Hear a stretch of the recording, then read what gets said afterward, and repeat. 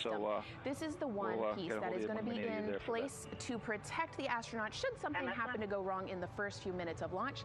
They can actually hit those abort motors, and these can activate within milliseconds, basically faster than you can even blink, and that is going to pull the crew and the crew capsule away from any danger. Now, obviously, we hope that those are not needed, and if that is the case, then about 3.5 minutes into flight, the LAS and those fairing panels will actually activate and jettison away. They'll fall away from the rocket because at that point, the crew can actually abort the spacecraft safely by themselves.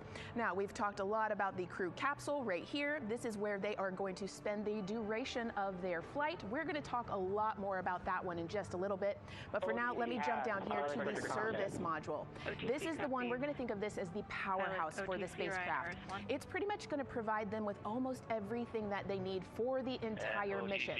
Temperature control, removing the carbon dioxide, providing them with oxygen, so much more. You can also do course corrections and things like that. So super quick breakdown, but as you can see, all of these components together are going to make the spacecraft one that is built not just to fly, but to protect, sustain, and bring those astronauts home. All right, lots more to come, but let's see where we are with the crew. Back over to you, Megan. Hey, thanks so much, Megan. A lot of useful information there. And we did want to point out that you did hear over and the... PLT, NTD on Orion to Earth 1 for comm check. NTD PLT, I have you loud and clear on OE1. And I have you the same. Welcome aboard. And so, again, we are now hearing mission audio loops, specifically the Orion to Earth 1 loop, the communication channel for the crew. Successful comm checks by both Victor and Christina. CDR, OTC Orion to Earth 1. CDR.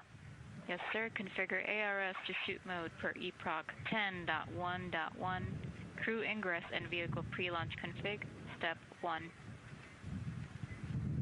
10.1.1, crew ingress and vehicle pre-launch config, step 1. Going in work now.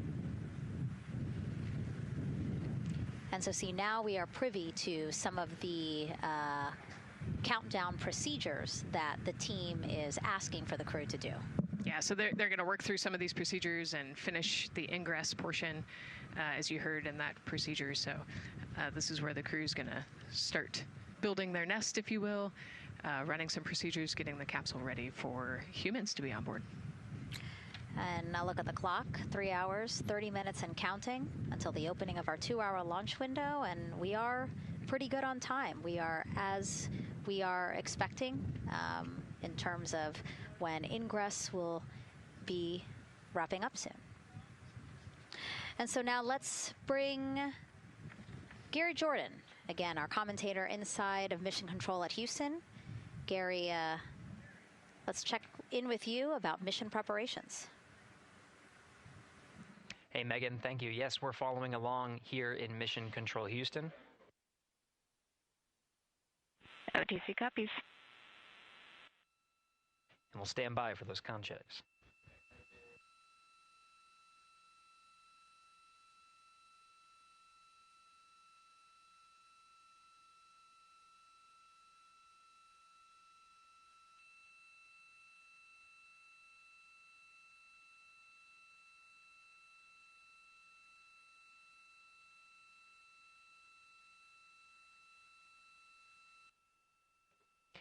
And again, we're waiting for those comm checks. We did confirm from our IVA officer here in Mission Control Houston that all 4 suits have plugged in umbilicals. And CDR, NTD. Go ahead, NTD. Yeah, Reed, we're ready to proceed with the voice checks if you and everyone else is.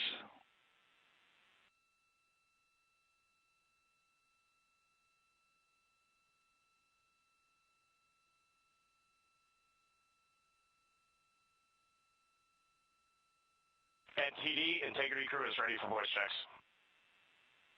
I copy that. And Integrity for the entire crew, comm check on Orion to Earth 1. CDR. PLT. MS1. MS2. Good comm check by all. NTD moving to Orion to Earth 2.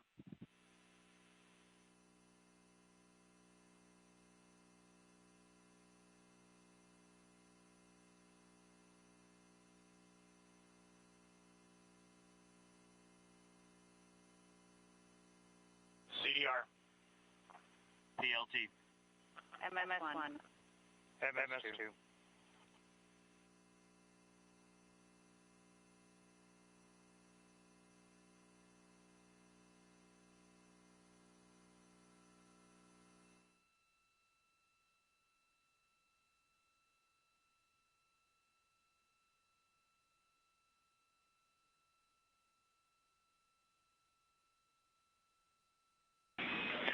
Integrity Houston on Orion to Earth 1. Voice check for the entire crew. CDR. PLT. MS1. MS2. Houston has all 4 crew loud and clear on OE1. Stand by for 2.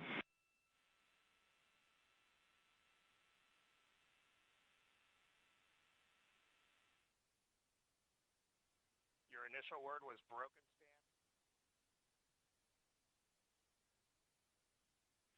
MS1. MMS2. 4 crew loud and clear on OE2. We'll use 1 for the default. Houston out.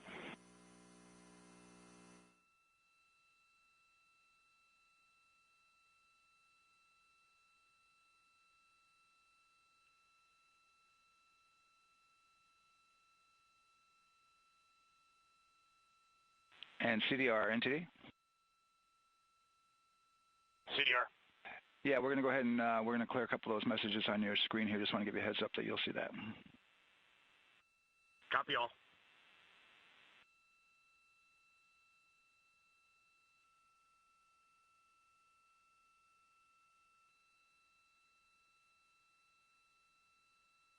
CDR, OTC, Orion to Earth 1.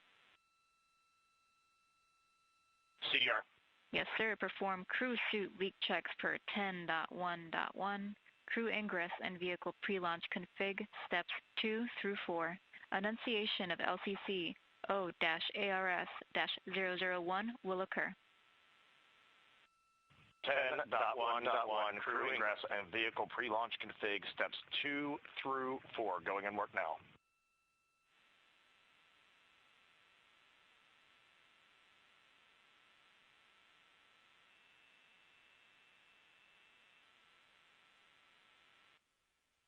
This is Mission Control Houston. We are following along as the 4 crew members of Artemis II work through their voice checks, then the umbilical connections and various pathways to get communications from all of the... refresh on your screen. CDR.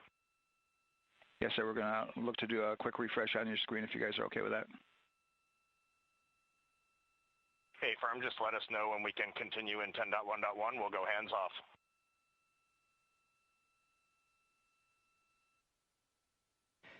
.1.1 referring to the procedures that they have through the various phases of ingress and some of the checkouts needed to prepare for today's launch. Here in Mission Control Houston, the IVA or Intravehicular Activity Officer will be confirming the leak check status and watching as the suits pressurize to once again confirm that the suits are in a good configuration ahead of launch. Of course, for the teams here in Houston, launch is just the beginning. The first flight day is jam-packed with activities. Shortly after main engine cutoff, Integrity will enter into a coast phase while still attached to the interim cryogenic propulsion stage, or ICPS, and prepare to deploy the solar arrays. With power being generated, Integrity prepares... Go ahead, NTD. With that refresh, and you got to go to proceed with your 10.1.1. Picking up 10.1.1, step 2.3 through 4.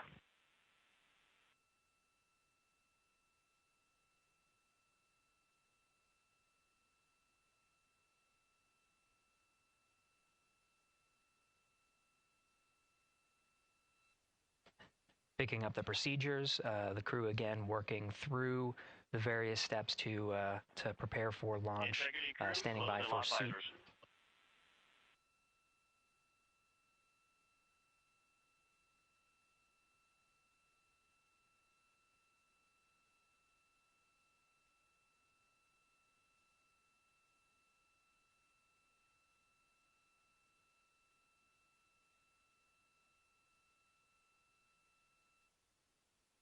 This is Mission Control Houston. With visors closed, the pressurization tests can commence. We'll stand by for word of a good leak check on all 4 of the crew member suits for the Artemis II mission. Again, this is the very beginning of a very busy flight day for our 4 crew members. After launch, they have a series of burns to prepare for. The first major burn being the perigee raise maneuver that allows them to continue in low Earth orbit, and the next being the apogee raise burn that puts them in a high Earth orbit. This is an orbit that takes them around the Earth for nearly a day, 23.5 hours to be precise, and allows the teams, including the astronauts and the flight control teams, to check out critical systems ahead of committing to the next day's translunar injection. But before they even call it a day, Integrity will separate from the ICPS, and the crew will command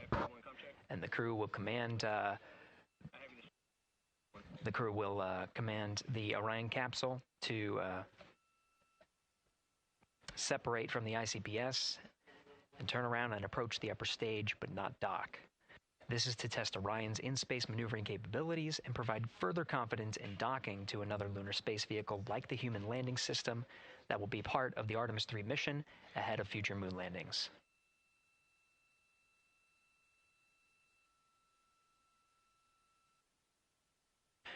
These are just a few of the highlights of the very first of 10 flight days as we await for confirmation of good leak checks inside the capsule Integrity. And there's a lot more to this mission. A reminder that this is, of course, a test flight. The purpose here is to demonstrate procedures, systems, and life inside Orion on a mission around the moon for the first time, and give further confidence in the capabilities that are charting a return to the lunar surface.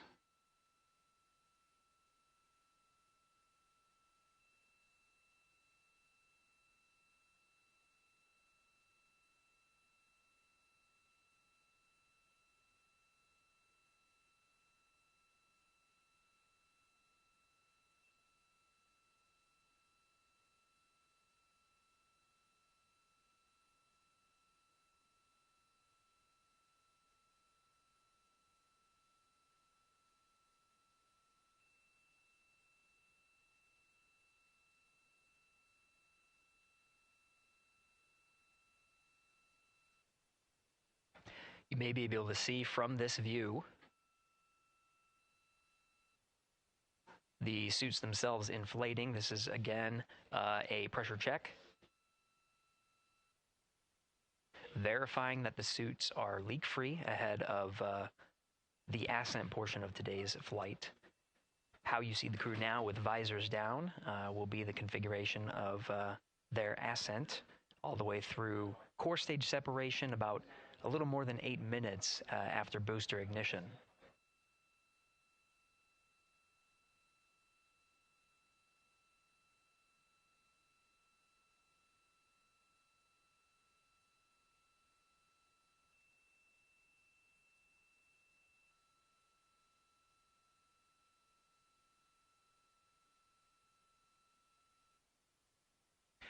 All right, here in Mission Control Houston, we are continuing to follow along, standing by for confirmation of good leak checks. In the meantime, there are no showstoppers here in Mission Control Houston, and we continue to monitor the countdown to launch. Megan, we'll send it back to you over at the Space Coast. Hey, Gary, thank you so much. Yeah, as we wait for confirmation of a successful leak check for all 4 astronauts, why don't we go back to Daryl, again, who has been following along with the launch countdown as we inch closer to the opening of our 2-hour launch window. All right, thank you, Megan. And yes, getting some good communication. It's great to hear from the crew inside, even though it is as simple as a comm check. It's really good to hear their voices as they move through those various comm checks and then get ready for their suit leak checks. Fantastic views inside Orion that you're looking at now. Give you an update on the weather outside. We're still 80% go for our 2-hour launch window, which starts at 6:24 p.m. Eastern Time and closes at 8:24 p.m. Eastern Time. That's the good news. The bad news is that we've got some rain showers that are starting to head in. Looks like it may miss the pad. Wouldn't matter if it rained on it or not, though. It's received some rain earlier today. Water isn't going to hurt anything out there at this point. But the rest of the area might be getting a little bit wet, which may include the hostess, so keep an eye out for that.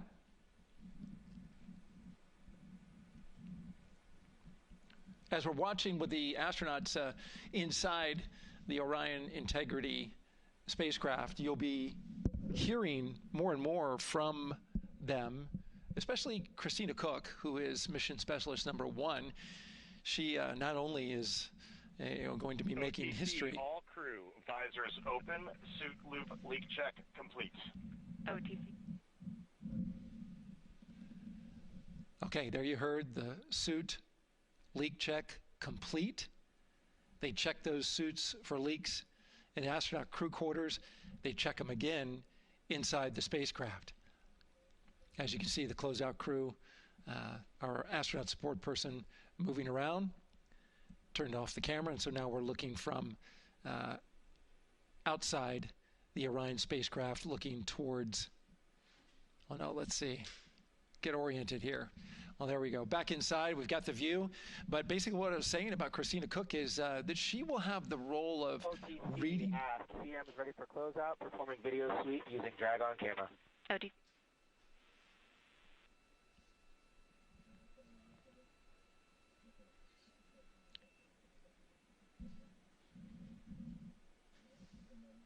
She will have the role of reading out a pressure reading that tells the team that and CDR or NTD? Go ahead, NTD. Yeah, we're going to do another cleanup on those suit leak check messages that we got from since we're done with that now. Integrity copies. Yeah.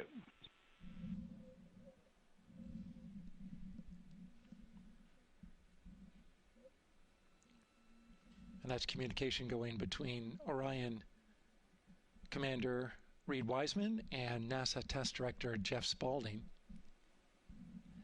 As I was saying, Christina Cook will be reading measurements from the counterbalance assist arm. So you're going to hear her be asked by the NASA Test Director to read that. That CBA, counterbalance assist arm, it's mechanically latched by the closeout crew using tools, but there's a hydraulic assist. It's pneumatically opened and closed, rather, with a pressure assist that helps open it up. Not only that hatch, but also the last hatch. There's 2 hatches there that we'll see that will be closed. But this is in case of an emergency out there at the pad. If the crew, for some reason, needed to exit quickly, then they would exit the spacecraft by pulling that lever, which would open both hatches. Those hatches are heavy.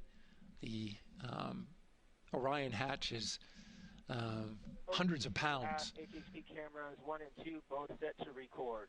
OTC copies.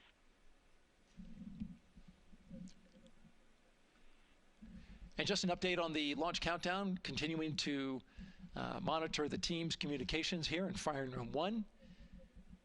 Everything going really smoothly so far.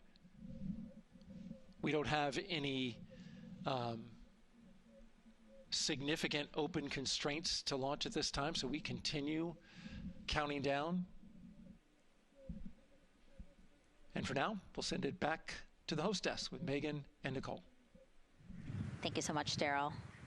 And so we heard some of the communications over Orion to Earth 1, and it sounds like we are now moving into the hatch prep and closure phase. We will now start to see the closeout crew getting out of Orion soon so that they can start getting ready to, again, close up Orion, close the 2 hatches, and then get out of the pad. Yeah, the closeout team will take the hatch seals off, and they'll inspect the seals, make sure everything's ready to go, and then do a few last-minute configurations before they close that hatch. And then, like Daryl talked about, then Christina will have a role in looking at the CBA there. So. Yeah, you might have heard them say over the loops again that drag-on camera. So basically, it's a camera that they can move around, and you might have seen it in a couple of our shots already. But they will take that camera and literally go and inspect the seal that. There's two seals that go around the entire area of the hatch just to make sure that everything looks good, and that camera feed is being directly shown to NASA teams who need to monitor that. Yeah, they want to make sure there's not a single hair or piece of dust on those, make sure that there's no damage and everything's ready to go, so that the seal, they will do a leak check on this hatch seal as well. Make sure it passes. Yeah, and we'll know they're doing that because we will actually see one of the closeout crew members with a hand pump, and they will pressurize again just the seals, and they have to see if it will hold pressure for just a minute. And if it does, then they will go ahead to pressurize the entire Orion spacecraft, and then that again is to make sure that the spacecraft is holding the right amount of pressure. And that one's a lot longer. It'll take them like 8 minutes. Like it takes time to pressurize it, then they have to hold pressure, and then it takes time to depressurize it. Right, and they want to measure the difference in pressures at the beginning and end of that, and make sure that it holds the right amount of pressure, so that when they get to the vacuum of space, obviously the capsule holds its pressure. Yep. Okay. Well, again, as we continue to watch operations that are happening at the pad inside of Orion, why don't we go over to Banana Creek? It's one of our viewing locations here at Kennedy Space Center. They will have a spectacular view, and we actually have NASA's Leah Martin there chatting with a big group of people surrounded by a lot of folks on bleachers there. Hey, Megan, yeah, tons of people out here today, thousands of people gathering at Banana Creek to enjoy NASA's next big mission and humanity's next great leap today. It's a gorgeous day, and I'm joined here actually by some people who are probably the only people on center who are a little bit more excited than me to see this rocket lift off. Where are you from, and why are you here? So we're from the University of Tennessee, Knoxville. We're a group of 7 aerospace senior engineering students traveling here with Josh Dobbs, former quarterback of the University of Tennessee, with his extraordinary Dobbs Foundation. Now, you were actually telling me a little bit earlier, you're here local, you're from Orlando. What's it like being an aerospace engineer and then having the opportunity to come back here to the Space Coast and see this mission lift off today? It is absolutely amazing. I feel like the little 9-year-old girl inside me is so excited. Like, I'm from around here. I grew up watching launches in my backyard, and so this seems like such a full circle happy moment for me. Now, you are an aerospace engineer looking hopefully to join the workforce in the future. How does it feel to be here and see firsthand what that work does? It's just so cool to see what I've been working for the last 4 years, and then 12 years before that, just actually be physically happening in front of me. It's something I never dreamed of as a kid.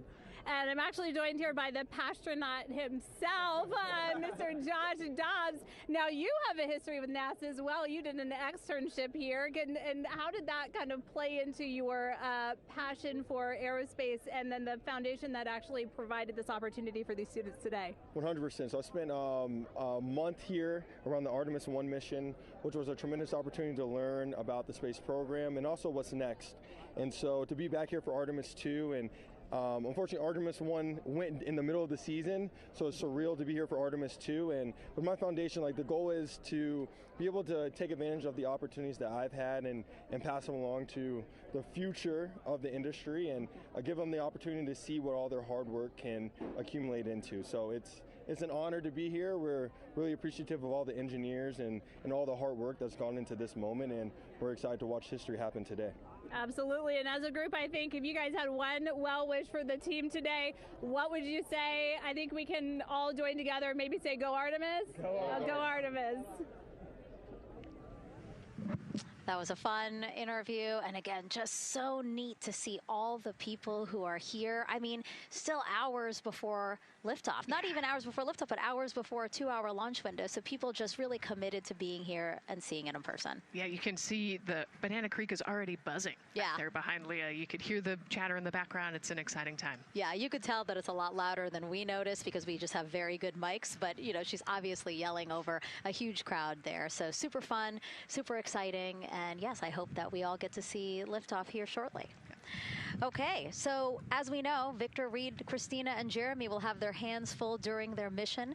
So for some of their test flight objectives, let's go back to Megan Carter at the moon board. All right, as we have seen from those camera views, their capsule is very compact, obviously. So let me show you a few cool things about this piece. The Orion capsule is going to only be about 16.8 feet in diameter and a whopping 10.5 in height.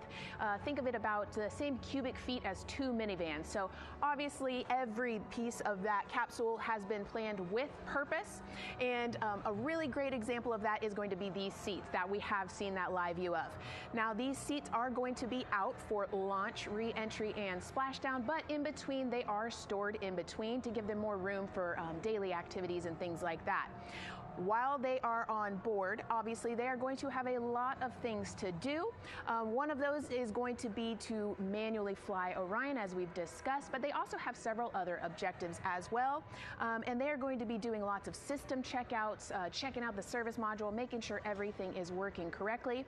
They're also, like I said, going to have a chance to manually fly. Now this was taken during one of their training simulations, but as you can see here, they will have advanced flight displays, hand controllers, touchscreen interfaces, so much to work with and practice with as well.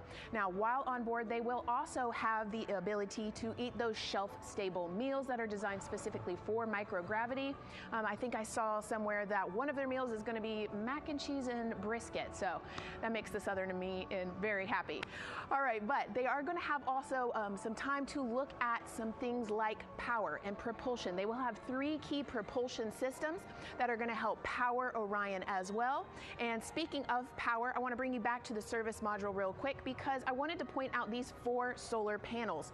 These are going to take about 18 minutes to unfold like giant wings, and they're going to stretch 62 feet from end to end, and these are going to help power the service module and in turn provide what the crew needs for their journey.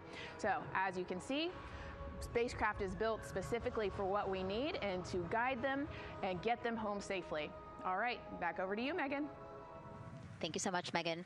You know, it's taken thousands of people many years to get to us to where we are today. Let's meet some of the people of Artemis who've made this flight test possible. I am the Artemis Launch Director. I'm the Orion Crew Survival System Manager. I'm the Artemis II Chief Training Officer. I'm the SLS Launch Integration and Mission Operations Lead. I am the Recovery Director. And I'm Boeing's Core Stage IPT Leader at Kennedy Space Center. I am the Artemis II Entry Flight Director. And I'm the Closeout Crew Lead for Artemis II.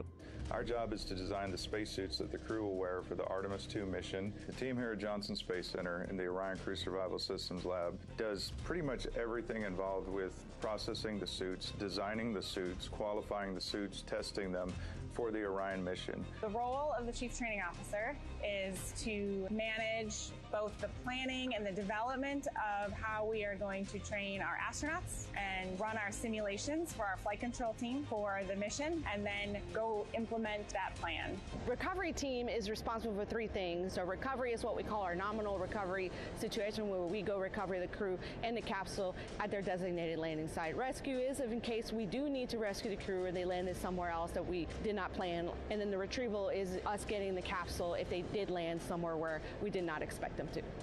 My job on SLS is to manage the operations architecture on the SLS program. One of the specific things that we do is support launch operations. It means a lot to be a part of this Artemis team, to show the next generation in seeing what may come. I am responsible for our core stage processing at Kennedy Space Center. My team is responsible for that core stage, and it's our responsibility to make sure that core stage is safe, built correctly, and there's going to be 4 of our astronauts, and it's going to get them to their ride around the moon. I've been a flight director for over 10 years now. I worked on the Artemis I mission, and after that mission completed, I was assigned as the entry flight director for Artemis II. I can't wait to see the hatch open after splashdown. That's when we know that our mission will be complete and the crew will have safely returned to the moon and back to Earth. Closeout Crew is responsible for getting the astronauts up to the white room, getting their helmets and gloves on, getting them into the vehicle safely, connecting all their umbilicals, making sure they're ready to go for launch, and then closing the crew module hatch. The reason we do this is to expand mankind's knowledge. If I can be a part of that, doing anything, I want to do that. The launch director role really is to step back and kind of take that big picture view of launch. How are we doing on any NCs? How are we doing on our timelines, our procedures? Artemis II is a beginning. It's going to inspire a new generation. It's going to uncover science. It's going to serve as a pathway to places that we have never been before. And to meet more people of Artemis, you can head to the link we're going to put up on your screen there. Just, again, really nice to see all the faces that have put in the work, the time, the hours, the dedication to get us to today. Yeah, so many professionals that worked so hard on this mission. And what was really fun to see is, you know, we interviewed Taylor Hose, closeout crew lead, as he said, and that's who we are now seeing inside of the White Room as they are getting ready to close out Orion and close one of two hatches. We have the side hatch of the crew module as well as the launch abort system hatch, correct? Yeah, the astronauts are in the capsule. They're ready to go, and now the White Room is very busy as they're getting ready to close both of those hatches. That's a great shot right there where you can see them. Almost looks like they're doing that hatch seal inspection that we talked about.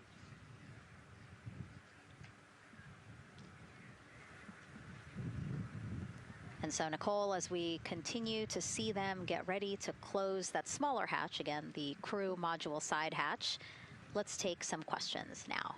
Sounds good. A lot has changed since Apollo, and I have a few questions about what's next. What part of the moon are we exploring through Artemis, and what are some of the key points that NASA needs to consider when planning missions like this? Were you expecting to see Scarlett Johansson? I think that took you.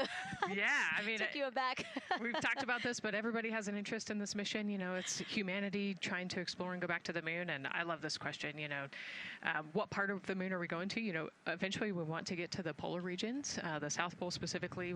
We think that there are volatiles there, so water ice, something that can be harnessed as a resource as we create the permanent base on the moon and then try to get onto Mars. But getting to the moon is a tricky mission. You know, we're going further than we have in a long time, and you know, on the International Space Station we're 250 miles from the Earth, and so we're pretty close. We resupply that spacecraft pretty often with cargo missions, but the further and further you get away from Earth, the more you have to think about the lack of cargo, the comm delay. You know, there's a communication delay the further away you get, and so there are different and unique problems as we continue to explore further and further out into the solar system. And there is so much to learn about the moon, so it's no surprise that yes, even though our goal is to have a moon base at the lunar South Pole, the lunar South Pole is not the main focus of this lunar flyby. So instead, the crew is going to be focused on observing the far side of the moon.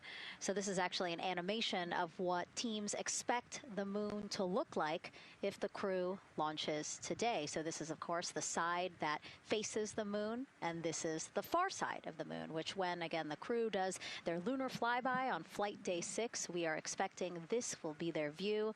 What an amazing view and an opportunity. Yeah, you know, there's so much to learn from this particular mission, because obviously we're not landing with this mission, and so they actually potentially could see the South Pole and kind of scope out what our landing regions look like in the context of the entire moon. But also they're going to see parts of the lunar surface that have never been seen before by the human eye, and so they're going to take these detailed notes. They're going to record themselves talking about what they see. You know, we do a ton of geology training as astronauts, especially this Artemis II crew. They did a ton of geology training working with scientists to learn how to pick out the unique portions that we want to go study. You know, what is the context of the moon? What parts of the moon look interesting and look different? You know, the impact craters that we talked about earlier. So really trying to take all the pictures, take all the observations, write down, talk about their observations, and record as much data as we possibly can for the researchers back here on Earth. Yeah, it's so important to, yes, we're all talking about what they hope to do during this 10-day mission, but you really do have to think about all the training that goes into this. I mean, you have 4 crew members who won't, you know, have the support the way that they've been having the support. I mean, they'll be talking through communications, but you know what I mean? It's just them and the moon, right? So they need to be fully aware and equipped with everything that they'll need to do to be able to accomplish the objectives that we hope to accomplish during this mission. Right, and their specific flyby around the moon, you know, the lighting will be different and the path will be different depending on when we launch. If we launch today, it would be different from tomorrow. And so, you know, they actually had to learn the geography of the moon so that they can orient themselves when they're on the backside of the moon, because they're not going to have communication. You know, they're going to have a, I think, 45+ minute comm blackout while they're, while they're on the far side of the moon. And so they themselves have to know what things look like on the moon, how to orient themselves, and how to get the data that we're looking for. Yeah, really ambitious mission. Excited to be here at the start of it. All right, so another check of the clock, 2 hours, 57 minutes and counting to the opening of our 2-hour launch window for Artemis II. This pivotal test flight comes 250 years after America began its journey as a nation. As we celebrate that milestone, a special live performance now of our national anthem by singer Ann Wilson.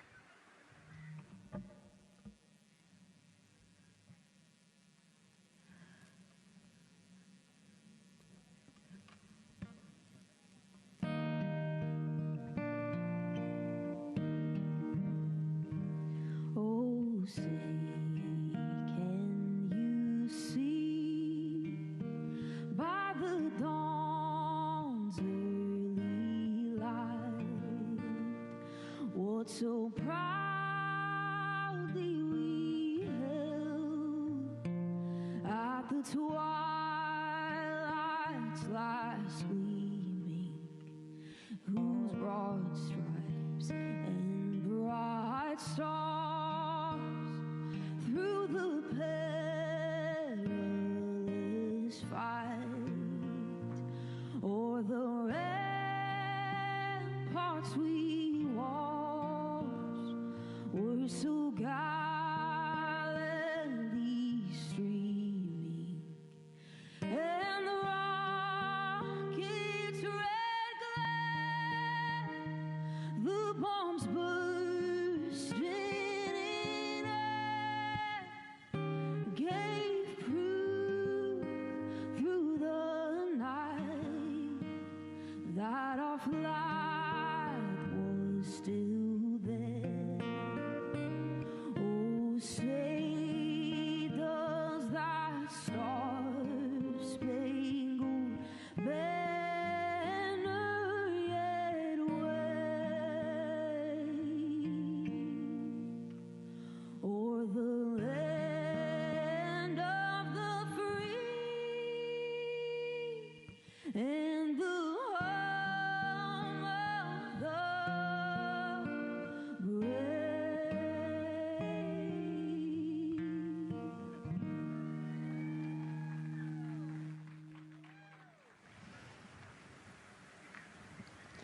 A beautiful rendition. Honestly, I'm a little emotional, a little speechless. Yeah, that was gorgeous.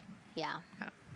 I mean, again, we are a nation of explorers, a nation of curious minds, and to see us again 250 years after our Declaration of Independence was signed to when we are trying to return to the moon for the first time in more than 50 years, really powerful. Yeah, leading the way back to the moon. It's exciting.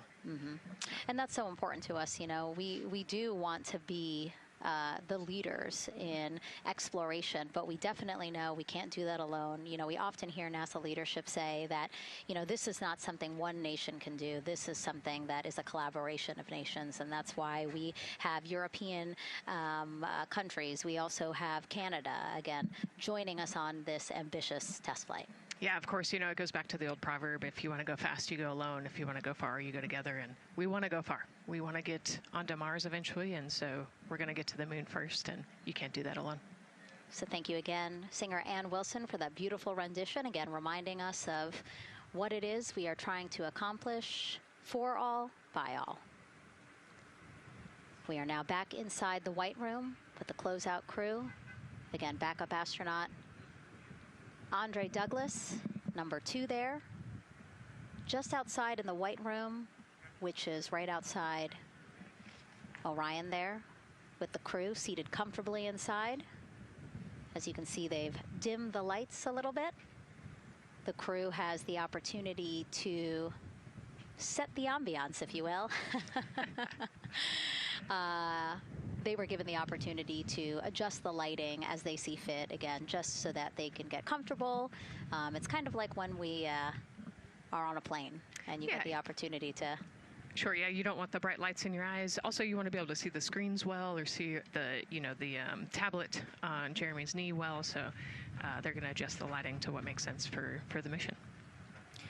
And we saw in that very quick shot there, our best camera view of the two hatches is actually that drag-on camera, like we were saying, that kind of moves around. So sometimes it's hard to show that. So there you have it.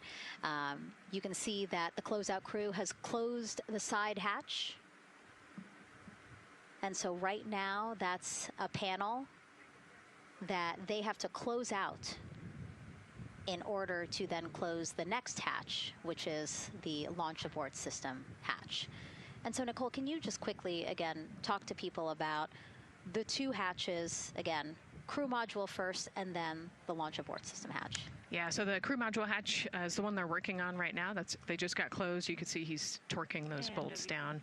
And that is the hatch that completes the Orion capsule. And then you have the launch abort system, which actually is kind of almost a shell that goes around the capsule and holds onto the capsule during launch. And it has its own separate engines that can pull the capsule away from the rocket safely in the case of an off-nominal data point. So it's actually looking at roll rates and attitude and thrust and all sorts of different data in order to make sure the launch is safe. And if it's not, then the launch abort system will pull the crew module away and get them into a splashdown zone safely.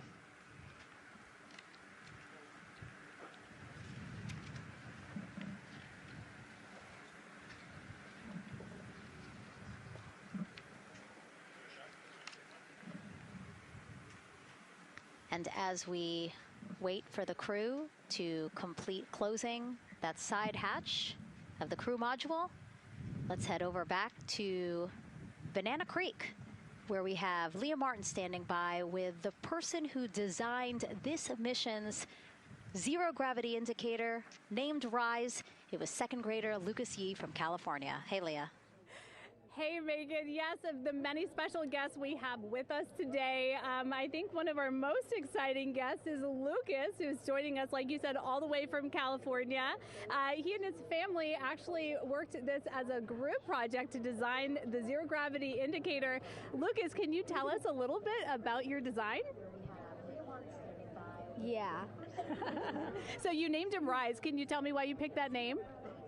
It was very remote, representing the Artemis II launch and Earthrise. And yeah, that's pretty much it. So were you really excited to find out that you won the competition and that your zero gravity indicator would be going to space? Yeah. So how does it feel? We're actually just across the river right now from Artemis. We can see it from where we're standing. How does it feel to know that design you created is actually currently on that rocket, just a couple hours away from going to space?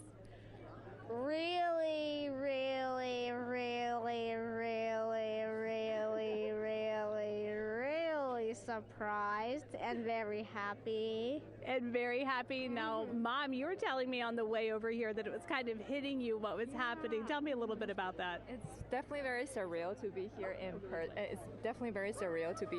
person. That Commander Weissman said that it's for all and by all, that we couldn't have said it better. We're just very grateful to be here. Super, super excited. And we're so excited to have you here too. Now, Oliver, this is your first launch too, is that right? Yeah, that's right. And how does it feel to be here just a little bit away from watching the first group of astronauts in your lifetime on their way to the moon? It feels like very, very happy and surprised. So if you had one word of encouragement or something to say to the crew who's sitting on that rocket right now, what would you say?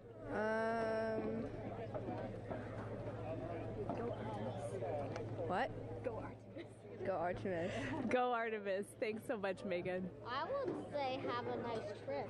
Yeah. You would say have a nice trip? I did hear that answer. I would say have a nice trip. You know, Leah, that was a hard question. You know, it's really hard to come up with the spot what to say to the crew who's about to make history today. Yeah. And so the Artemis II crew, again, ZGI, zero gravity indicator. It's a plushie, a soft toy that is brought in to the spacecraft with astronauts so that it can be a visual indicator for when we have reached the weightlessness of space, right? Yeah, you saw a little replica there that Lucas had, and then in some of the views in the cabin view, you could see it swinging and hanging earlier. So I think actually Jenny was the one who installed it into the capsule. Oh, really? Yesterday, yeah. So. Oh, we have to unpack a lot here. We got to talk about Jenny, who we will get to here in a second. But then, yes, we will also go back into the capsule so that we can show you where the ZGI is now. But the ZGI was chosen by the crew after a contest where the crew asked for submissions. They got submissions from around the world to, again, design their ZGI that is going with them to the moon. It's kind of like any other road trip. You need clothes, food, a map, your favorite toy. Really. Except this toy has a job to do up there because this is a zero gravity indicator. While not a scientific instrument, this safe and soft object tells the strapped-in astronauts that they've reached weightlessness. For Artemis II, the crew wanted a one-of-a-kind ZGI, so we asked you to come up with it.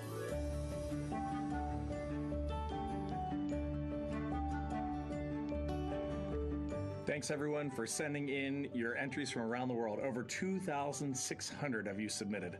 And we loved seeing all of your contributions. It was a really difficult decision because each design had a unique quality that stood out to our crew. In the end, we were able to narrow it down to a top 5 from Finland, Canada, Peru, and 2 from the United States, Kansas, and California. In the end, we went with one called Rise. It was a design inspired by the Earthrise photo taken on Apollo 8, which is very special to our crew.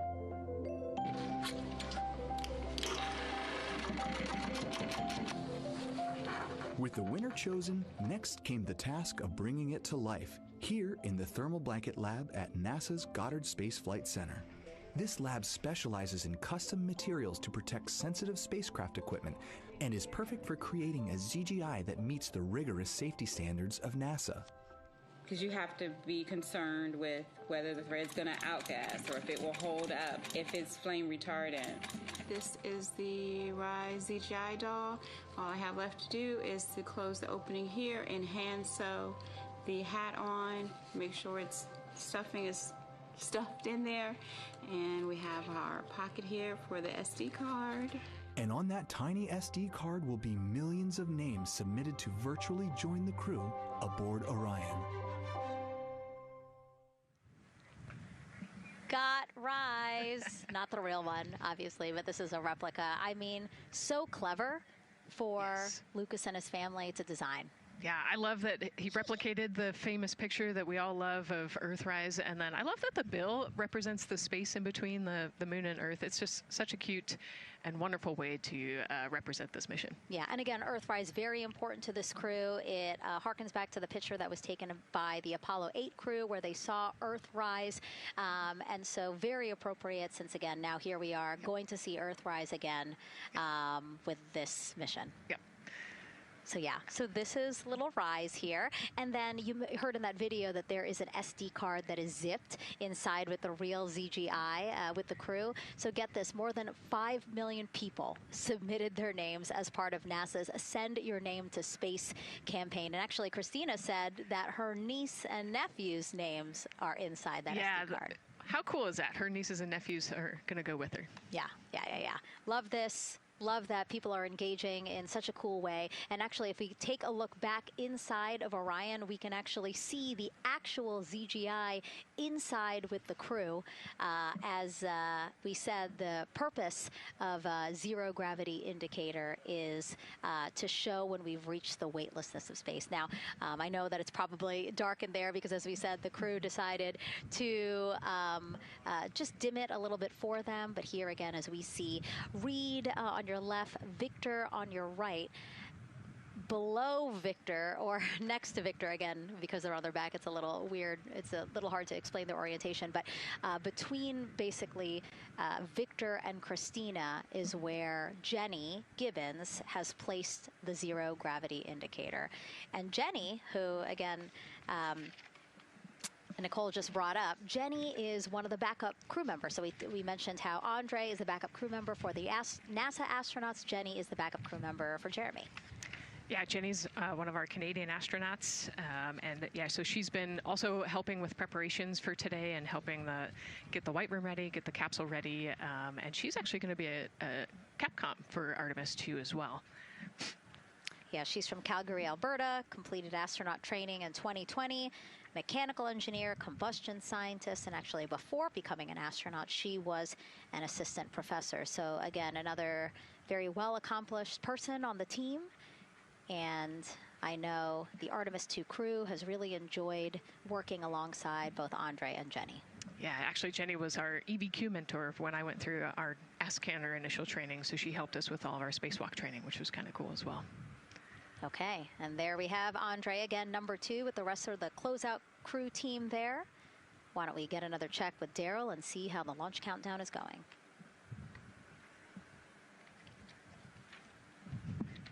Still going quite smoothly here from firing room 1 here at the Kennedy Space Center. Launch team working no major constraints to launch, which is great news.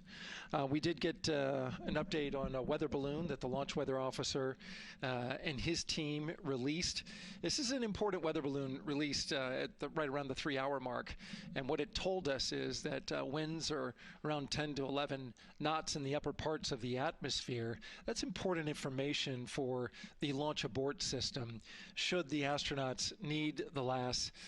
This would, of course, pull the Orion spacecraft off the top of the rocket in case there were an emergency, and then take them offshore to a water landing in the Atlantic Ocean. And so the winds are pushing onshore. And because they're pushing onshore, the launch weather officer is keeping a close eye on the strength of those winds, because if the Orion were to come off the top, and it's powered by 3 rocket motors which can propel it or pull it especially fast off the top of the rocket, it would go up into the air thousands of feet and then splash down in the water. And if you've got wind pushing against it, you don't want that spacecraft to come back and land on land. So they're watching that very closely because of the onshore flow. That onshore flow is also what's giving us a little weather action down to the south of us along what's called the beach line, 528. We got a whole lot of people out there getting ready to watch the Artemis II historic launch. Well, they just got a good soaking. Line of rain showers, I should say, passed through that area and soaked the place. Certainly rain is a possibility, spotty showers from time to time, but overall the launch weather officer tells us that we are trending towards getting that stuff to all push to the west the closer we get to our launch window. A reminder, that window is from 6:24 p.m. to 8:24 p.m. Eastern Time. We don't have a specific T0 at this moment. There's a lot that needs to be calculated before we get there. We also need to get through the rest of the countdown on time. As of right now, we are right on time.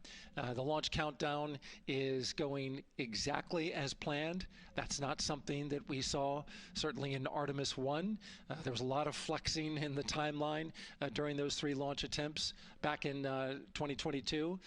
But so far today, on our first launch attempt, we're really enjoying some really solid countdown work, some solid operations by the launch team so far. And to quote our friend Lucas, who created Earthrise, we all really like that. We'll send it back to the host desk. Thanks so much, Daryl. Yes, we really like that, and we really like Rise and Lucas. So thank you for that. That was really cute. Okay, so again, here we are in the big box here. We have our full view of the rocket, looking glorious on there with, again, some clouds, but still weather is good for launch today. And then we have the closeout team continuing to do work in the White Room. We got confirmation that they have successfully completed pressurizing the counterbalance pressurization. Basically, as Daryl explained it before, the side hatch for the crew module is very heavy. So in order to open it, there needs to be pressure applied to it, and that's what we just completed, right? Right, that's exactly it. So the CBA, that counterbalance assembly that we're talking about, has to be pressurized. It's a pneumatic system to help. So in the case of an egress, Christina's the one that has to open that hatch. So once she gets it unlatched and unlocked, then that pneumatic system will help move the hatch. It weighs a lot, and so the average human cannot open that hatch by themselves. And so that's why we want to make sure that the system is pressurized, that it's not going to leak, and that it is ready to go in case they need to open the hatch. So that is complete, and now what is happening are the seal leak checks. So that is in progress. Again, 2 seals go through the entirety of the hatch, and we will take the seals to pressure, hold it for about a minute, and just make sure that it is holding pressure. Again, we want to make sure that the crew has a safe, pressurized environment in any sort of situation while they're in Orion. Yep, that's right. So we're going to take a look at it. We're going to take a look at the starting pressure, and then after a certain amount of time, we'll take a look at the ending pressure, and then there are certain tolerances that we will accept for flight. 2 hours, 37 minutes and counting from the opening of our 2-hour launch window today at 6:24 p.m. Eastern Time. After liftoff, it takes less than 10 minutes to reach Earth's orbit. Let's learn more about today's Ascent profile with Gary in Mission Control. Hey, Megan. We are monitoring here in Mission Control Houston. Flight controllers are looking at data from integrity in the Space Launch System during the countdown. We're looking at some of the events happening in the White Room now and just making sure that all criteria is met to commit to launch and Ascent today. It's the team you see in this room that would be looking after Ascent, which is a very dynamic phase of flight. And after solid rocket booster ignition of the Space Launch System, it's this team that takes over control of the mission. There are voices you'll hear upon ascent, calls being relayed between Stan Love, the Capcom you see here in this shot in Mission Control Houston, that's the voice from this room, and the Artemis II crew on a communications channel aptly named Orion to Earth. Here are the calls you may hear during this part of the mission. Capcom Stan Love, his first call after responding to the crew's successful roll pitch maneuver at 30 seconds is AMT high. This notes that should we lose just one of the main engines, an alternate mission in low Earth orbit can still be achieved. At 1 minute 25 seconds, you'll hear max Q on PDL. This notes that reaching the moment of maximum dynamic pressure on the spacecraft. This event happens to be in line with a communication switch to another ground station, the Ponce de Leon Inlet Tracking Annex, located about 35 miles north of Kennedy. At 2 minutes 45 seconds, you'll hear SM primed, upper stage RCS ready.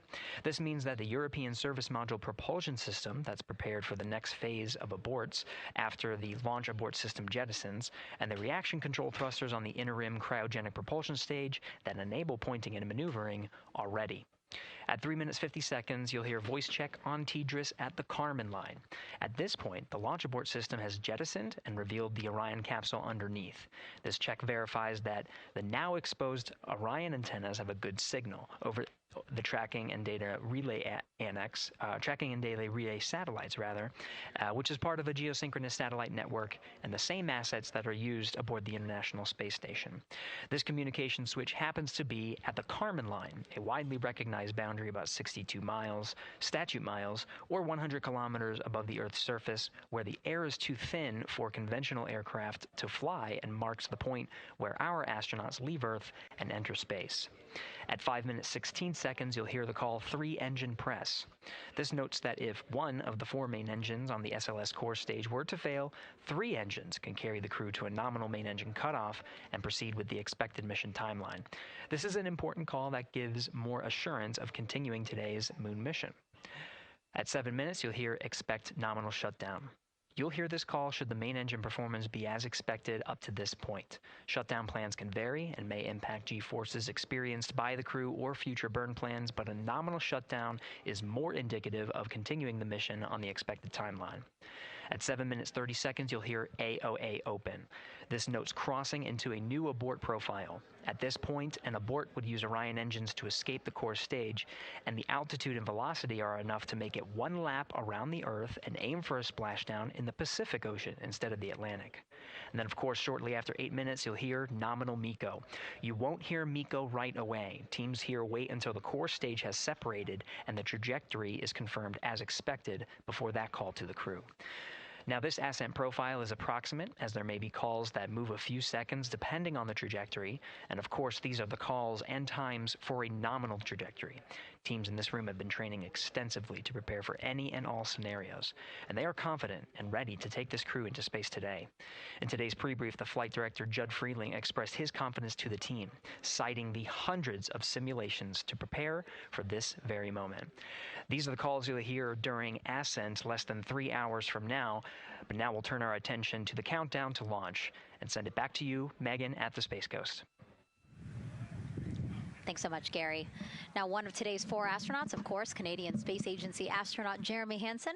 Let's go now to Jasmine with her next guest. Thanks so much, Megan. Yeah, we're joining you live now from the Operations Support Building here at Kennedy, where crowds are starting to gather, and we're honored to have Lisa Campbell of the Canadian Space Agency joining us.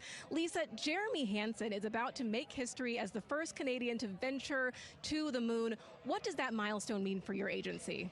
Thanks so much, Jasmine. It's wonderful to be here. It's such a special moment, both for our astronaut colleague Jeremy Hansen, but also for Canada. We're here because of decades of public investment in space robotics, in space collaboration, and so for our country, we're very proud. He's so ready. He's been waiting for this his whole life, preparing, training, and he's a wonderful example of Canada. Yeah, and that's a perfect way to capture Jeremy. He really has been prepping for this his whole life. This will be his first space flight. So what has it been like watching him become part of this Artemis II crew? Well, as I mentioned to you, I've known Jeremy since 2020, and he's a colonel, a fighter pilot, a father, and he really is a very dedicated, passionate human being. So both for him to realize this goal of being an astronaut and flying, he also is hopeful that witnessing that will raise awareness about the value of a space program, of the benefits here on Earth, of exploring the universe and our place in it. Wow, that's beautifully said. And really, this international collaboration has been going on for quite some time now. We've worked together in low Earth orbit and now going into deep space together. So why is it so important that we have these international partnerships? It makes us stronger. We can go faster and further together. Canada is one of the original signatories of the Artemis Accords, and Canada and the United States have been partnered for more than 60 years in space. Wow, that is phenomenal, Lisa. And this really is a team effort in many ways. We also have Jenny Gibbons. Yes. She'll be listening in on Capcom. What is her role going to be like? So Dr. Jenny Gibbons has been training all along as the Canadian backup with the Prime crew. Last night, she was in the Orion capsule checking out all of the communications, making sure all of the systems test out and work perfectly. And then she will be among the first lunar Capcom, helping the astronauts navigate during their mission. Wow, Lisa, that is so exciting. Any final words for the nation of Canada before today's mission?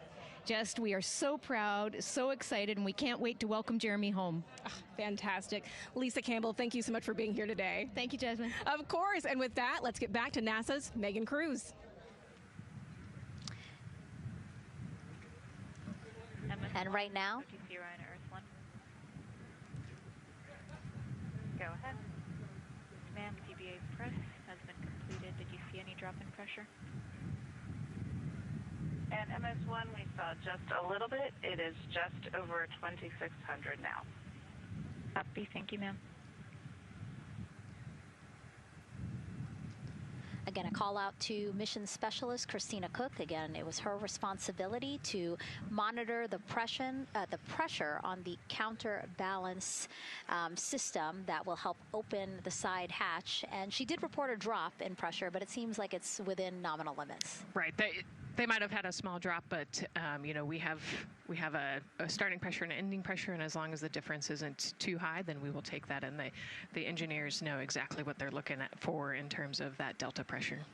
And so again, that milestone on the checklist of things that have to happen before they launch today, that is complete. The crew, again, still inside comfortably as the closeout crew team work to close the side hatch.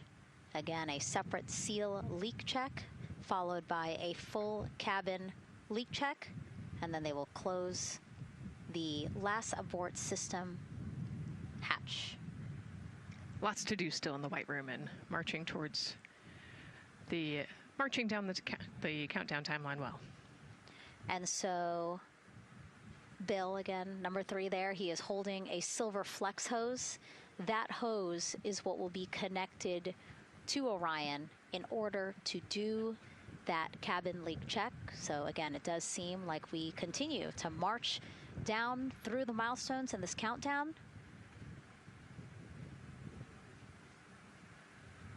Hopefully lifting off today within our 2-hour launch window that opens at 6:24 p.m. Now, right now, people inside the Kennedy Space Center Visitors Complex are learning about this mission. There are great exhibits there about the rocket and Orion, and of course, our Megan Carter with the Moonboard. All right, Megan and Nicole, yeah, you mentioned that checklist before launch. That checklist is going to continue during the mission as well, as there are several vital objectives that we are hoping to accomplish with this mission. So we've talked about the rocket. We've talked a little bit about Orion. Obviously, during Artemis I, we had that test flight, and there were no humans on board. That is our one big difference for this one, and we are going to have that crew this time. So what are they going to be up to during this mission? Let me tell you just a little bit. Now, for Artemis I, like I mentioned, we were really focused on the SLS, making sure it had the power and capabilities that we needed. We were also checking out the Orion spacecraft in deep space environments, making sure that it was good to go. Now for Artemis II, we are going to be taking the testing for Orion to the next level by adding that human component.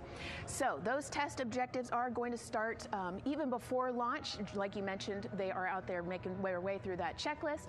But these objectives are going to start now, and that includes safety. So one really great example of safety is going to be something called the egress baskets. They're out there in the spacecraft, obviously, and should a situation happen to come up, they are going to have something called the egress baskets they can get in, and those are going to zip line them essentially down to the ground within seconds to safety. Another great example of those safety procedures are going to be the LAS, or the launch abort system that I mentioned earlier. Just a reminder, that's the one that can pull the crew and capsule away from any danger within a few minutes of into the launch. Now, those are just a couple quick examples, but our recovery teams have been training extensively, quite a lot, to make sure that they are ready and prepared for any challenging situation that could possibly arise. All right. Several other objectives that we are going to be looking at are also going to be communication checkouts. That is going to be vital. I know we talked a little bit earlier about all the maneuvering that they're going to be able to do, but we want to make sure that they have full communication ability from space to ground so that we can fully support them here. We are also going to be checking out those life support systems. Obviously, we've talked a lot about the service module and what it is going to do for the crew, but we want to make sure that those life support systems are fully functioning, obviously, before we send them farther into deep space. That's going to be critical for them. So on top of being able to maneuver the spacecraft and check everything out, we are also going to be making sure that everything is fully functioning. So as you can see, big part of this mission is to make sure that the spacecraft, the hardware, and all the operations are working, and that the data is going to make sense. And speaking of recovery, we are also going to have the opportunity at Splashdown to recover that launch or that flight data, and we're going to be able to take that back, analyze it, and make sure there are if there are any enhancements we need or changes we need to make before our next missions, we'll be able to do so. So lots to do. They're going to stay very busy, obviously. And with that, I will turn it back over to you, Megan. 2 hours, 25 minutes and counting, and the crowd, check it out, continues to grow at our Banana Creek viewing location. They will have a great view of launch, and we will go back now to Leah Martin, who's standing with her next guests. Hey, Megan, yeah, we're surrounded by thousands of people, some here local from the Space Coast, but we actually have quite a few people who have traveled a pretty far distance to be with us today. I'm actually joined here by a group from the International Space Station Ambassadors Program who have come from all over the globe. Saku, you're here from Japan, you've come Val from Mexico, and then we have brother and sister Cosma and Jesko here who are visiting from Germany. You actually told me that you participated in an in the NASA Rover Challenge in Huntsville. How was that experience, and how is it kind of participating there in Alabama and then being here today? So it is an amazing experience because you meet so many young people with visions, with dreams, with ideas, which inspire you and motivate you. And it's even better to be here now to see the SLS launch because we are going back to the moon, and that's what we're working for. Absolutely. And, you know, the Artemis missions, we talked a lot about the Artemis Accords and this being an international effort. You were actually telling me, Saku, that you're interested in becoming an astronaut with JAXA, pursuing your PhD to be able to do that. Tell me a little bit about that. Yes, actually, I applied for the Japanese Aerospace Agency, the astronaut selection like 2 years ago, and then I didn't make it all the way, but I'm still working on it, and hopefully I can be at the launch pad sometime, and then I hope to go back to the moon and Mars, and yeah, I'm working on it. Absolutely incredible. And Val, you're from Mexico. We were talking a little bit about women in space. This is a team who, you know, is predominantly made up of women. What is it like knowing that Christina is on that rocket right now, about to be the first woman to travel around the moon? I think that's such an amazing news. It's just so inspiring that we are taking the first Black person and also the first woman to the moon. It's just the first step in humanity and a big step in equality as well. Megan, a lot of excitement here, not just in Florida, but from around the globe, and we're keeping our eye on that rocket, and we're ready to see it lift off. Thanks, Leah. Yeah, a lot of excitement, but also a lot of inspiration. Again, this is part of, or a big part of the reason why. 130.6. Good readback. Aux 1 voltage 131.3. I copy 131.3. Again, those numbers you hear, they're referring to specific steps in the launch countdown that the crew have to step through in order to get us to launch today. And so we were saying, yes, inspiration, a big part of why NASA does what it does. We want to go together, and we want to explore together to learn more about ourselves and here on Earth. Yeah, humans, I think, naturally want to explore, and so going together, like Lisa said earlier, we're going to go farther and faster than we possibly can alone. And, you know, what a way to celebrate that today. Yeah. Going back to the moon in the first time in over half a century. And we have that great shot there in our small box of the rocket on the pad. And at the very top there, our Artemis II crew. Right now, we know that the crew has begun the closeout crew has begun doing that cabin leak check. So they are currently pressurizing the cabin, and it sounded like it would take about 6 to 8 minutes for them to get to pressure, and then they have to hold that pressure for 5 minutes, right? Yes, that's correct. Yeah, so there's quite a bit of volume. You know, we talked about it being a 6-person, 330 cubic feet. Don't quote me on that number, but you know, they have to, like we talked about, take that initial pressure, wait 5 minutes, and take the second pressure. Yeah, and then it takes about 6 to 8 minutes again to depressurize the cabin. So this process will take a few minutes. Ascent switch configuration complete. OTC copies. Thank you. And then after the cabin leak checks, then they will finally close the last abort system hatch. So again, chugging along in the countdown, really excited to, again, continue to hear the crew's voice inside Orion, stepping through all the procedures. Yes, it's exciting to hear them making progress, right? It's all good news hearing the crew talk to the ground and working together to get to the launch.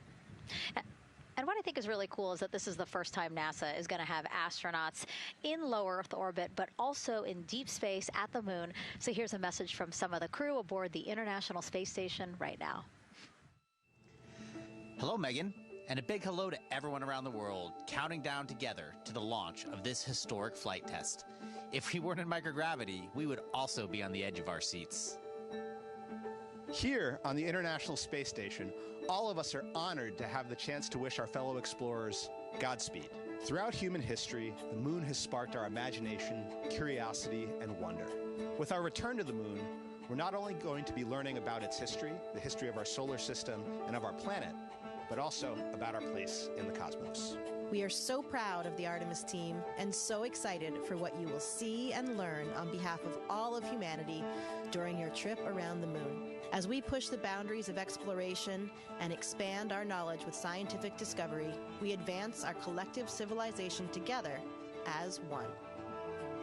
Test flights are crucial to the mission of exploration. We all learn in test flight schools that the more challenging the missions are, the more incremental the tests should be. This Artemis II mission is one more increment on the way to further exploration. Thank you to the crew, our friends, for your dedication. And from the entire Expedition 74 crew, thank you to all of the teams that had a hand in getting the Artemis II mission to where it is today. Back to you, Megan, as the countdown continues. Oh, I love that so much. I just love seeing them there. And again, you have to remember the International Space Station is an orbiting lab. We learn so much there, and we're going to learn so much more from Artemis II, because this isn't just a test flight. It's an opportunity to learn more about the moon, deep space, and how humans can live and work so far from home. So here are some of the science objectives that NASA hopes to accomplish with Artemis II. Artemis II is our return of humans to the moon, flying around the moon on board Orion. But along with that, we're doing a lot of great science. One of the exciting things about the Artemis missions to the moon is that science is actually a fundamental pillar of why we explore, why we're going, what we're doing in Artemis. I think it's incredibly exciting that not only are we testing the vehicle, but we're testing science on board. Science where the astronauts are conducting experiments, science riding along with the astronauts. We have astronauts looking outside the window and really observing the lunar surface. It will help us understand the deep space environment. It will help us understand how that environment affects our astronauts, our systems, and life in general. So deep space is a challenge for us because you have to leave Earth's protective magnetic field. Here in low Earth orbit, the crew members are protected from some of the harmful radiation. Going to the moon, they'll no longer be protected, so they'll have a higher radiation exposure. Much like Artemis I, we have so many radiation sensors and detectors that are inside the capsule so that we can fully understand and appreciate the radiation environment for protecting our astronauts.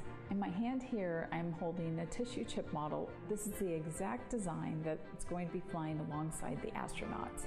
We'll be collecting samples from each of the crew members, and we can make these organ chips out of the astronauts themselves.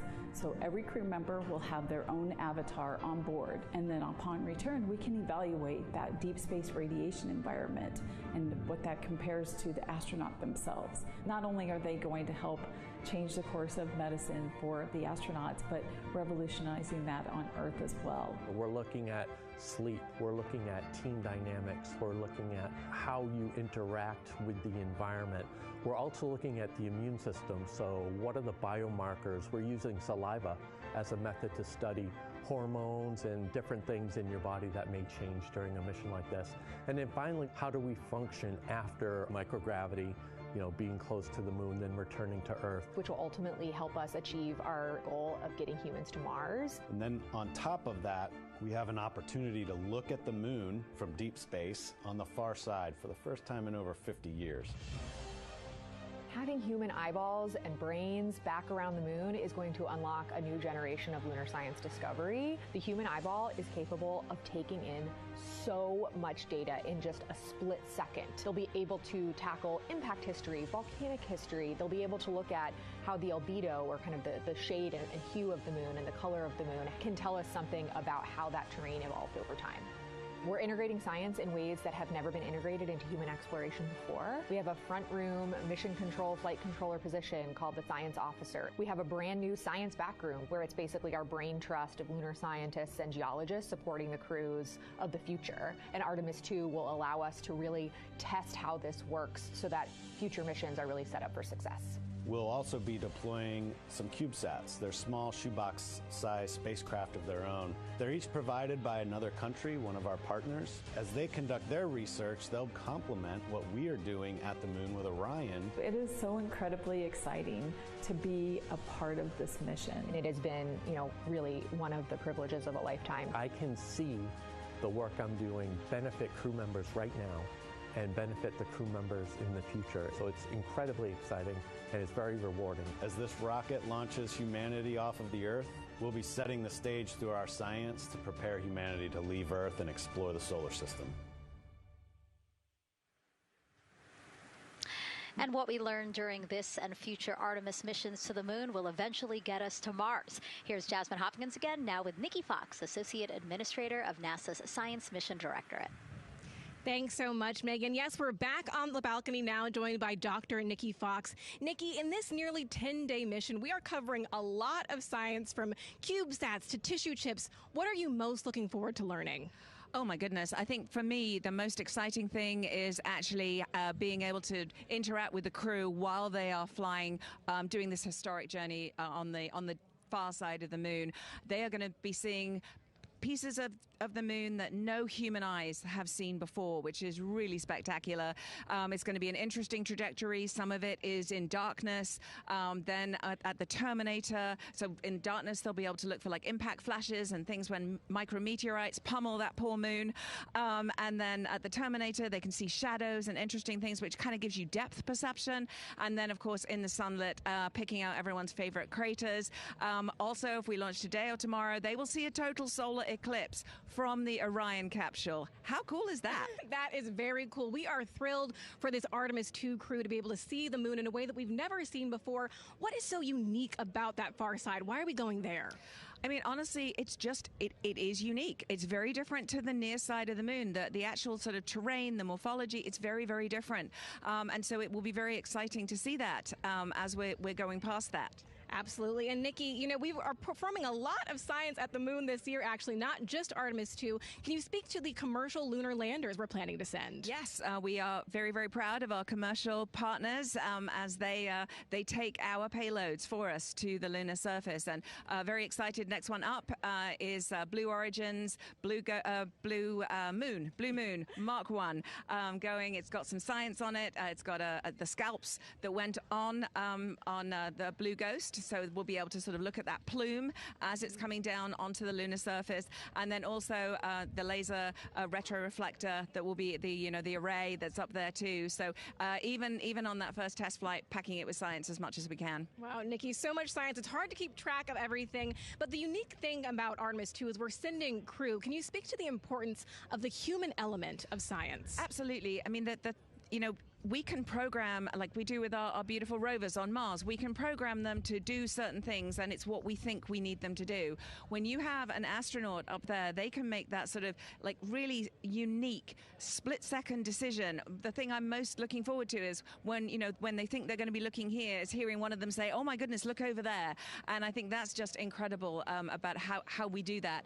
Also, flying our tissue chips with the astronauts, our Avatar experiment. Here we go, Avatar. Wow, look at that. And that's got the tissue chips samples that matched to the crew, so we'll be able to monitor the effects of microgravity and radiation on that human tissue as we prepare for more and more missions to the moon for longer and longer durations, and then off to Mars. Wow, Nikki, so much science ahead of us, but first we have to launch. Thank you so much for being here today. Thank you so much. Go Artemis. Of course, go Artemis. And with that, let's turn it back over to the countdown with NASA's Megan Cruz.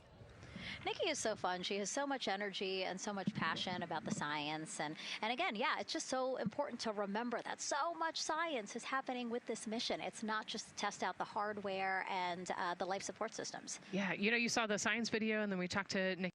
Man, there's so much going on, right? We talked a little bit about the lunar observations that we're going to do.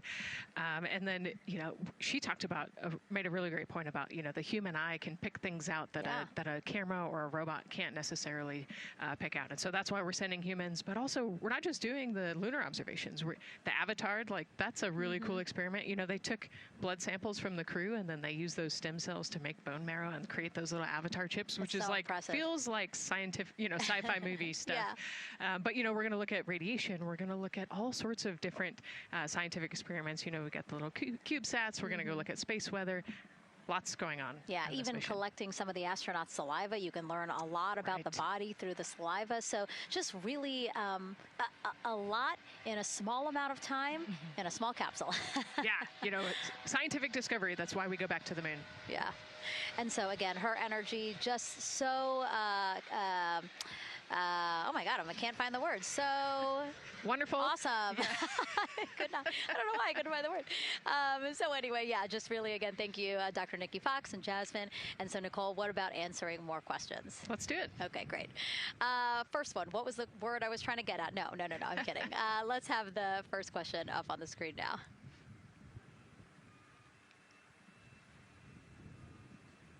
I know we got them. I see them being asked.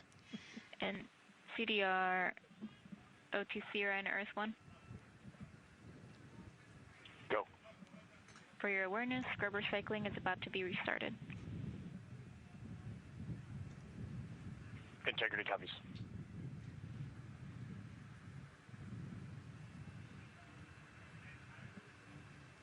All right, let's try that again. Can we get the next social question, please? What are the G-forces experienced by the Artemis astronauts during launch and reentry? Ooh, you know, these are actually pretty similar to, you know, a Dragon launch or a shuttle launch. You know, we have to accelerate to get out of the Earth's atmosphere, and then, you know, we talked about the secondary burns that they will do to get away from Earth. But, you know, for me personally, it kind of felt like we got slingshotted off the Earth is how I like to describe it. So, you know, you get set back in your seat and the G forces are into your chest. CDR OTC Orion Earth 1. Go ahead. Cabin leak check complete. The cabin is going to be vented to flight pressure momentarily. Integrity copies.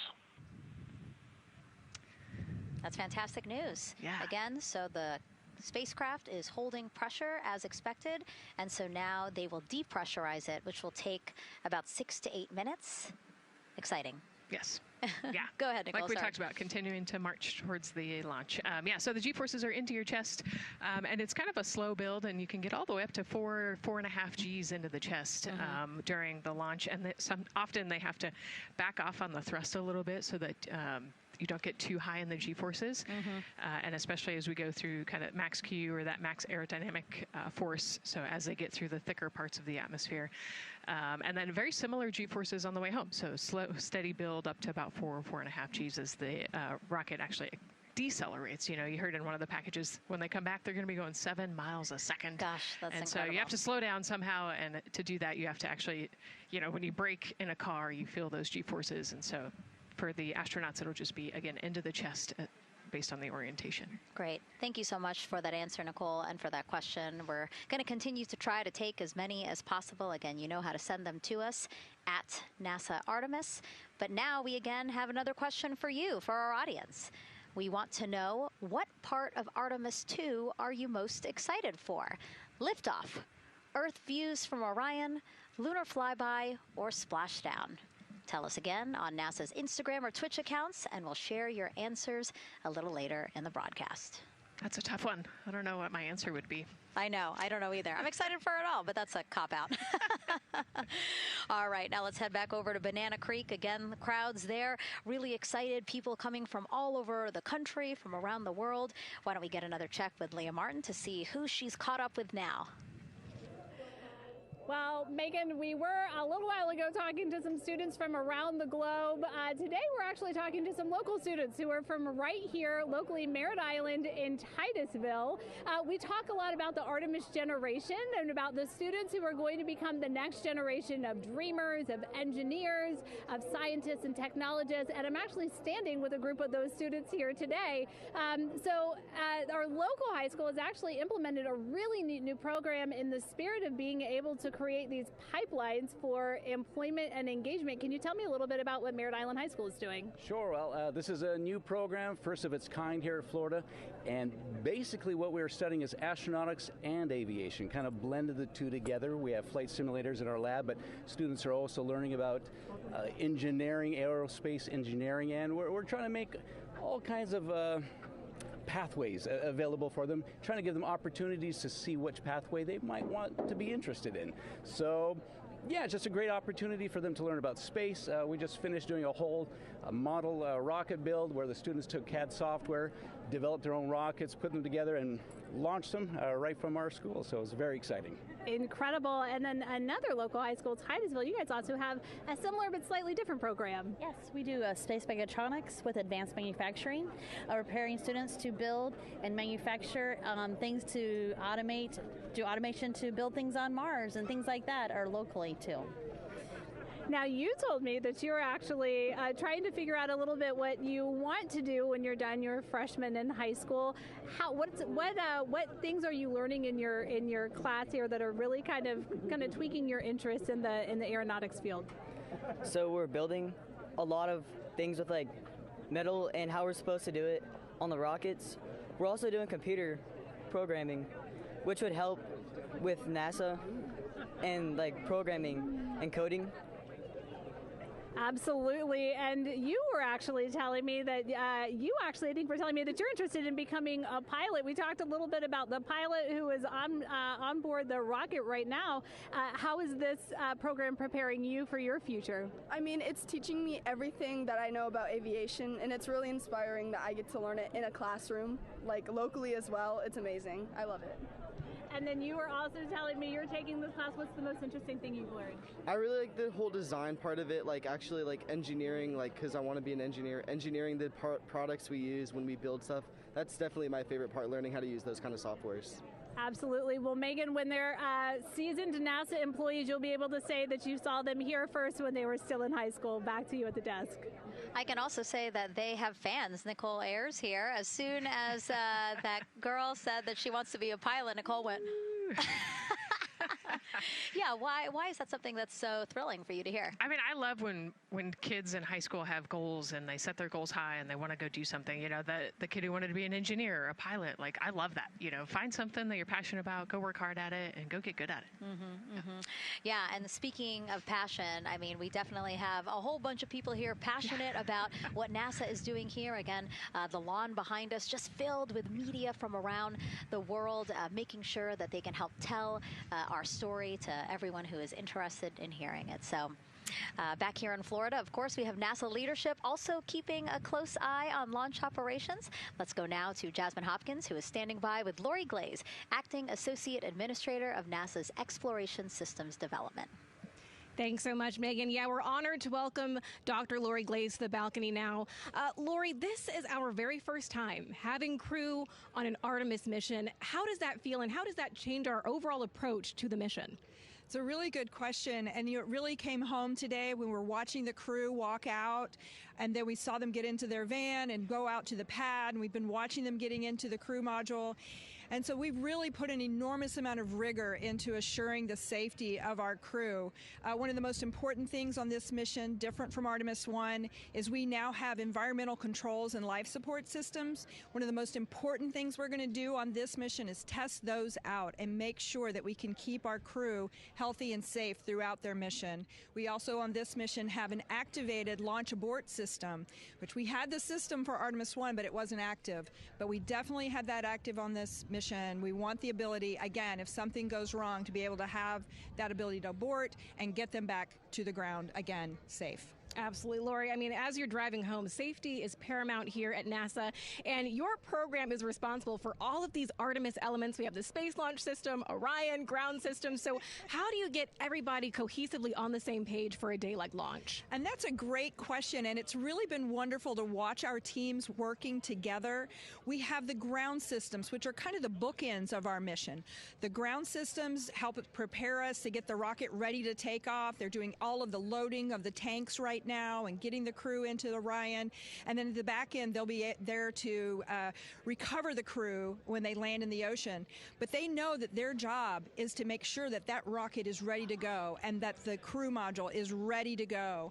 And then the rocket itself, the space launch systems, they know that their job is to deliver the crew module to the right point in space so that they can conduct their mission. And then again, they have to make sure that everything is ready, that they set them on the trajectory that is going to bring them around the moon and set them up to land in the right place in the Pacific Ocean. And that's their job, and they know how important that is. And they have to work closely with Orion, which again, they also have to work with all the other teams to make sure that everything's working together. And then on top of that, our flight operations teams, all the people on the ground, they're all working together. They know this mission doesn't work unless every single part of the mission works. Right. Lori, there are so many things that have to work together today. We can't wait to see what happens next. Thank you so much for being here. It's my pleasure. Thank you. Of course. And with that, let's take it back to the countdown with NASA's Megan Cruz. Yeah, and speaking of the countdown, 1 hour, 59 minutes and counting until the opening of our 2-hour launch window at 6:24 p.m. Eastern Time. This is a shot of Jetty Park. It's a nearby popular viewing location of rocket launches, and it is so great to see how many people are here. I mean, this is a Wednesday. Like, people had to take time off of school and off of work, but it's something that they felt like they wanted to do, to be here. Yeah, you know, I think just based on the chatter on the airplane ride yesterday, half of my airplane ride oh, no here way, was really? They were coming to see the launch. You know, everybody's excited and traveling from all over the world to come see this launch. And it really is a great day. We had some sprinkles here in the crowd, but for the most part, I mean, it's just a beautiful day to witness history. It is, yeah, you know, a little bit of sprinkles, but for the most part, the clouds are staying away, and you can see the blue sky behind us, so hoping for good weather in a couple hours. Absolutely. And so Dr. Lori Glaze mentioned what we learned from the Artemis II mission helps pave the way to sustained human presence on the lunar surface. So what are the objectives of this mission to eventually accomplish that? Let's check in with Gary in Mission Control for more. Thank you, Megan. Yes, the Ascent teams are here in Mission Control Houston, working through their steps to prepare for a go for launch. Right up here on the front board, we're watching the teams in the White Room work through their checklist and closing the hatch as we verify ours, working as one NASA team. What Dr. Glaze said about working across the teams throughout the nation is true. It takes one NASA team to bring everything together and accomplish the mission objectives. The Artemis II is designed as the first crewed test flight of NASA's Artemis campaign, sending astronauts into lunar space to validate systems, operations, and human performance ahead of a more complex lunar landing missions. NASA has identified an extensive list of mission and flight test objectives that serve as a checklist to verify the capabilities needed to land humans on the moon. For the Artemis II mission, there are 5 overarching priorities that cover the mission and flight test objectives. First is, of course, the crew. As the first crewed mission inside the Orion spacecraft, this mission serves to demonstrate the capability of safely sustain the flight crew throughout the mission, including launch, the deep space component, and return. Number 2 is systems. This mission brings it all together to validate the performance of all ground and flight systems needed for a long-term lunar campaign, from launch infrastructure to spacecraft operations in deep space. Third is hardware and data. We'll be gathering performance data as much as possible over the Deep Space Network, but we also aim to retrieve onboard data and hardware after splashdown to gather additional insight and improve future Artemis missions. Fourth is emergency operations. The crew and flight control team will be testing emergency systems such as abort procedures, rescue operations, and contingency responses.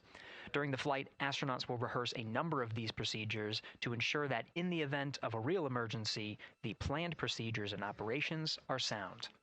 And finally, there's subsystem validation.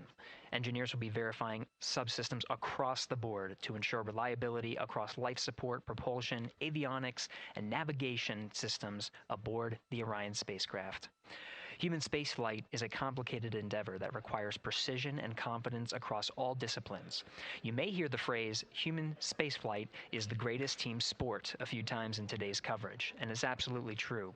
Not only does it need mastery of specific components, but the integration extends across thousands of people and facilities around the world to come together and make it all work. A lot of the work from many people has led to this moment, a rocket at the pad with humans on board, ready to put everything we worked for to the test. I'm certainly excited about it. The teams here in this room are looking forward to supporting the mission, and I hope those watching are as excited as we are. We are following the countdown here in Mission Control Houston. Everything continues to look good. Now inside 2 hours from the beginning of the launch window. With that, I will send it back over to you, Megan and Nicole. Hey, Gary, thank you so much. We are getting word that the launch team is working something that we would like to give you an update on, so let's get on over to Daryl. All right, thank you, Megan, and we are live in Firing Room 1 here at the Launch Control Complex. Yes, we are currently not working any constraints with regards to the rocket or the ground systems. But the launch team has been made aware of an issue that the range is working. And currently they're monitoring that work that is going on over at the range. We understand that that issue is related to the flight termination system. Now, the flight termination system, just to give you a quick explainer, every rocket has a flight termination system. It's the system that the Eastern Range here uses in order to send a destruct signal to a rocket in case it veers off path. So it's a very critical, important safety component in terms of how the range keeps the public safe here. We understand that the flight termination system, they're working an issue. And so as they continue to work that issue, they've asked for some assistance from the launch team to help verify some of the work that they're doing on their FTS system. And this is where it gets a pretty unique situation here. The assistance they've asked for is to verify what's going on with their system. They want to check it to see that the work they're doing is okay. And in order to do that, the FTS console operator inside the firing room has been asked to help them verify it. And the way that they're going to do that, and the solution that he proposed to check and verify the system with the launch director, and she gave the approval, is to go get a piece of heritage equipment from inside the VAB that was used during the space shuttle program. And this equipment is able to receive commands by the range through the flight termination system. And so with this piece of equipment, this console operator who works FTS was granted permission to go and go over to the VAB next door and get this equipment that he's very much aware of and used during the space shuttle era. And so that is in work right now. The bottom line of all this is, at this moment, the range is no-go. But that is not stopping us from moving forward in the countdown. We can continue to process and work the countdown. The closeout crew will continue to do their work, and the launch team will continue to do their work as well. But we'll keep you updated on what happens in regards to, as far as my understanding goes, a pretty unique situation here with trying to bring resolution and kind of help out the situation that we're seeing at the range right now. And that's the latest here from the firing room. I'll send it back to Megan and Nicole out the host desk. Thank you, Daryl. Yes, very unique, but I think it speaks to the ingenuity of this team, right? To say, hey, we have this equipment at the VAB. Why don't we leverage it to try to solve this issue and work it? Yeah, what a great example of human creativity, right? We know this thing exists. Let's go solve this problem. We have time, you know, like Daryl said, we're going to continue to march down the countdown. So we'll continue to get the rocket and the crew ready, but we still have that 2-hour window. So in the meantime, let's try to figure out what's happening with the range. And speaking of the range, what is the range for people who might not watch rocket launches with us often? Sure, yeah. So anytime that you launch a rocket, you have to clear the airspace, right, in the launch corridor. So where the rocket's flight path is going to go, you have to make sure that that whole airspace is clear. And so we actually have assets, you know, the Space Force helps us out with this one, but, you know, we want to make sure that there aren't airplanes in the way and there aren't other, you know, maritime assets in the way or things like that. So that there's a whole group of people. We talked to, actually, Gary said it great, right? It's a huge team sport, and so there's a whole group here on the ground that is monitoring that launch corridor to make sure it's clear and ready to go. And so if they're having issues, then we definitely can't launch this rocket. We don't want to launch blind into a corridor that we can't see. Yeah, because as Daryl said, I mean, it is very important, the flight termination system, needing to activate it in case of an emergency. So yes, something that we will closely be monitoring throughout the countdown. And hopefully, again, won't be an issue, that they can fix this issue by going to the heritage hardware that's in the vehicle assembly building. Right, what a great idea. Okay, so again, under 2 hours from the opening of our 2-hour launch window, 6:24 p.m. Eastern Time. The crew, as you can see there, inside of Orion, relaxing, getting updates from the team, but also just getting in the right headspace for hopefully launch today. Let's learn a little more about each of them now. The moon, to me, it's the thing that connects me together with all the other humans in my life. I remember being a little kid lying in bed at night and just looking out at the moon in whatever phase it was in, and I was thinking, man, my friends that live like 20 miles away, they can probably look out and see that same exact moon. And then when I was in the Navy and I would look out at the moon and I'd be halfway around the planet, I would think, man, my brother can see that moon where he is, and he's halfway around the planet from where I am. To me, it's a connection of life on Earth. We can all look up and see that moon, and it's always changing. The moon is never the same 2 days in a row. I love that. My name is Reed Wiseman. I'm the commander of NASA's Artemis II mission around the moon. I grew up in a little town just north of Baltimore, Maryland, about 20 miles north of the city. There was a National Guard base nearby my house, and there were A-10 aircraft that would fly over every now and then. I just would look up at them and be like, man, I want to be up there. I want to go do that. And then my brother went to the Naval Academy, and I would go every year and watch the Blue Angels fly during commencement, and that just started to grow and grow and grow. For a while, I wanted to join the Air Force, and then I realized Navy flies as well, and they fly from ships in the middle of the ocean, and that was it. Like, done deal for me. That is exactly what I wanted to do for my career. Flying is freedom to me, especially when you're in a jet aircraft coming off of an aircraft carrier in the middle of the Pacific Ocean. Nearest land is over 1,500 miles away. So when you come off of that aircraft carrier, you are truly just alone with yourself out there. It is a magical experience to be out there all by yourself in an aircraft over the Pacific. Just it's free.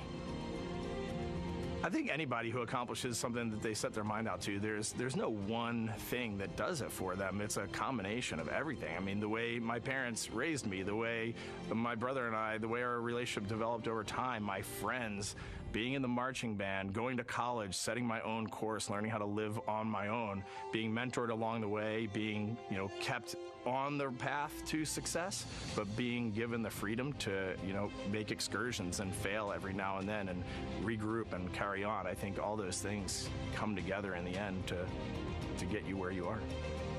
I've had to overcome, I'm a human being. I've had to overcome a lot of fears. I'm pretty scared of heights. I joked about that on the International Space Station, but it turns out I'm only scared like at the edge of a building. When you're up on the International Space Station, even though you're 250 miles up, I never had that feeling of falling or that I was, at risk up there. I just kind of loved the feeling of floating and looking down at Earth.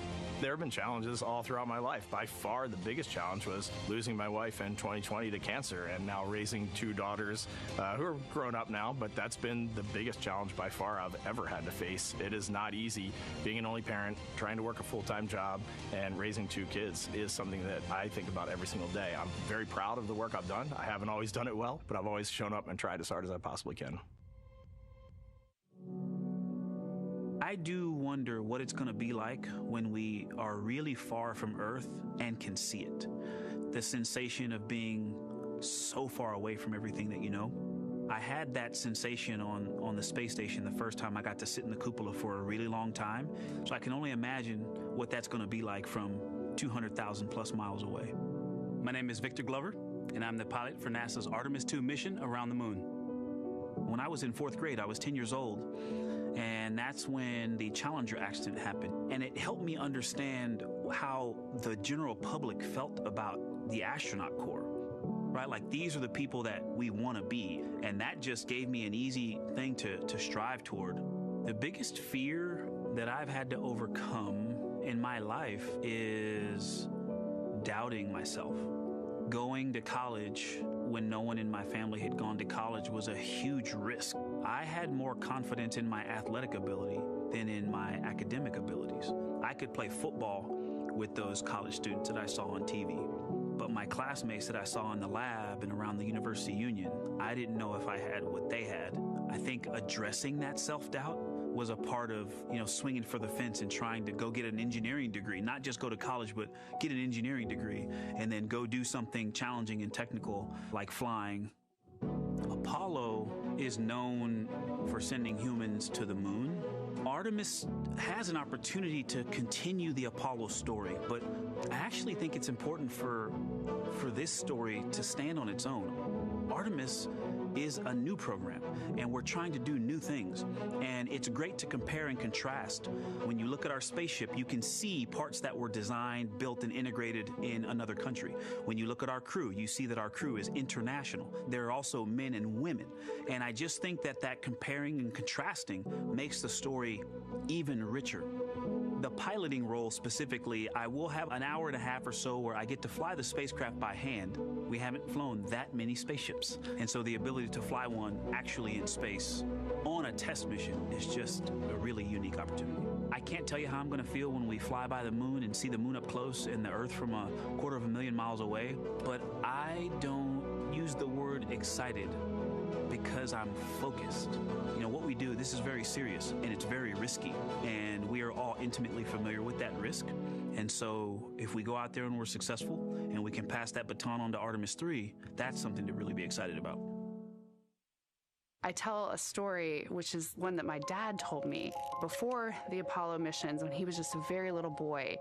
He was looking up at the moon with his mom, and his mom said to him, "Don't worry, Ronnie, we'll never get there." Fast forward maybe 70 years later, it's his daughter that's actually going there. And I think that long arc is something that we can all learn from. The idea that the seemingly impossible becomes possible if you just believe in it and are willing to work hard and come together to achieve it. My name is Christina Cook, and I'm a mission specialist for NASA's Artemis II mission around the moon. When I look back at my dreams as a kid, I definitely never thought I would actually get here. I was very pragmatic. Even though I'm a dreamer, I knew that the odds were way against me again, so I might as well do something I'm loving in the meantime. I definitely loved science and math in school and, did pretty well in those things, but I also loved being active. I was always outside. I loved things that made me feel small. I loved looking at the night sky, oftentimes between the pine tree branches, or I loved the ocean. North Carolina also has mountains, and when we go there, I just loved the vastness of all of those things. I loved how they made me feel and what they made me think about, and the vastness of the universe and how much out there was to learn. I'm drawn to exploring. I'm drawn to challenges that involve both mental and physical, and I'd much rather be solving problems wearing a whole lot of equipment and in a harsh environment, and that's just something I've carried with me ever since I was a kid. Thinking about the fears or challenges that I've had to overcome, there are just so many. I mean, basically, it's just been, that has been the journey. I always say to people, do what scares you, and that means I have to follow my own advice. So doing what scares me meant getting on a plane and going to the Antarctic, getting on a plane and going to study abroad in Ghana, applying to become an astronaut, opening the EVA hatch in the airlock and going out of it into the darkness, strapping myself onto a rocket. And so for me, I think that no matter what the challenge, recognizing that if people believe in you and you believe they believe in you, the challenges seem always a little bit easier. To me, the moon, it represents history. It is a witness plate. Everything that's ever happened to the moon is still written on the moon. Every single person has looked at the moon their entire lives. We see the same moon. That's something really special. It's just the epitome of a symbol of something that's in each of our hearts, but that's also represents exploration and reaching. I have this very distinct memory of seeing an image of an astronaut standing on the moon. It's burnt in my brain because I went back to it so many times in my childhood, and I would look at that image, and I know it had a huge impact on me that humans had walked on the moon. My name is Colonel Jeremy Hansen. I'm an astronaut with the Canadian Space Agency, and I'm a mission specialist on NASA's Artemis II mission around the moon. My elementary school years, I grew up on a farm outside of London, Ontario. I spent as much time as I could with my dad on the farm. I learned the value of hard work, for example. If I wanted to go to work with Dad, it was going to be a long day, and I was going to have to not complain, or I wasn't going to get to go the next day. I had a treehouse, I had a vivid imagination, And I changed my treehouse into a spaceship. I made all these dials and controls. I had circuit breakers for switches that I found in the barn. And I was exploring space in my imagination. The most important thing I did to get to where I wanted to go in life, which was flying fighter jets and eventually becoming an astronaut, is I shared those desires with other people. And it turns out, just like you don't go to the moon on your own, if you could, I would have done it a long time ago in my treehouse as a kid, you have to go as a team. I think the biggest impediment to achieving my goals was, of course, myself. And I think that's a common human experience. There are many times where just little things would get in my way, and my immediate interpretation of that was, well, now that goal's out the window. You know, people must have lifted me back up, and somewhere in the back of my head, that persistence came through. And I think that's a common human experience, to doubt ourselves. I've come to this, I guess, realization that I believe that we all have gifts to contribute, and the goal is to figure out how to use your energy towards adding positively to humanity's existence on this planet. But I love it when humanity sets big goals, like sending humans to the surface of the moon with an eye to eventually going to Mars, because when we do that, we can bring together genius from not just even in one country, but around the world. I've also learned from my indigenous mentors that they refer to the moon as Grandmother Moon. So you've probably heard of Mother Earth. They use Grandmother Moon because Grandmother Moon is responsible for the water in their community, just like the moon moves the water around the planet, affects the tides. And I think that's a really beautiful thing for us as we go back to the moon, to think about all the different cultures around the world and how they view the moon differently. And that's really neat because we all share that same moon in the night sky.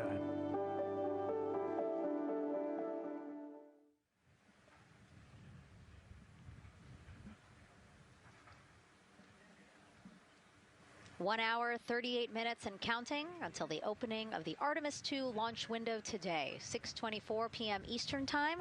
And we are looking at the rocket and Orion out on the pad, historic launch pad 39B here at Kennedy Space Center. What a great view, Nicole. Yes, it is. You know, we can see the clouds out in front of us, but they are to the west. And you can see that there's some blue sky peeking through behind that rocket, which is good news. And more people continue to come on center here. About a couple of hours ago, folks with special passes to come on center were allowed to start driving on with family and friends. And of course, we have media growing by the moment here at the press site here at Kennedy Space Center, setting up their cameras, setting up tents, interviewing folks. Again, this great jib shot that we have from our camera here showing all the interest that we have here at the press site. And actually, even to the right of us, so camera left, no, sorry, the right of your screen, left of us, plenty of other people there, set up with their own tents, broadcasting to their own viewers. And so again, just really cool to see everybody wanting to share in this moment. Yeah, that's, I mean, how many media tents we can see from here. It's a beautiful thing. Yeah. I think it's important to share this message with the whole world. Yeah. And so let's take a look now at people who are watching in other parts of the country. We have this shot here from the U.S. Space and Rocket Center in Huntsville, Alabama. Oh, man, look Just at that. kidding. Museum of Flight, Seattle, Washington. So sorry. Hello to you over there. Sorry, I thought that you were in Alabama. But here you are from Seattle, Washington. Again, the Museum of Flight. They must have had a special event to bring people there to watch, as well as a special event here. Now, correctly, the U.S. Space and Rocket Center, Huntsville, Alabama. Of course, they would have a lot of people here, and I'm sure this crowd will grow when we get closer to launch. Marshall, the home of the SLS rocket. Yes. Yeah, this is a great shot. You can see all the people there, and obviously you've got quite a few artifacts in there as well. Oh, now they know. Yes. Yeah, now they know. They're on the broadcast. That's too funny. Awesome. Hey, listen, it's all right. We can sit. We can sit and chill until we wait for the opening of the window. No, there they are. Yeah. Everybody's excited. Thank you guys Love for it. showing us your excitement. I know deep down it was in there. It's just that you felt like sitting at the moment, and that's all right. There's a little delay. Yeah, that's all right.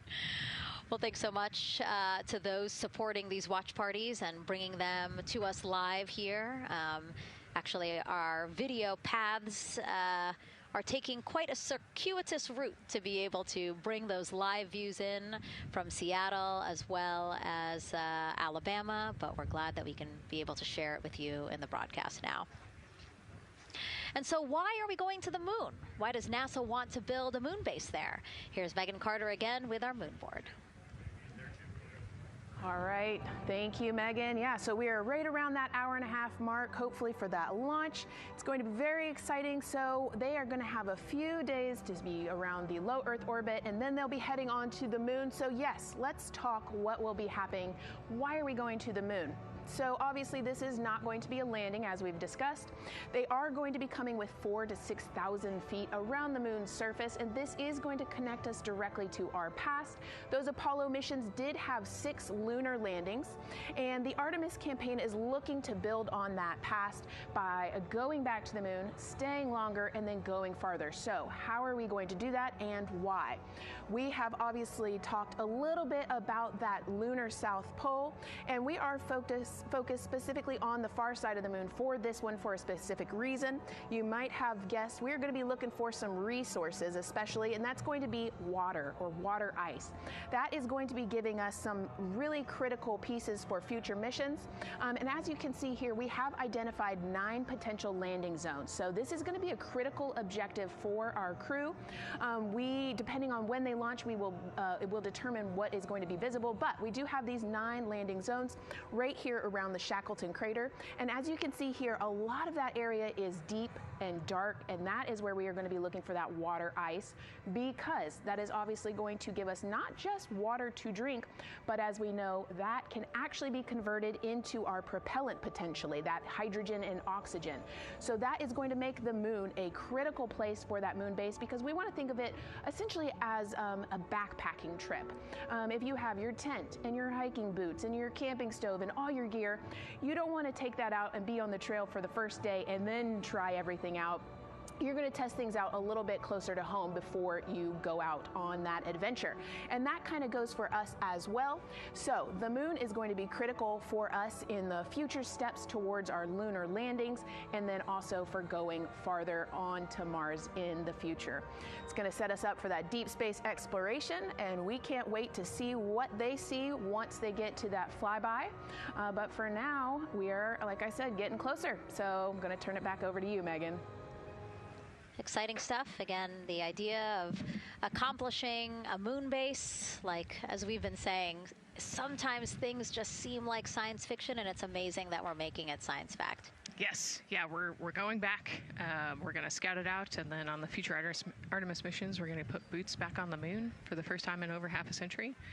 But we're going to stay, and we're going to learn from the moon, and we're going to, as Megan talked about, the water ice, and harness that resource, and not only learn from the moon about Earth and about the solar system, but also figure out how we get to Mars from the moon. And so what we're seeing now back inside the White Room with the closeout team, they are removing basically fixtures that protected the crew module hatch while they did work around it, right, Nicole? Yep. Yeah, so anytime that you're moving around and working, there are some sensitive sensors and parts of the crew module that we don't want to kick or bump into, and so it's easier to just put a guard up while you're working in there and then take it down later. And so this is a visual cue for us that the team is getting ready to close the last hatch, again, the launch abort system hatch. Can you tell us about what the LAS is? Yeah, so launch abort system, this is, we have the crew module, and then what sits out basically on top of the crew module is the launch abort system, and it has its own motors, so that we'll arm it about 5 minutes prior to launch, and then it stays with the crew module until about the Kármán line, so that 100-kilometer point in space. Once the crew could safely get to orbit, it will actually be jettisoned and the crew module will then be exposed. So this is just a safety mechanism that stays on the outside of the crew module, and then as they monitor the attitude and the thrust and all sorts of the roll, all sorts of different data points to make sure the crew is safely getting to orbit. And once they are safely to orbit, then we will get rid of that launch abort system. And it looks like they're putting all these parts that they're removing from around the crew module hatch into a bag because they have to take this out with them once they leave the pad, right? Yes, yeah, we don't want anything left up there in the white room, and especially because that crew access arm will move away from the capsule and the rocket, and so we want an empty white room, no FOD like we talked about, so that we can have a safe launch. And this orange tube that you see on the right side of your screen, that had been inside the crew module providing breathable air to the crew.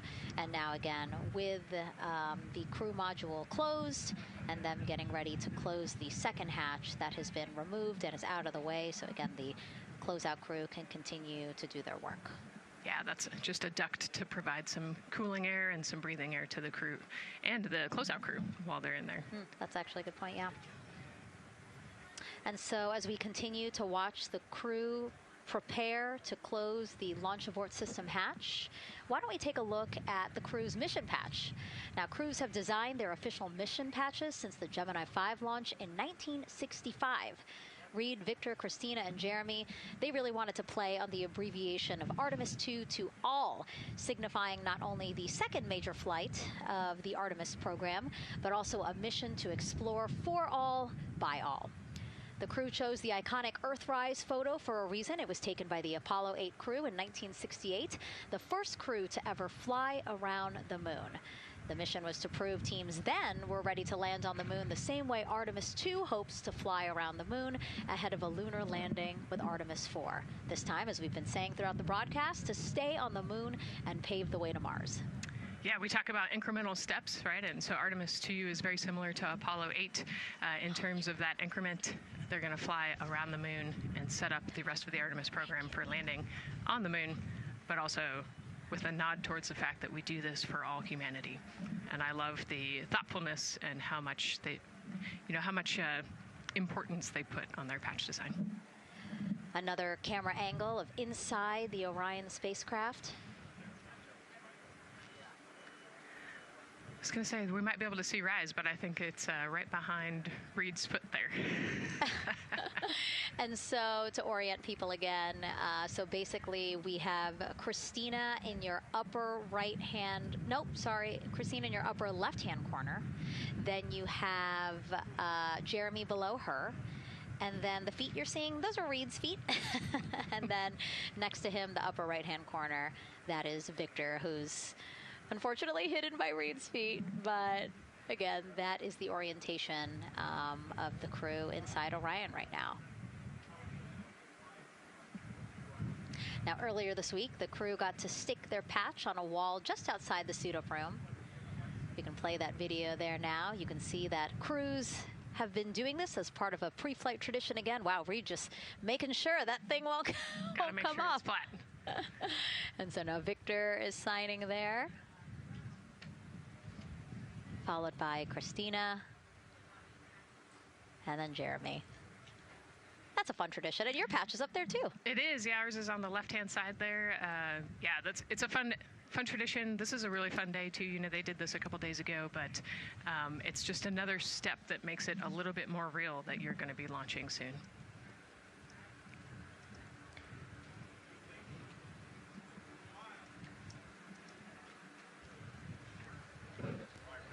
Again, we talked a little bit about this before. The basically like a computer there on Jeremy's leg, a way for him to just check out the data, see some of the data that also Reed and Victor are getting to see, but in those much bigger displays for Orion. Right, yeah, it's basically a tablet on his leg, and it's actually plugged into a cord nearby that allows him to have a screen repeater so he can see what they're looking at. And it looks like he's taking notes. Can you talk a little bit about what that is? It's part of, all of them have like a little procedural book, right? Right, yeah, so they have what we call a knee board, and they'll have blank pages to take notes on. They might have a cue card or procedures, or they can be kind of custom built to what each crew member wants for their knee board. This mission, of course, built by people and companies in all 50 states, as we've been saying throughout the broadcast, and with our international partners as well. Let's take a look at some of the people playing such a big role in today's test flight. What we're doing here is a collaborative effort of hundreds of thousands of people. This is about the parts, the hardware, the software, the services, all coming together to make that mission possible. My dream for this space program is that we would not just push the boundaries, but that we push them together. And liftoff of Artemis I. We rise together, back to the moon and beyond. It takes a team to do great things. And Artemis has an incredible team. We have international partners. We have commercial partners and industry partners. It takes unity to accomplish great things, and that's what this mission's all about. We're not sending our money to the moon and lighting it on fire. We're putting that money right back into the economy in ways that benefit everybody. So every dollar that comes out of the Treasury that goes to support this mission goes back into the Treasury 3 times. What is very important to me is that we do it the right way, and that we do it with our values, that our industries grow, that our communities grow, that our families are healthy and safe and have amazing things to work on. Then we're going to build machines to go even further onto Mars. That is our generation, the Artemis generation, that defines the starting point of our exploration future. I just want to say thank you to all of the hands that have touched a part of this program and the hearts that have moved everyone to this goal, because we're going to the moon and we're going beyond. One team. One team. One team. One dream.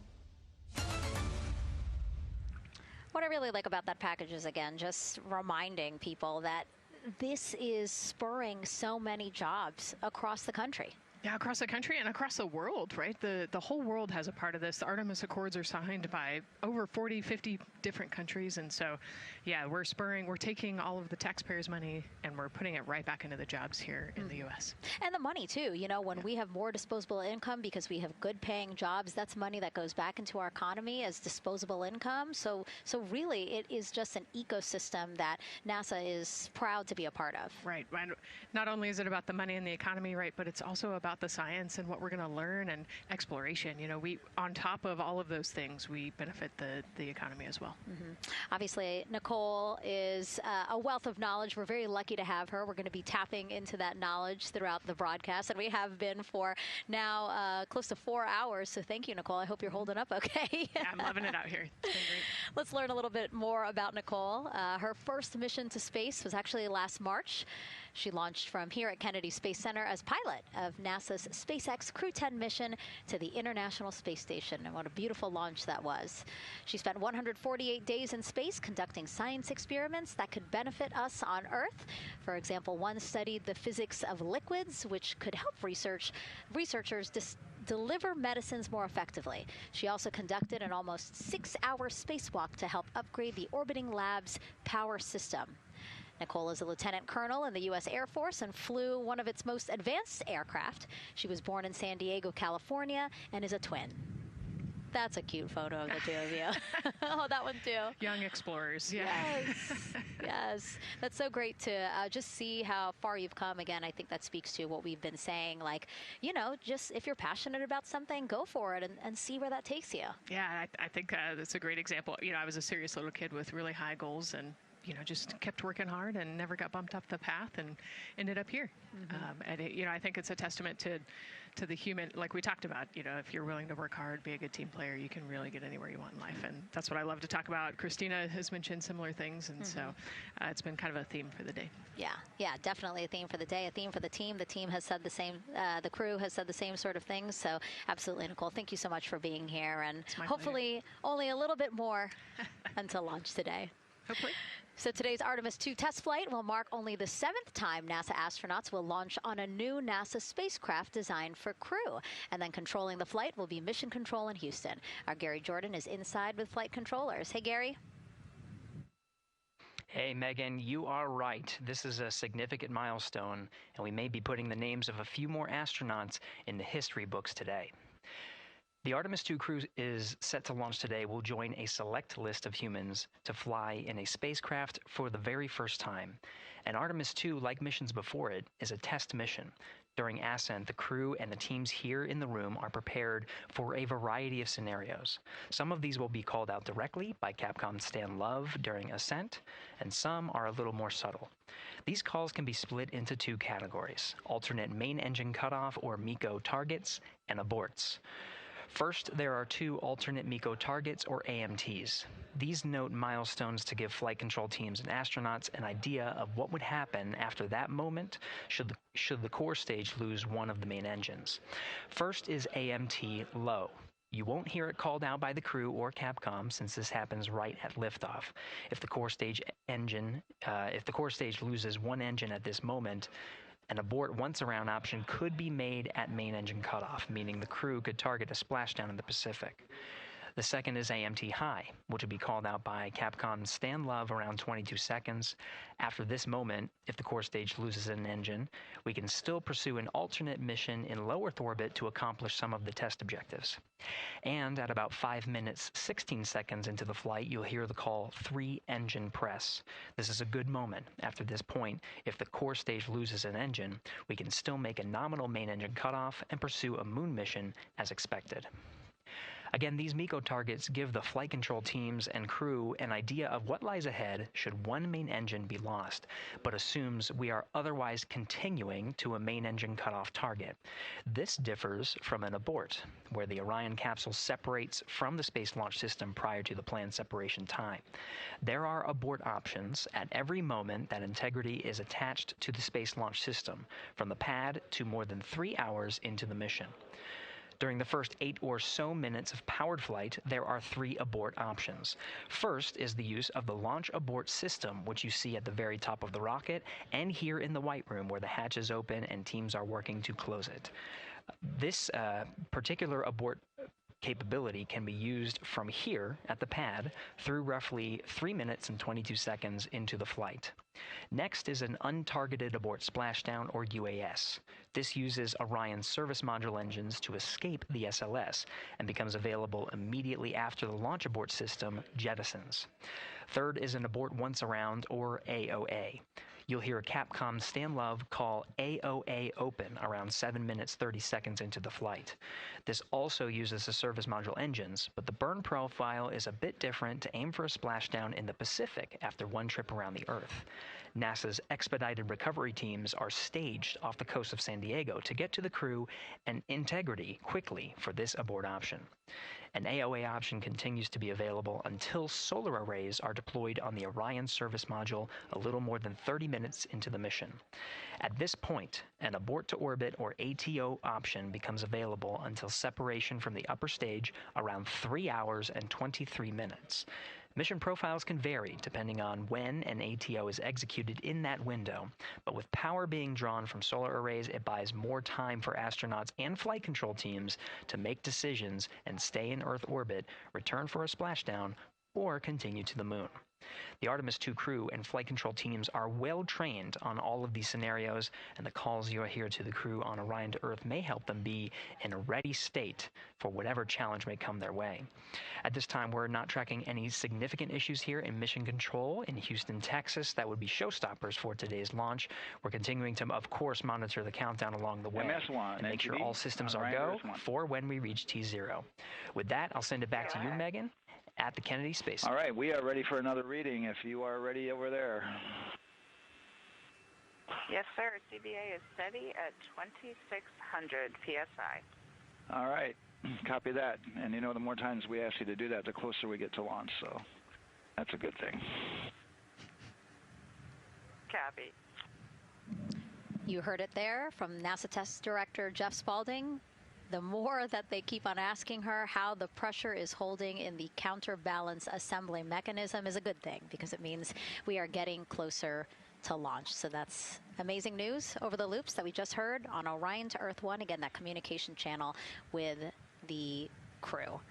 But now I want to get back over to Daryl with the launch team. He has an update now on the flight termination system that the team was tracking. All right. Thank you very much, Megan. And we're getting an update now from the launch team as we speak.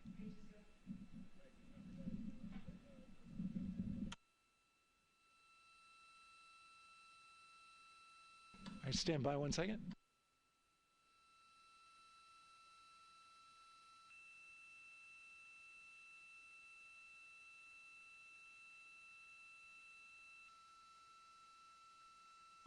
Okay. Sorry about that. We're just getting an update, in fact, about what I was about to report out on the range. And the good news is the range is go. So we reported that they were working to verify their equipment regarding the FTS system. And they asked for a little of that verification work to be done by one of the FTS engineers here in the firing room.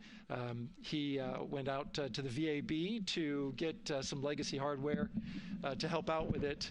But in the end, this is a fix that the range had come up with to get clearance, to clear the range rather, and to as well work the FTS system. And so now they are go. Again, the range is go. That is no longer a constraint. And so you combine that with the fact that the rocket and the ground systems here also working, no constraints, clear board here is great news. So again, the range is green, and we're continuing to work through the countdown. We got a weather update that came in to the launch director from Launch Weather Officer Mark Berger. He reported out that there's still a little bit of feisty weather activity that's happening up in the Titusville area. That's the city neighboring the Kennedy Space Center. Those showers had passed over Kennedy, and then now they're currently over in Titusville, currently still within that mile kind of constraint of flight through precipitation rule. But we're still far enough from the window that it looks like it won't be an issue. And in fact, we're seeing some good sunlight now breaking through onto the launch pad. As you can see, it's actually shining on the other side of the rocket here. But to the west, we're starting to see some of that clearing that was forecast. And so the launch weather officer held his forecast for 80% go for flight during our launch window tonight, which, as a reminder, is 6:24 p.m. Eastern Time until 8:24 p.m. Eastern Time.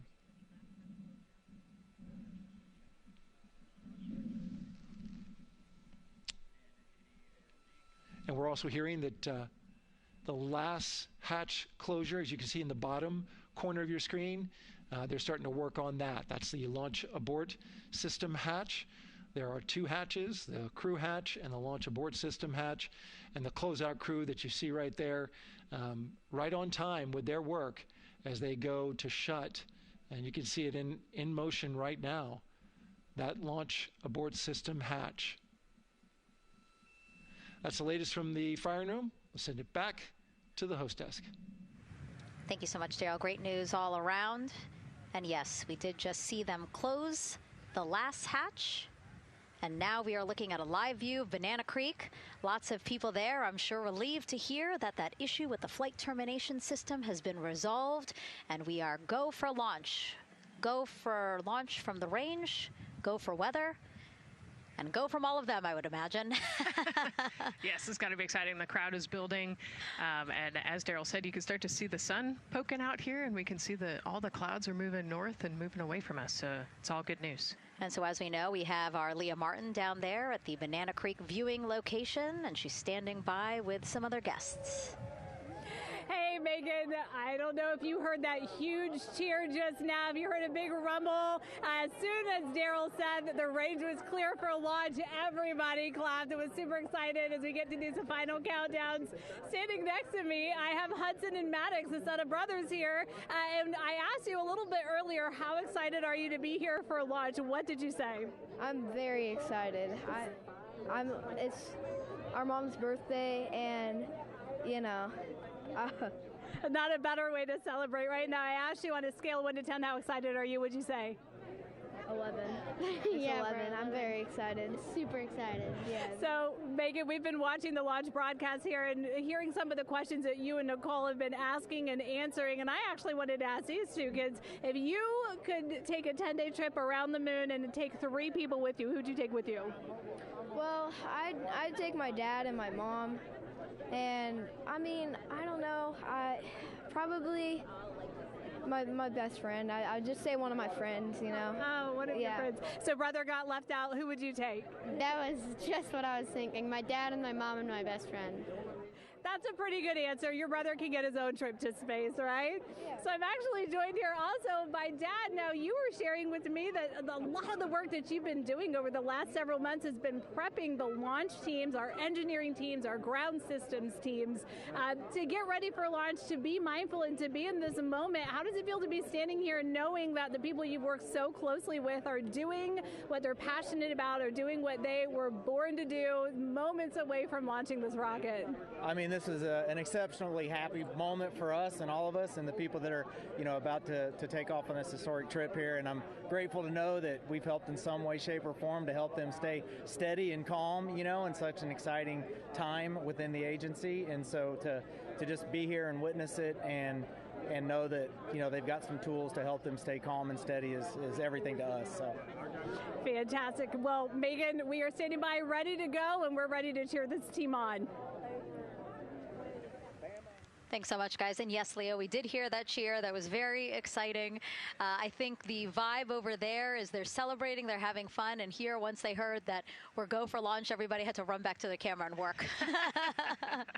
It's a little bit of a different vibe, but I definitely think that people are excited, especially as we see now live inside of the White Room at the launch pad. The closeout crew has closed the launch abort system hatch. You saw there, we took it live. Took a lot of them, I think all of them, except for one. I think it took 3 or 4 of them to push that hatch door close, and then they felt around the perimeter of the door to make sure that everything was sitting just right. Right, yeah, we talked about how heavy the crew module hatch is. This hatch is just as heavy probably, and so, you know, they're working the closure here. And working those connections, and you can see, yeah, there's still 3, 4, 5 people that we can see in the White Room. It takes a lot of people to get this these hatches closed and this rocket ready to launch. Mm-hmm. And so the next step in the countdown is that this team will start closing out the White Room. So basically disconnecting things, stowing things, making sure that when they leave, there is nothing that isn't supposed to be there. And really, then at that point, it's just all 4 of the crew member, Victor, Reed, Christina, and Jeremy by themselves at the top of the launch pad. Yeah, and then eventually that crew access arm will move away, and then it'll really just be them up on top of that rocket. Mm-hmm. Yeah, your eyes lit up when I said that. That's exciting. It is. It is. Yeah, we had a moment, we talked a little bit about my fear of heights, but most of our crew is afraid of heights. And so there was a moment where I realized that it was just us, you know, 100 and some odd feet up and no crew access arm, and may or may not have said something that made everybody go, huh. Were you wondering to yourself, how did I get here? We're pretty far up. That crew again bringing that drag-on camera. That camera is a handheld camera that is a live look for teams who are remotely watching these operations closely. Again, verifying that things are as they should be before the crew starts, the closeout crew starts leaving the White Room. You see them checking their procedures. You can see they're covering the ends of those hoses. That's to protect those hoses from FOD, so we don't want any dirt or anything to get into those while we transport them and stow them. So you can see Andre there working to close out the hoses as well while they're cleaning up the White Room. And so they'll tape that close. You just saw number 5. Number 5 holding some tools. Again, we'll stow those away.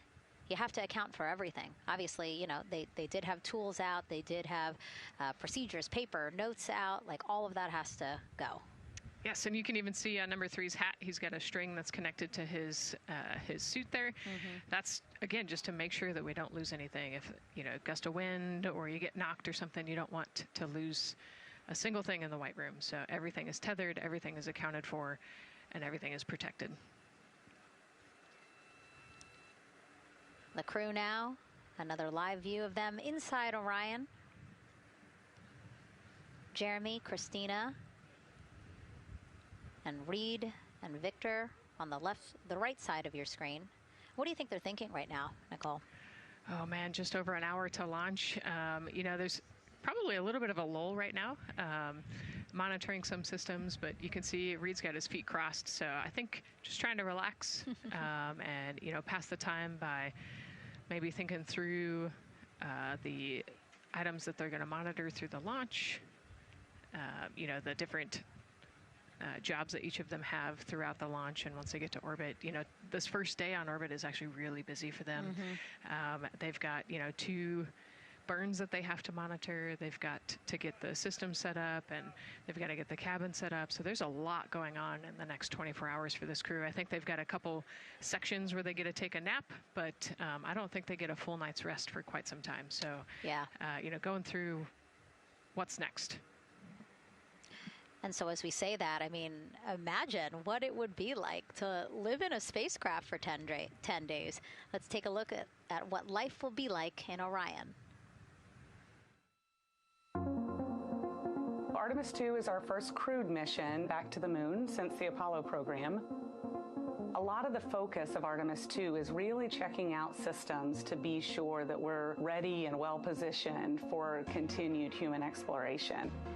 My name is Susan Baggerman, and I'm the Chief Health and Performance Officer for the Orion program and the Artemis II mission. And this is 10 Days in Orion.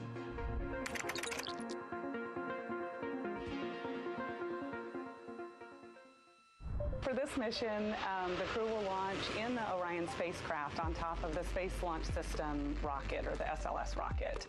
Once they've launched and achieved orbit, they'll continue on checking out many of the different critical Orion systems, check out some of the critical medical systems, and be sure that we understand how the crew would do that successfully within the volume of Orion. We also have, of course, systems to feed the crew. They have a potable water dispenser that they'll check out. And then we also have a food warmer, kind of looks like a suitcase that the crew can use to heat their food.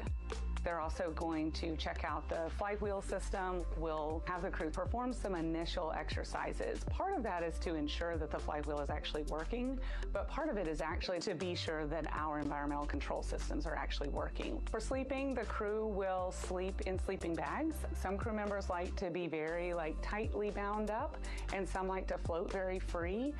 They'll use the toilet for the first time and be sure that it's able to flush. While they're on their journey, they'll do some testing that they quickly don their suit just to be sure that we would be ready in the future for an emergency.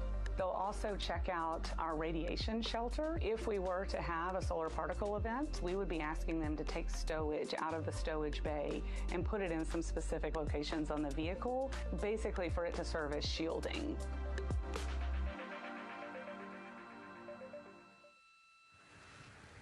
And so I want to talk a little bit more about what we just heard in that package. I am interested in the space food.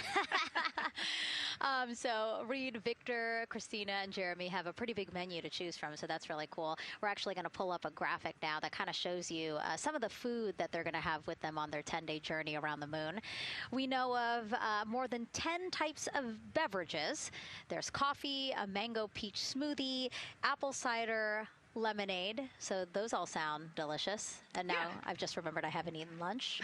They're actually not too bad. I actually have a mango peach smoothie with me today. No way. Yeah. So you can see they come in these little packets here, but it's just kind of a dried powder that you add water to. So this would actually, you'd add 175 milliliters of water and let it sit for 2 to 5 minutes, and then you can stick a straw in it. You saw in that package they put a straw on the top septum portion there, and then you can drink it.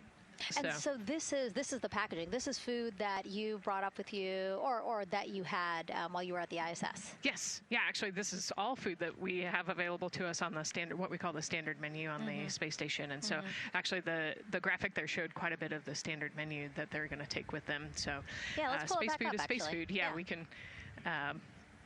we can use the food that we have been using. You know, our food lab at Johnson Space Center actually creates that food, and then they stabilize it and they package it for us and everything. So they do a really wonderful job out there. We've got different types of food. You know, you can see I've got this is a soup, tomato basil soup, so thermal stabilized. It's already hydrated, so you just throw it in that food warmer that we talked about, and then you can eat it. But then we also I have some shrimp cocktail here that's, you know, irradiated, so it's in a package that protects it. I'll show you. I've got a brownie too. That's probably my favorite one. But are we eating it? We might, if you're.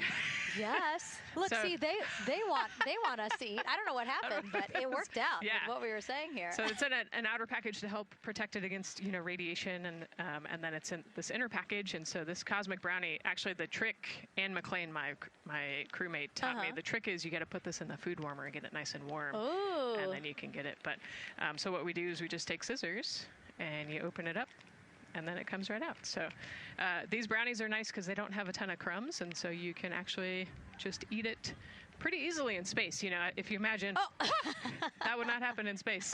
It would not fall. But yeah, so we've got all sorts of things that you can actually eat. The menu's pretty good and pretty diverse on the space station, and then as you saw, pretty diverse for Orion. Nice. Yeah, that's amazing. And again, here's a look at the crowd that's starting to continue to grow here as we get closer and closer to launch. We are now under an hour from the opening of our 2-hour launch window at 6:24 p.m. Eastern Time. And so let's take some questions from social media. We haven't taken some of those for a while. You put that brownie away, Nicole, or I'm going to steal it. Nicole, we have another celebrity who submitted a question. Let's take a look. Okay. A quick question for the Artemis crew. What food from Earth would you bring with you into space? And why would it be lasagna? Because that's the greatest food. Again, not really a question. Yeah. Because he was like, it's lasagna. It's got to be lasagna. You know, there is lasagna on Space Station, and it wasn't too bad. Probably not my favorite food of all, but yeah, lasagna's not a bad option. It's a high-calorie meal. If you're trying to, you know, carb load for a spacewalk or something, it's a great option. Yeah, I remember Christina saying that her favorite food on the menu, and actually, she was saying that she was getting in trouble because people kept on saying, you can't eat mac and cheese every day, Christina. You know, we mentioned the mac and cheese and brisket earlier. Man, I would put those two on a tortilla. That would be great. That sounds delicious, delicious. Well, thank you so much, everyone, for sending in those questions. For everyone from a 5-year-old that we got a question from to all the way to Roy Woods Jr. there, a comedian. So thank you so much. And if you're just joining us, welcome to the Space Coast of Florida, where we are counting down to liftoff of Artemis II. You see a beautiful aerial shot there of our rocket on the pad. For the first time in more than 50 years, we are sending humans to fly around the moon and back, and we're taking you all of you with us on this next chapter of human spaceflight. I'm NASA's Megan Cruz, and this is NASA astronaut Nicole Ayers. Great to have you here, Nicole. Yes, this has been a beautiful day. Excited. We're continuing to march towards this launch. Yeah, and if all goes as planned, this crew could travel farther from Earth than any other humans before them and see parts of the moon no one has ever laid eyes on. How exciting. Yes. Exciting is an understatement, I think. That's true. We're going to see the far side of the moon for the first time by humans in a long time. It's important. And as the crowd again builds behind us, more activity that you're seeing here at the Kennedy Space Center press site. We also have a ton of people gathering around the world to watch this history-making moment. So let's take a look at those watch parties now. Oh. That crowd has grown. We checked them probably like 30 minutes ago, and it was half that. But again, as we get closer and closer to launch, we are seeing more and more people gather together, wanting to experience this together and not just in a vacuum at home, you know? Yes, this is so exciting. Look at all of those people. Man. And now here we are back in Seattle, the Museum of Flight. Again, people gathered there to show their kid. We see someone walking in the second row there. His first crewed launch to the moon. How exciting. That is exciting. Hello, everyone. Woo. Oh, that's so great. And now let's get you up to speed on what's happened so far. Again, we are now within an hour of the opening of our launch window. So what has been happening so far today? Well, a lot. After waking up and grabbing a bite to eat, our Artemis II crew suited up inside the historic crew quarters, a tradition that dates back decades. Teams helped them into their custom Orion crew survival suits, and just like other crews before them, they gathered around a table for a card game to pass the time, but to also burn off any lingering bad luck before they walked in the footsteps of every NASA astronaut launching from Kennedy Space Center since Apollo 7 in 1968. They walked outside the Neil Armstrong Operations and Checkout Building to greet a crowd of family, friends, supporters before getting into their Astrovan for their security-escorted ride out to historic Launch Complex 39B. They got a close-up look at the SLS rocket, then walked across the crew access arm and climbed one by one inside their Orion spacecraft. After that, teams conducted final checks with the crew before closing both hatches, the crew module hatch, as well as what you're seeing there, the launch abort system hatch. And now we are back live at the pad where the closeout crew is getting ready to leave the White Room. They are now tethered, Nicole, because they are about to move some pieces that connect the Orion spacecraft to the White Room, correct? Yes, there's kind of what I would call a shroud. You can see them working that there. So it is actually connected, so that way the gap between the crew access arm and the crew module, and well, I guess that's the LAS there, is covered. But they're about to remove that so that the crew access arm is not connected to the rocket in any way, so that it can retract here in the next few minutes. And for how we're looking with the launch countdown milestones, let's go to Daryl Nail in the Launch Control Center. All right, thank you very much, Megan. And as you can see there, the finishing touches, as you've been talking about, to the LAS, which brings me to that subject, because we currently are hearing the launch team is working an issue that was reported out with the LAS. At least there's an issue apparently with a battery on the LAS.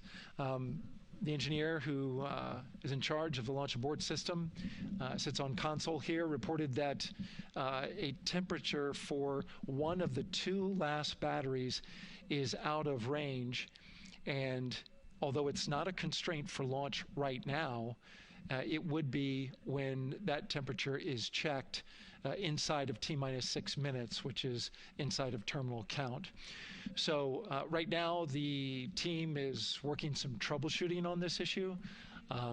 Going to follow, of course, along closely with what they learn. But again, a battery temp for one of the two batteries on the LAS is out of spec, and the team is working to understand, first of all, whether or not this may be a sensor issue, or is there an issue with the battery itself.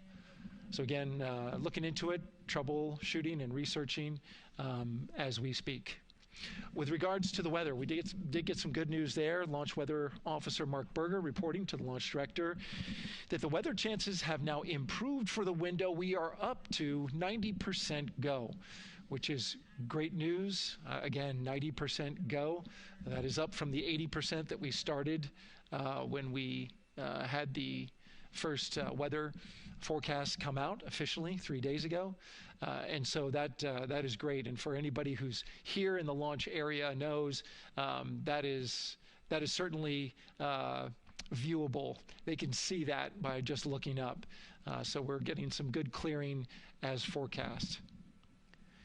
And then just a reminder for those people who are watching the launch from the nearby area that if you're watching on an internet-enabled device, just remember that there may be a little bit of a delay. Can't tell you how much of a delay, but since it's on an internet device, sometimes this broadcast might be a little behind what you're actually seeing. So just keep that in mind as you are watching. Don't wait till the last second to run outside if you're inside your RV or your camper or your house. That's the latest here from the firing room. Of course, we'll keep track of that last battery issue. We'll send it back now to Megan and Nicole at the host desk. Two of them there had to be tethered to the inside of the white room, because obviously now we have detached the white room from the Orion spacecraft. Yes, that view is quite something. Yeah, spectacular. Yep. Oh, no, I'm sorry. I forgot. Nicole's scared of heights. An astronaut afraid of heights is actually not uncommon, as we've learned today. But yes, so obviously, again, things proceeding as we march closer to the opening of our 2-hour launch window at 6:24 p.m. Eastern Time. Again, the closeout crew just finishing up those last couple of things they have to do before leaving the white room and then leaving the pad, leaving only the 4 Artemis II crew members inside the spacecraft by themselves at the pad. Yeah, and then we'll be curious to follow the battery issue on the LAS as well. I think sometimes it's just a sensor issue, sometimes it's a battery issue. So hopefully they figure that out quickly. Mm-hmm. And so if we can take a shot of the crew inside the capsule, if one's available, why don't we talk a little bit more about each of them? So we have Artemis II Commander Reed Wiseman, Baltimore native, and he's actually, you see his feet in that shot there from inside Orion. He's been in space once before as flight engineer for Expedition 41 aboard the International Space Station from May through November 2014. During the 165-day mission, Reed and his crewmates completed more than 300 science experiments in areas like human physiology, medicine, physical science, earth science, as well as astrophysics. They actually set a milestone for station science by completing a record 82 research hours in a single week. He also served as chief of NASA's astronaut office from December 2020 to December 2022. His 2 daughters were out to wave goodbye to him as he made his way to the launch pad. And again, there's Reed's feet. Reed is the one sitting in the seat to the right, closest to our camera there. So looks like he's relaxed by the body language of his feet. Yeah, I think they're kind of in a holding pattern, if you will, or a waiting period. So it makes sense that he's a little bit relaxed. He's also kind of just a relaxed person in general. He's wicked smart, but has a demeanor that keeps everybody calm. And so I think we're seeing that here today. And so in this shot, Reed is the one sitting on the left, and to his right, Artemis II pilot Victor Glover. NASA selected the California native as an astronaut in 2013, and at the time he was actually serving as a legislative fellow in the United States Senate. His first trip to space, November 2020, pilot of NASA's SpaceX Crew 1 mission.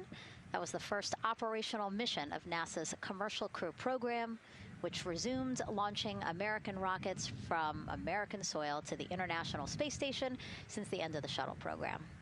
Victor is a U.S. Navy captain and naval aviator who served as a test pilot, racking up more than 3,500 flight hours in more than 40 different aircraft. So again, he probably feels pretty at home in the pilot seat of Artemis II. Yeah, I think he does. He got to say goodbye to his wife and 4 kids. Again, those were the family that he had here at Kennedy Space Center before the 4 of them drove out to the pad. Yeah, and you can see there, we talked about Victor's energy earlier, and you can see him working through, pushing some buttons on the displays. Looked like he was pulling up a procedure, so he's following along and ready to go, looks like. And then mission specialist Christina Cook, sitting on the upper left-hand corner of the screen there, native of Grand Rapids, Michigan. Was selected to the Astronaut Corps in 2013, same class as Victor. Served as flight engineer on the International Space Station from March 2019 to February 2020. During that time, she set a record for the longest single spaceflight by a woman with a total of 328 consecutive days in space. How cool. She also participated in the first ever all-female spacewalk. And before becoming an astronaut, Christina helped build space science instruments and led scientific fieldwork in some of the most remote environments on the planet. Her hobbies include surfing, rock climbing, and community CDR, service, yoga, and photography. Go ahead, NCD. Those couple of suppressed overvolt messages, we're going to go ahead and clear those off your screen. We see them and we copy. All right. NASA test director. We're still working here, trying to get through everything. So we're getting close, and then trying to talk that other issue that we just picked up a little bit ago. But I think work-wise, we're doing really well. Sounds good, NCD. We're doing great on board. Glad to hear it. NASA test director giving an update to the crew. Some messages flashed on their displays. Just wanted to say that they didn't have to worry about that. We're going to clear that. And that also just reassuring the crew, again, that they are tracking and working the issue with the launch abort system battery. Yeah. All right. And then first-time flyer, Canadian Space Agency astronaut Jeremy Hansen will fly to the moon as a mission specialist on the Artemis II mission. The London, Ontario native selected as an astronaut in 2009. After that, he worked as Capcom at NASA's Mission Control Center in Houston. Capcom stands for Capsule Communicator and is the sole direct voice communicating with astronauts while in space. Jeremy also participated in training exercises, really cool ones like living on the ocean floor off the coast of Florida to simulate deep space exploration for a week. In 2017, he became the first Canadian to lead a NASA astronaut class. He also enjoys getting out on a sailboat, rock climbing, and mountain biking. He has a wife and 3 children. And he's the one that you see bottom left-hand corner of your screen. I know, I'm trying to see what he's doing there. Christina's looking too. And so there is your Artemis II crew inside the Orion spacecraft. And this is actually the 7th time NASA astronauts will launch on a new NASA spacecraft designed for crew. And if you're wondering about the first 6 crewed test flights, here they are.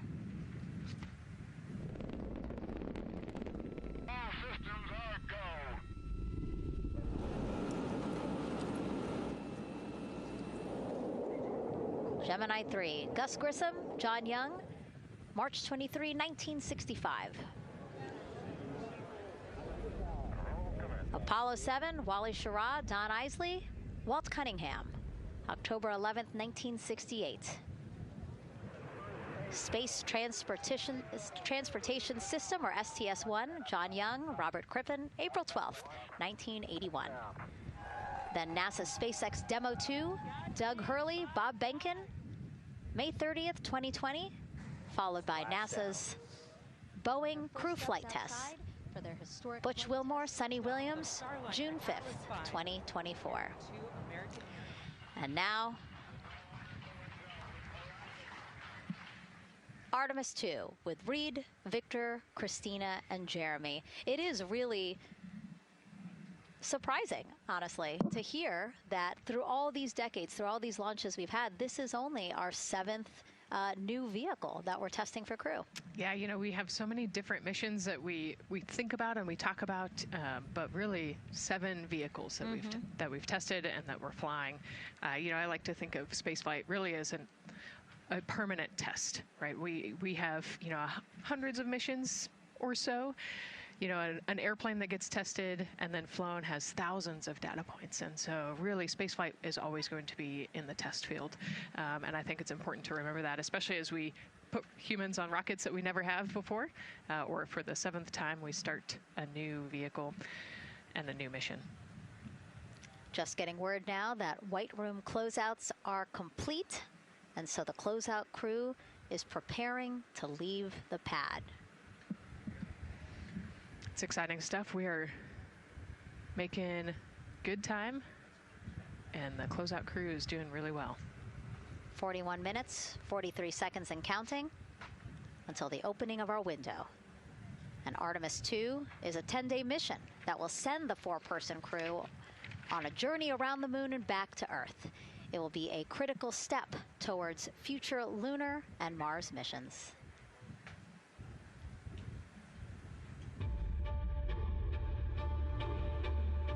We're going back to the moon because it's the next step in our journey to Mars. We need to go explore the moon. There's vast regions of unexplored areas with the coldest, darkest places in our solar system. This is a test mission, and when we get off the planet, we might come right back home. We might spend 3 or 4 days around Earth. We might go to the moon. That's where we want to go, but it is a test mission, and we are ready for every scenario as we ride this amazing space launch system in the Orion spacecraft. But another reason we're going back to the moon is to fulfill NASA's mission, which is to explore the unknown in air and space, to innovate for the benefit of humanity, and to inspire the world through discovery. And when we succeed and when we accomplish the things that we set out to accomplish, that inspiration not only can set up new things to happen, but it also is a reminder in tough times that we're capable of doing great things when we work together. The thing I love about the moon is that it's not just a beacon for exploration and this platform of possibilities for incredible missions like this, but it has benefits. That's actually why we're racing towards it. Those benefits are really wide in nature. You have everything from innovation, technology development, not only for future missions going deeper into the solar system, but technologies that come back to Earth. You have inspiration, a whole generation of people starting this pipeline of STEM workers and manufacturers and operators that are excited to see what you can do when you work hard and you come together as a team. When I think about the 4 of us flying around the far side of the moon, seeing that Earth rise, taking images and video and sending them back to you, the feeling that I have inside is hope. We know that Artemis II is not the solution for humanity on planet Earth, but it is a contribution in the positive column. We hope that just for a moment that people will pause and say, wow, it's extraordinary when you look back upon the Earth with over 8 billion people, and you see this concrete example of what humanity can do, this extraordinary thing when we set big goals and CDR NTD to achieve them.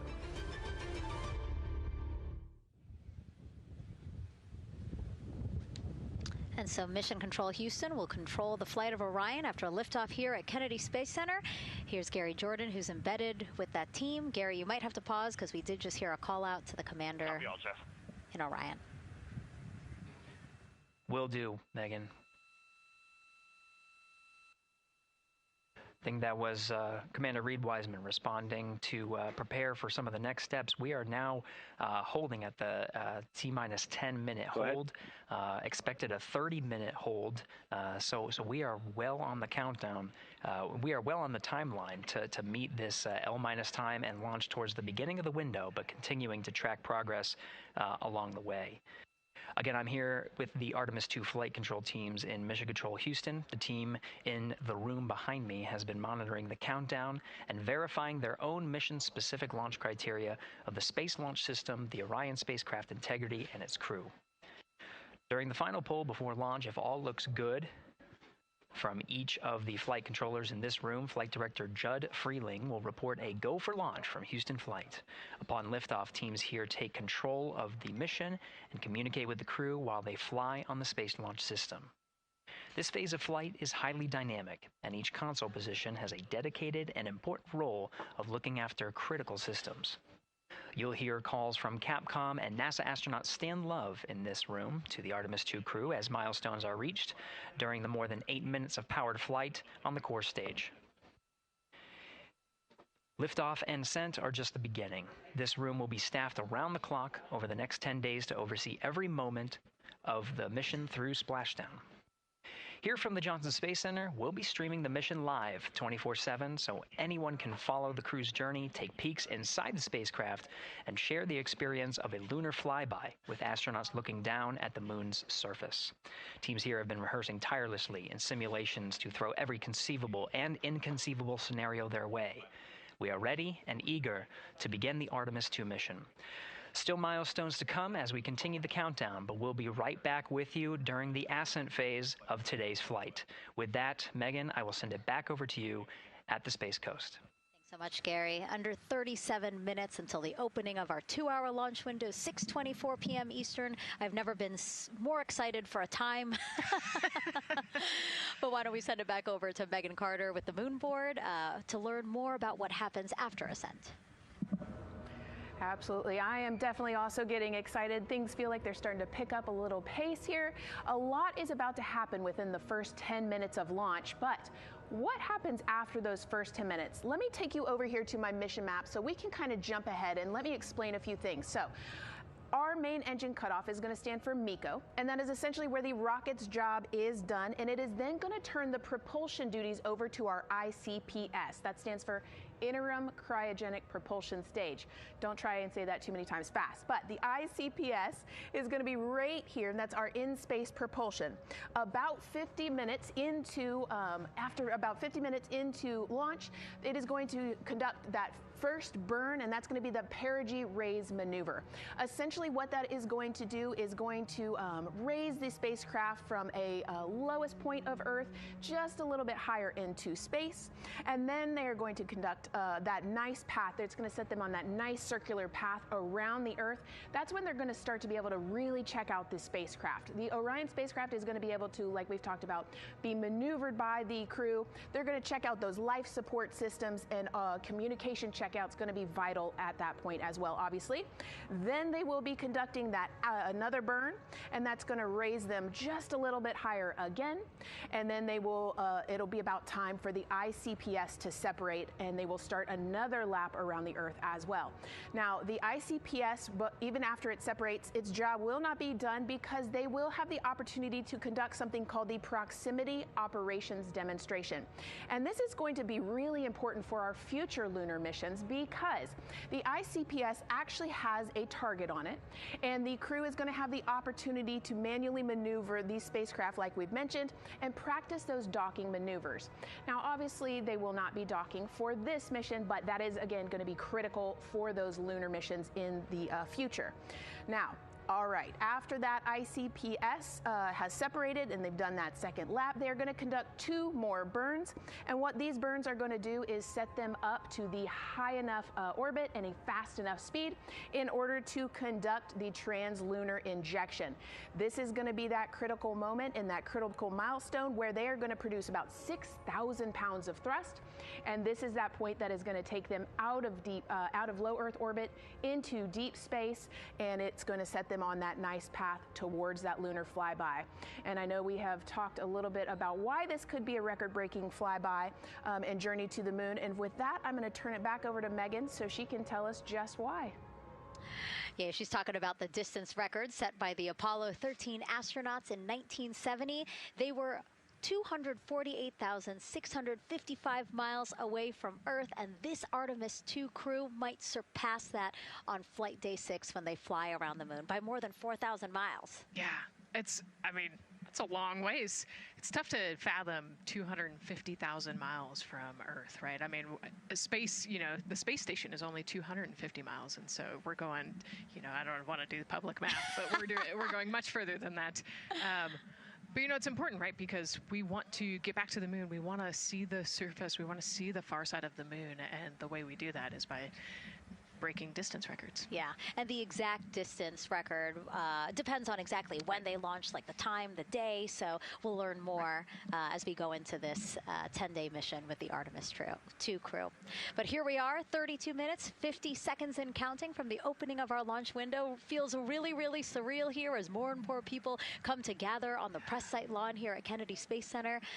Why don't we take a look at this video that we have here? Some familiar faces who wanted to wish our Artemis II crew a safe journey. Reed, Victor, Christina, and Jeremy, you are the real deal. You're flying to the moon for all of us, and we are in awe. You're the true heroes. You are not just astronauts. You are pioneers, venturing deeper into the unknown. But you are not alone. We will be all cheering you on from planet Earth. Hey, I'm Victor Wembanyama, and I play basketball in the NBA. But I'm not only interested in shooting hoops. I'm also interested in shooting stars, dark matter, and all other types of astronomical phenomenon. And to the Artemis II astronauts who are shooting for the moon, I wish them good luck and Godspeed. Hi everybody, I'm Ryan Gosling and I play a biologist who goes to space to save the planet in the film Project Hail Mary. But the Artemis II astronauts are going to space for real and they will travel farther from Earth than any humans in history. Sending all our best wishes to the Artemis II crew. I just want to say how proud I am of each of you and how inspired you make me. But it's not just about me. Your mission is going to inspire future generations of scientists, engineers, athletes, and dreamers to do something that they never thought possible. Hey, it's Roy Wood Jr., and I want to wish the Artemis II crew a happy and safe journey to the moon, well, around the moon. To go around, I know what you're doing. You got to look for a parking space. This is to go around the moon, make sure somewhere to park, and then you park journey. Good luck. It's actually a really good way to explain what how this mission builds. Again, we are hoping to land astronauts on the surface of the moon in maybe 2 years. So yes, we are looking around the moon on this lunar flyby mission to see where we might park. Thank you, Roy Wood Jr.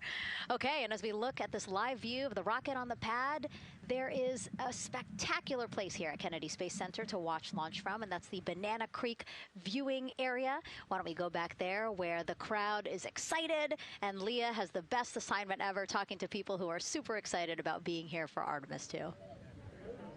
Oh my gosh, Megan, you talk about the excitement being palpable. I'm telling you, everybody here on pins and needles as we get just about half an hour away from launch. I've been walking around talking to people, and I'm just struck again and again by how many people are here from across the agency. I want to introduce you to just a small portion of the people across NASA who have been supporting this mission. Patty Ortiz, NASA Armstrong Flight Research Center, Orion program. Orion. Kathy Graves, Glenn Research Center, Office of STEM Engagement. David Alexander, NASA Glenn Research Center, Office of STEM Engagement. Jennifer Becerra, Johnson Space Center, the Office of STEM Engagement. Here we go, right back here. Where are you from? I'm from NASA Glenn Research Center, Joseph Panakitis. Joseph, here we go. Wes Furman from APL. Maria Arredondo from Headquarters, Next Gen STEM. Mark Robinson, Stennis Space Center, Commercial Space. Amira Flores, Armstrong, Office of the STEM Engagement. Molly Kearns, NASA Glenn, Space Communications and Navigation. Matthew Pierce, Goddard Institute for Space Studies in New York City. Here we go, and right over here. Lauren Ring, Ames Research Center, Data Integration.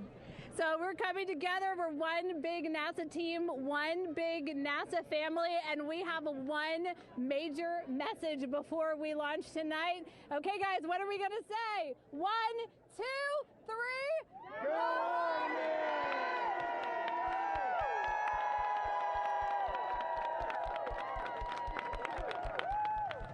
Oh my gosh, that made me so emotional. That was so inspiring to see. I mean, wow, yeah, that was great. I mean, just to hear everybody say their position, what they're doing to support this mission is amazing. And I'm sure this was something that really rang true and resonated with NASA's Administrator Jared Isaacman, again, to see the workforce come together to do the work and then to be here for launch. So why don't we actually go over to him now with our Jasmine Hopkins at one of our other viewing locations. All right, Megan, thank you so much. The energy here on the balcony is honestly becoming electric as we get so close to launch. And now we are thrilled to welcome NASA Administrator Jared Isaacman. Jared, we're really entering a golden age of exploration. How will Artemis II set the pace for the coming years? Well, I mean, Artemis II is the opening act, right? This is the test mission. This is getting very comfortable with the SLS rocket, the Orion spacecraft. No humans have ever flown on this before, right? And we're going to put it through its paces. We'll go into Earth orbit for a little bit, make sure Orion's doing okay, and then we are sending them, right? We're going to send them farther into space than any humans might have gone before, 250,000 miles away, and it's going to set up for the subsequent missions. That's why we're going into the golden age of science and discovery right now, because you're going to see a moon rocket launch in 2027 when we do our testing with the lander. We're going to go for the landing on Artemis IV in 2028, and in parallel, we're going to build the moon base, right? And that is going to be filled with science discovery and tech demonstrations that's going to support the enduring presence we're trying to create on the surface. Absolutely. So honestly, history-making years ahead of us, you know, with Artemis 3 and 4. But first is Artemis 2. What will be our single greatest takeaway from this mission? Well, I'll tell you, I mean, after ignition, to me, the moment that I'm going to be most excited for is splashdown. There's no question about that. Good shoots coming down off the West Coast. But look, I think the takeaway from this is gaining extreme comfort in the Orion spacecraft, right? I mean, this is very different than what we've done for more than a half century, right? I mean, the velocities that spacecraft is going to re-enter at, it's going to be new territory for us. We want to get our arms around that completely. So I would say the performance of SLS plus Orion is everything on this one. We want to make sure we do it in as a safe way as we possibly can, understanding what we are undertaking right here, bring our crew back, learn as much we can from the vehicle, set up for Artemis III in 2027. Right. And Administrator, we've actually had a pretty young audience today here, some kids running around the balcony. How do you hope Artemis II inspires that next generation? You know, I talk about this all the time. Like, you know, one of our overarching KPIs that we should always be tracking is the number of people living and working in space. Well, you know what's another strong number 2 on that one? It's the number of kids that are dressing up as astronauts for Halloween, so that they grow up, that they're inspired to want to join in this grand endeavor, whether they come work with us here at NASA or they join in industry, but they're helping humankind venture out farther, pursue all the secrets of the universe. Yeah, I think we'll see a lot of kids dressed as astronauts this year. And finally, Jared, you've really made it a personal mission to get to know the people behind the work at NASA. Do you have any final thoughts, any final words before today's history-making launch? Yeah, well, one, I want to express a lot of appreciation. I'll tell you what, the 4 astronauts on top of Artemis II know this. It takes an army to pull a mission together like this, right? Across all 10 of our centers, all of our commercial partners, the international partners that come together to make this possible. My sincere appreciation for everyone who is currently working the mission right now, so getting them ready for launch, that will be watching over them in mission control, recovering this crew when they splash down off the West Coast. I have complete trust and confidence in your abilities, and everybody else who's not directly working on Artemis II. Artemis III is coming up next year. When this mobile launcher gets back in the VAB, we're going to start stacking. Wow, plenty of excitement ahead of us. Jared Isaacman, thank you so much for being here. Thank you. Thanks for being here. Of course. All right. And with that, let's get back to the countdown with NASA's Megan Cruz. Under 25 minutes and counting from the opening of our 2-hour launch window, and take a look at all these people behind us. I literally, every moment I turn around and I see the clock, I am like, oh, wow. Oh, wow. There are more people and less time. Yes, exactly, which is a great problem to have. Yes. Now, this first crewed test flight of NASA's Artemis program coincides with the 250th anniversary of our country's founders signing the Declaration of Independence. Exploration is a part of America's DNA, and it continues now with our return to the moon. 250 years ago, 13 colonies laid the foundation for the greatest and most enduring democracy in the history of the world. One driven by courage, faith, and freedom. From that moment, we became a nation defined not by where we stood, but by how far we were willing to go. We conquered vast frontiers, invented tools that shaped a modern world. We found light in the dark, and we rose from the earth. Faster, higher, farther. We pushed beyond the sky and into the unknown.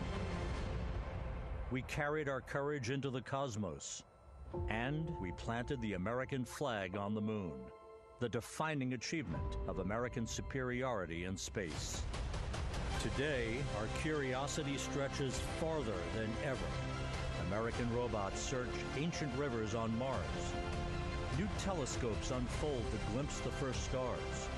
And a new generation prepares to return to the moon, this time to stay. For 250 years, America has carried the light of humanity forward. But American exceptionalism isn't inherited, it's earned.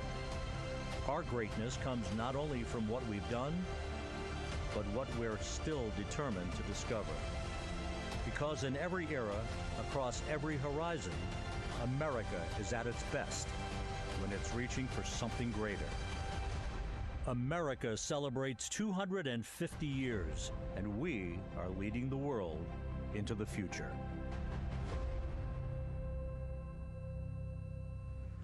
22 minutes, 15 seconds and counting from Artemis II, NASA's boldest test flight in a generation. The crew has said this often, that they hope it inspires children around the world. And recently, a group of kids here at Kennedy Space Center got a surprise of a lifetime while watching that rocket roll to the launch pad. So tell me what color it is. And who's going to be on that rocket? We're going to be on that rocket. I could make it a little bit longer. Did you see it? Okay, so everybody's looking at the rocket because it is kind of cool and impressive. One of the coolest things happening over there right now, though, is it's on top of a giant tractor. Doesn't all food come in like tubes? It's in these like little plastic bags. You have to like rehydrate it. Sushi. There's not. I haven't seen sushi in space. It's probably hard to keep that directed sushi mashed together. My favorite part was this one little girl. She had a question. She had patiently held her hand for a long time, and Christina turns to her and says, "Okay, what's your question?" She just goes, "I forgot." It was like, that's a perfect little kid moment. I just wait, are you my mother's cartoon astronauts? What? Say that again? Never mind. It's a little hard to say. Go Artemis! These two, yeah. Put it on. Yeah. There you go. I like your dabbing astronaut back there. It's just so fun to see the enthusiasm, the energy, and a little bit of chaos. 3, 2, 1. Wasn't that so cute? I love kids and their excitement and, you know, even just being real. Like, I don't remember what I was know, he ask. goes, but I'm glad you're here. Now here we are, Space Center Houston. The crowd has exponentially grown throughout the day. We started showing you live shots from in there probably an hour ago. And now take a look at all the people there getting ready to witness history together. It's something really special to be able to witness something like this together. Yeah, you know, we've heard from celebrities and officials and kids, and, you know, it's amazing. People from all around the world came here today to Florida to watch, so it's something, it's hard to put into words, just how much support for this mission we're seeing today. And great news, too. Remember, the team was tracking an issue with the launch abort system battery. They appear to have cleared that issue, so we are go for launch. Yes, it's exciting.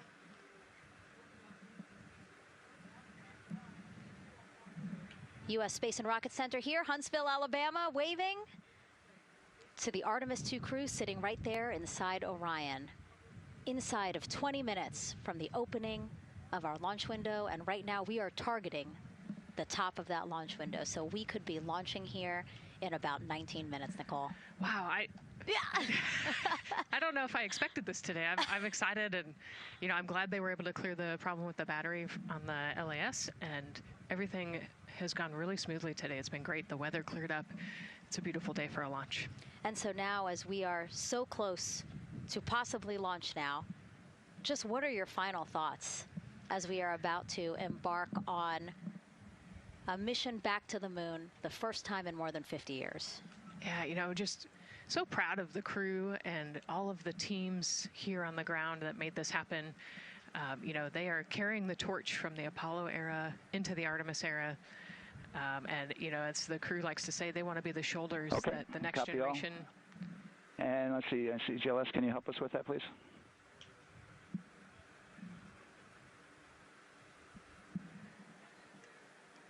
They want to be the crew wants to be the shoulders that the next generation can climb on. 001. You know, I think it's in their patch. We're going for all. It's in the name of their capsule, integrity, representing humility and the professionalism of everyone that got them there today. So proud of them. We love them. We're excited for them, and we cannot wait to see what they see. Just leveraging everything we've learned so far as an agency, taking us from Apollo now to the launch pad here, 39B, with Orion and SLS poised to again fly us into the history books. And before we leave you now here at the host desk to get back into operations, we just wanted to answer one question for you guys. We asked you earlier on today, what are you most excited for? And we asked you to go vote on Instagram and Twitch. Instagram, you guys said launch. Twitch, you guys said lunar flyby. So I think you guys will all be very excited since we are now about 17 minutes from the opening of our launch window today. And so with that, as we approach terminal count, let's send it back to Daryl Nail in Firing Room 1. Daryl. All right, thank you, Megan and Nicole, and just want to give you an update on the launch abort system that you just reported that they cleared. They believe, they're convinced, this is an instrumentation failure. So there are 2 batteries on the LAS. The LAS, of course, and with the help of my 2-year-old son's model rocket, Daniel said I could use this, so it's okay. The LAS is right here. It's the tower above Orion. Orion capsule is inside of here. It's used to pull Orion off the rocket in case the rocket something's going on with the rocket, either on the pad or in flight. 2 batteries are bad. Well, I'm sorry, one of the 2 batteries reported an out-of-family temperature, and it was very much out of family. And so they checked their data going back into the vehicle assembly building where they recharged the batteries and worked on them. And they have good, solid data, they reported, that tells them that this is an instrumentation failure, that there's something wrong with the sensor. And so they took it before the mission management team, which has to accept the risk, any changes to launch commit criteria, which this would be one, and they all fully accepted it. So now we are clear as far as that constraint is concerned. And one quick thing as we count down now, we are getting into the final minutes before liftoff. There's a 2-hour window. We haven't quite set the T0 yet, but this is a list of the cutouts. There are 150 cutouts that are included for this 2-hour launch window, and that's important. They're in very small print. That's important because there's basically 16 minutes inside this window that they cannot launch. And these are because of small things flying in orbit. There's a lot more things in orbit than there were back in Artemis I when we had 35 to 40 cutouts. For that reason, because of these 156 cutouts, they're going to be managing the launch window as we go forward. So they may have to wait out one of these cutouts. They range in time between 2 seconds to 23 seconds, but you'll hear the NASA test director talk through that. We're getting ready to merge that loop from NASA test director Jeff Spaulding.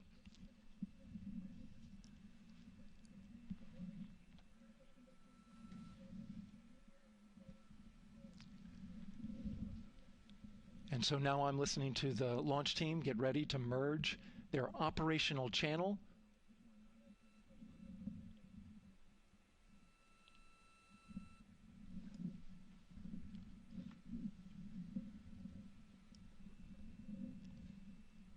We're now entering one of the most consequential phases of launch day, and that's terminal count, the final 10 minutes. And OTC, NTD on 212 for comm check. Good, comm. How me? I hear you the same. STC? 2. GTC? GTC is on 212. All right, copy that. NASA Test Director Jeff Spaulding confirming communications with his team.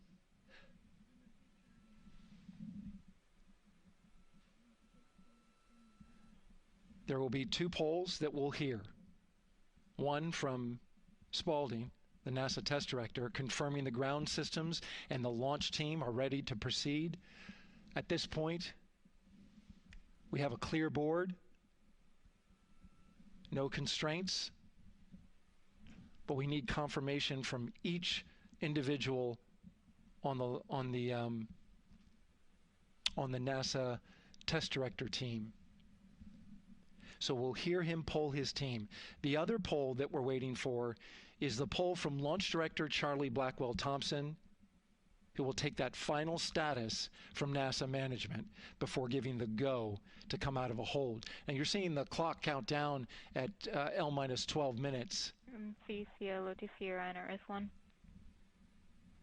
CCL.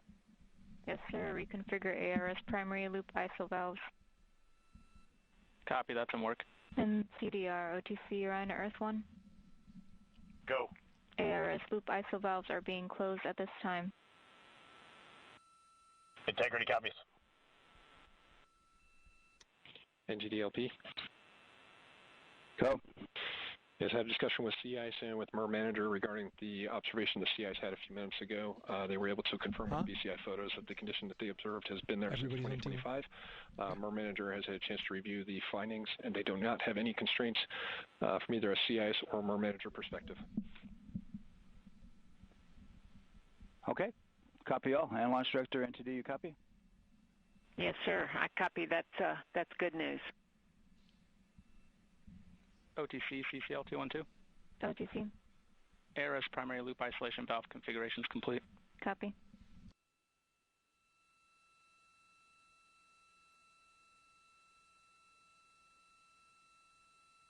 And CGLS NTD, cancel pending, please. GLS copies, and that's complete. All right, and for all personnel, we got a little bit more work to do before we pick up the clock, and we're about a little over a minute from getting to T-minus 10 minutes, but we've canceled the resume time there, and then we'll pick it up after we get through all of our work and anything else that we need to do to get through the remainder of count. So we'll continue working that to get to our T0 today. So when we get to about 50 seconds from now, we'll extend that hold. CVSE OTC.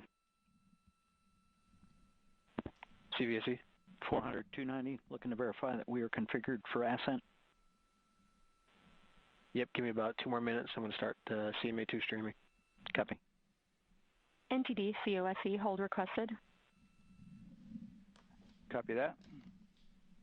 I have an LCC violation of O-CT-004, S-band transponder anomaly. This was a transient LCC violation, so transponder 1 had a demodulated SNR estimate that went down to 2 dBm when it should have been between 10 and 13. It is now back up to 12, but we did lose that for just a moment. It does not appear that we lost our bit sync or carrier lock, which would be indicative that we lost our lock with the vehicle. So at this point, recommendation would still be go. However, we do have a pre-planned contingency procedure if we want to look at that. But again, this is transient, so we're back in a nominal range. All right, let's see, LPE NTD. Yeah, we're not seeing that hit. So I guess the question for COSE, was that less than 3 samples? Is that below our persistence? Stand by, let me look. It did look like it did persist for several seconds on mine, but let me take a look at the number of samples. Could I get a repeat on the affected LCC, please? Yes, ma'am. That's going to be O-CT-004. Thank you.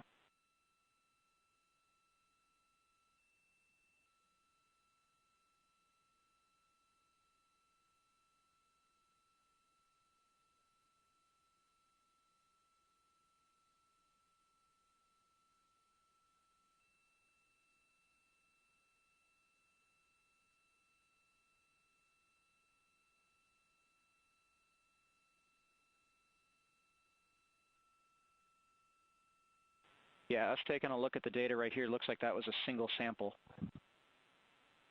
Yeah, copy that. RFTS does report that they also lost lock for about 5 seconds.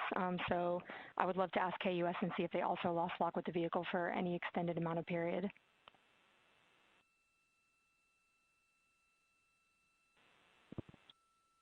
And COSE, while we're doing that, these are 1/10 hertz measurements, correct? So we would have had to lose it for over 10 seconds to get a second sample? Yes, sir, that's correct. It is 1/10 hertz. Yeah, so from our perspective, the allowance is effectively up to 30 seconds, up to 3 samples based on the 1/10 hertz. This is not an LCC violation, I believe. Yes, sir. I would agree with that at this point. Copy that. We're checking with KUS on 232. I don't think they have 212 access. We're trying to verify, but it sounds like they have a loss of lock as well. About 2 seconds. Okay. And I guess for both KUS and COSE, do we have lock now? That's affirmed. We do have lock for COSE.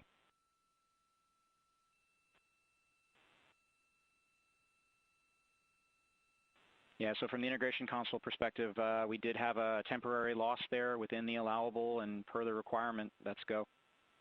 And this is Houston Flight. We have lock and we have good telemetry here in GSC. And KUS has reported too, they have good lock now. So with all of that, OSC, then are we in a go configuration per your LCC? Yes, sir. Recommendation would be go. Okay. LPE, you concur with that? Yes, sir. LPE concurs go. And Launch Director? Yes, sir. Launch Director concurs go. All right, and I'm going to go ahead and just verify everybody has everything else complete, Launch Director, and if we do, we'll be ready to pick up the poll at that time, unless there's something else that you're aware of. No, sir. Let's verify all our work is complete, and I would like one last check of our constraints list. All right, let's see. OTC, are you still waiting for ComConfig, or are you complete? That is affirmed, sir. Okay, is that your only open item? Yeah, OTC, this is CVSC. That 400 step 290 is complete. Copy. Okay, so OTC, you're complete with all of your work? That's affirmed. All right, copy that. STC? STC is complete. And GTC? GTC is complete. Okay, excellent. All right, and LPE, just want to verify we have no open constraints at this time. No open constraints. We have a clear board, sir. Okay, tracking the same here.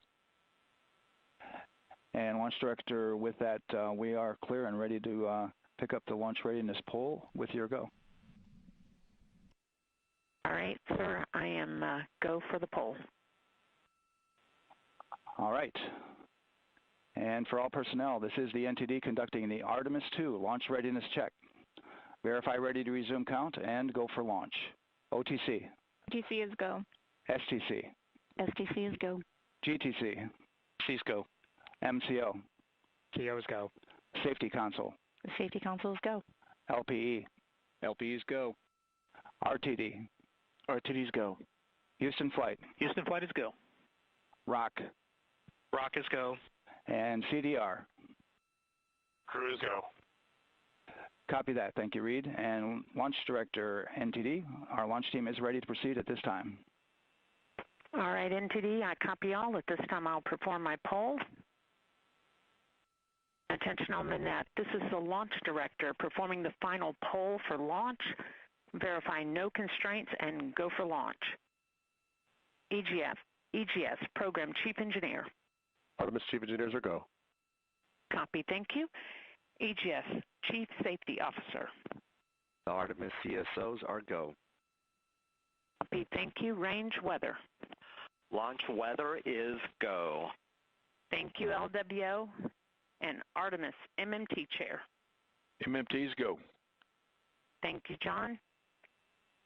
And Integrity Launch Director. Good Air Airways, Charlie, PLT. Thank you, Charlie. This is Victor. We are going for our families. MS1. This is Christina. We are going for our teammates. MS2. This is Jeremy. We are going for all humanity. All right, Charlie, your Artemis II crew is go for launch. Full send. I copy that. Reed, Victor, Christina, and Jeremy. On this historic mission, you take with you the heart of this Artemis team, the daring spirit of the American people and our partners across the globe, and the hopes and dreams of a new generation. Good luck. Godspeed, Artemis II. Let's go.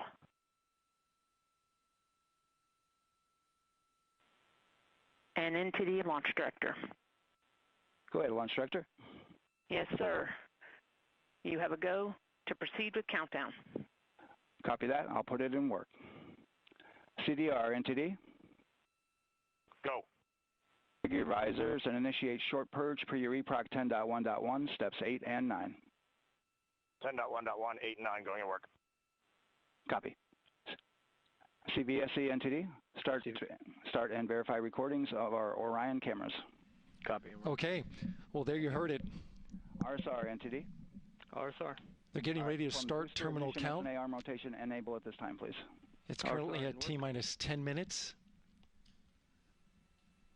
Once we wrap up this last bit of work. SNA arm rotation enabled complete. We're going to start that clock. Copy that. Thank you. Integrity crew, close and lock visors.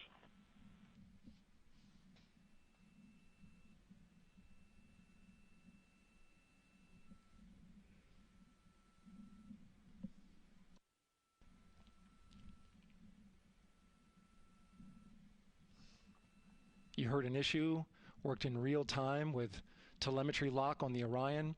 It was transitory. It was very short. They checked the data, confirmed that they had a good lock. This was with the S-band transmitter on the Orion. Worked through that issue, looked at the data, and cleared it.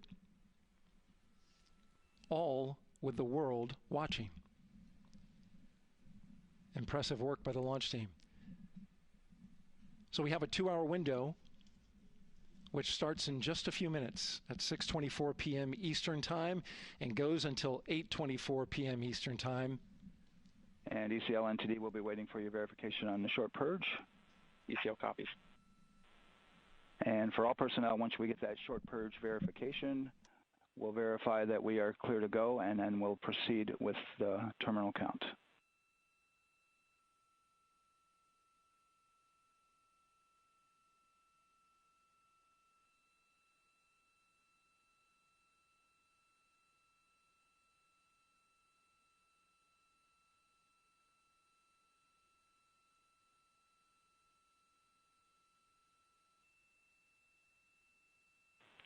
ECL time estimate? About a minute. Copy.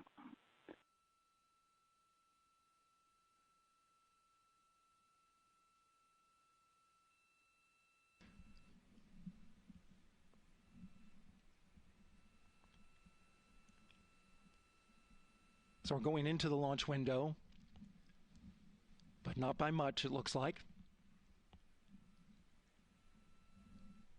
Just wrapping up some final work.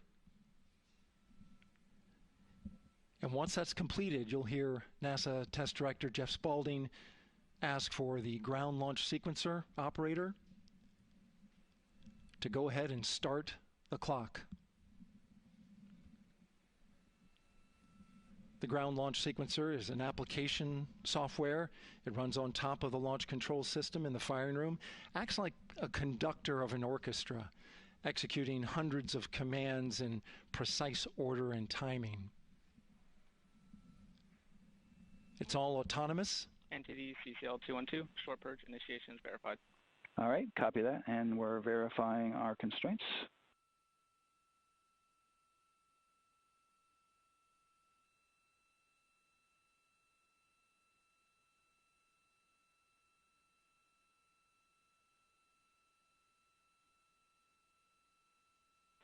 All right, and we're clear from cutouts. And with that, we're going to resume the clock momentarily. And CGLS, you can resume the clock on your mark. GLS copies. 3, 2, 1, mark. GLS mainline has been initiated. T-minus 10 minutes and counting.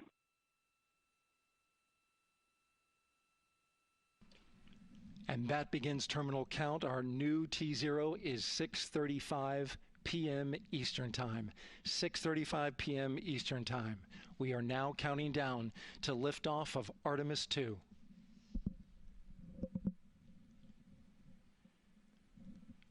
From now on, you're going to hear two voices on the loops.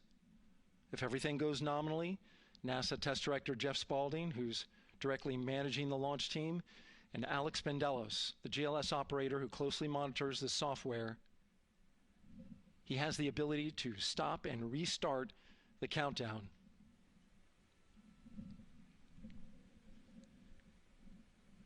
A lot of people ask about whether there's a launch button. There certainly is not. Flight and Rock, our new T0 is 22:35:12.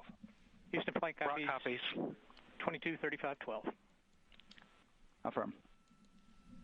There you heard confirmation of the exact T0, 6:35 and 12 seconds p.m. Eastern Time. Again, our T0 is 6:35 and 12 seconds p.m. Eastern Time. But as I was saying, there's no launch button. This is autonomous. But there is a button that keeps you from launching, and that button allows the GLS operator to pause the countdown outside of terminal count and during terminal count and submit a hold to the next holding point. So the clock won't stop right away. If there's an issue, we'll go to the next stable holding point. This is how GLS configures the rocket and ground systems to a stable point where they can stop the countdown if that's needed. But right now, we are counting down. Our next big milestone, looking to retract the crew access arm.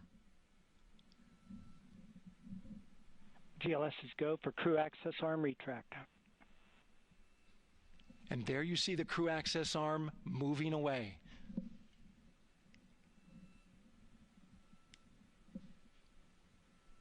That's the path that the astronauts took to ingress into the rocket.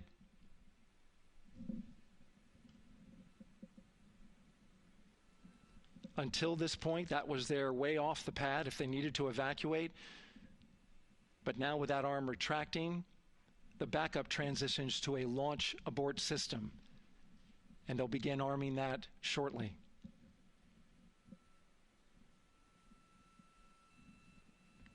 Of course, the launch abort system, great shot there of the crew access arm retracting away. The launch abort system is the tower at the top, and that's what would pull Orion and its crew off the top of the rocket in case of an emergency, whether it's on the ground or in flight. This is critical safety hardware that protects the lives of the astronauts.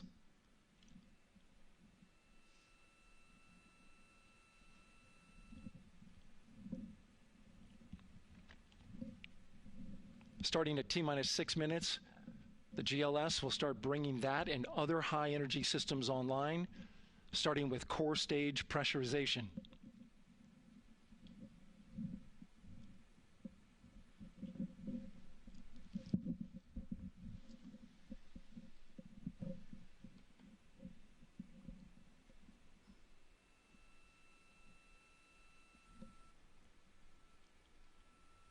Weather is 90% go. The range is go. All systems are go.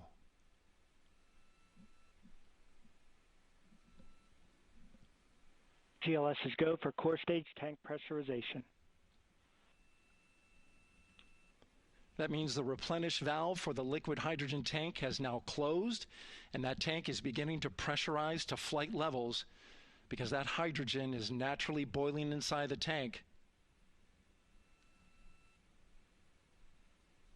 We'll get the liquid oxygen tank a little later in the count. Now the team is waiting for verification that, if needed, the Artemis II crew could use the launch abort system to pull Orion safely off the top of the rocket in an emergency. Let's listen in for that call. GLS verifies last capability available. And CDR, do you copy? CDR copies, last available. That's great news, and you heard the NTD verify that with the commander of the mission. GLS is go for FTS arm. Now work is being done to arm the flight termination system. This is so the range safety can send a flight termination command if the rocket flies too far off track. There's a brief built-in delay so the launch abort system has time to pull the astronauts to safety first. GLS is go for LH2 high flow bleed check. All right, the high flow bleed check. That's so the cryo team gets verification that the RS-25 engines, all 4 of them, are in the proper temperature range for launch.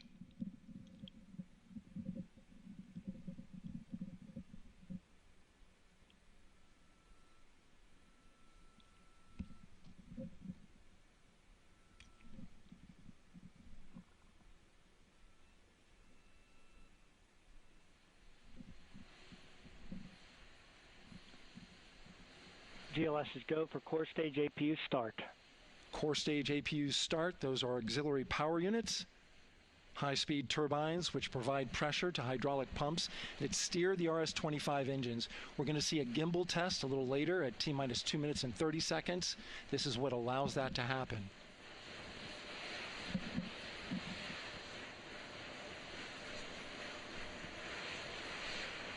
Coming up in about 20 seconds, we're listening for go for purge sequence 4. That's a helium purge of the 4 core stage engines downstream of the propellant valve. This gets all the air and moisture out of there.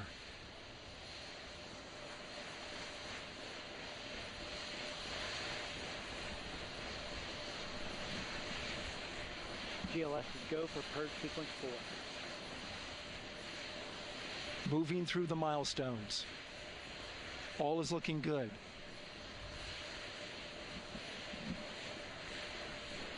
Coming up in just a few seconds, we're going to get that thrust vector control actuator test. This is a gimbaling of the engines.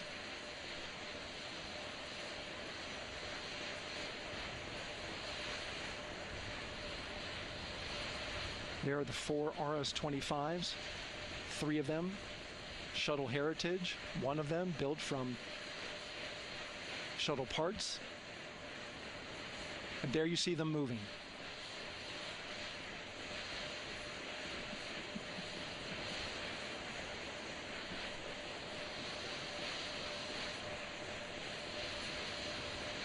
Now we're going to start moving the power from both the upper stage and the lower stage of the rocket to internal, taking ground power away and now going to battery power.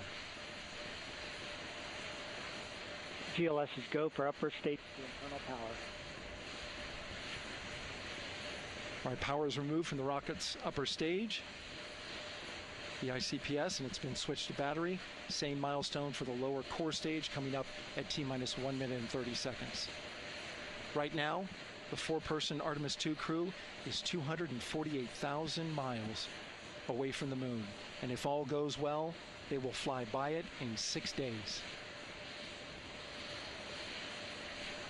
GLS is go for core stage to internal power. All right, there's the rocket's core stage, which houses 3 flight computers, is now on its own power. There's no more hold time because there's no more margin on these batteries. So we would have to recycle back to T-minus 10 to recharge if we had a hold.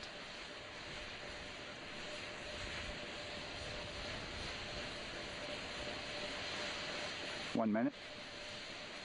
Right now, the rocket does not know what the T0 is, but coming up at T-minus 33 seconds, control shifts from the ground launch sequencer to the rocket's onboard autonomous launch sequencer, or ALS. The rocket will count itself down, but honor any holds that could come from the ground. Now, shortly after liftoff, Houston will take control of the rocket, and my colleague Gary Jordan will take over commentary. GLS is go for ALS. Great call out. The rocket is on its own. 4 brave explorers ready to ride the most powerful rocket NASA has ever launched. Sound suppression water is flowing. 15. And here we go. 10, 9, 8, 7. RS-25 engines lit. 4, 3, 2, 1. Booster ignition. And liftoff.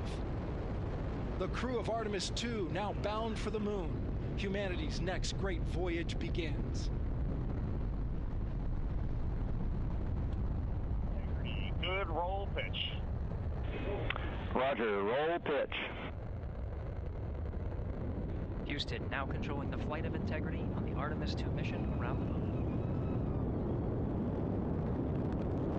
Integrity, AMT high. AMT high.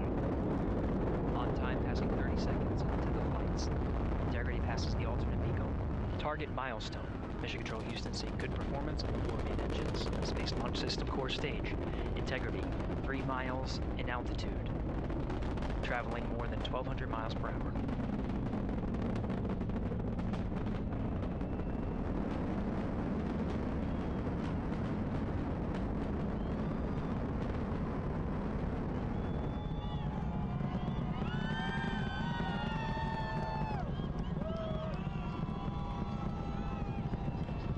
Mission elapsed time, passing 1 minute, approaching max Q.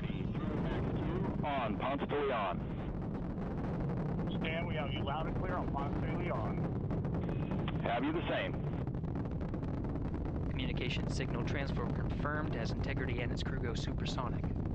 Approaching 90 seconds into the Artemis II mission. Integrity is 14 miles in altitude, 8 miles downrange, traveling more than 2,600 miles per hour.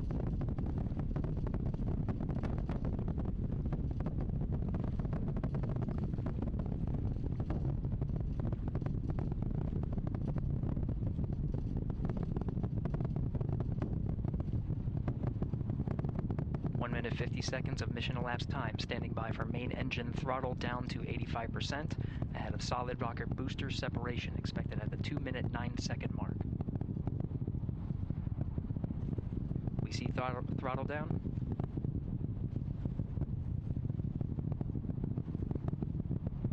Confirmed separation. Main engines throttling up, guidance converged.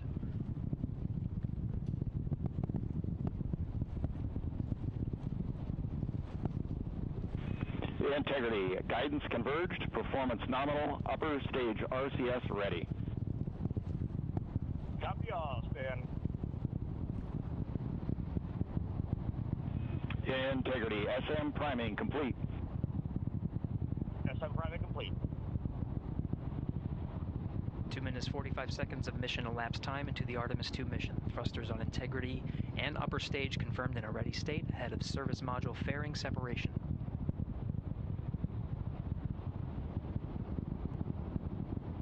3 minutes into the flight. Integrity, 49 miles in altitude, 78 miles downrange, now passing 5,000 miles per hour.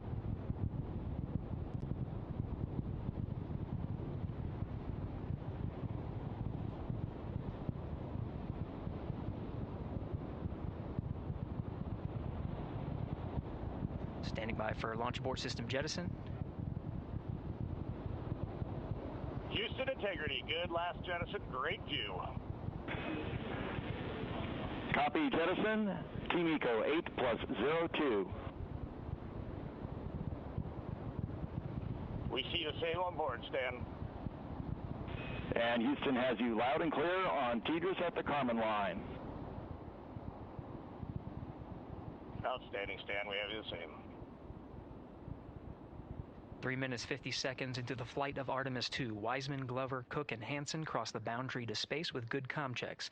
GPS signals acquired after last jettison now working on internal checks to verify accuracy. Flight Dynamics Officer analyzed the time of main engine cutoff, confirmed at 8 minutes 2 seconds, time of MECO.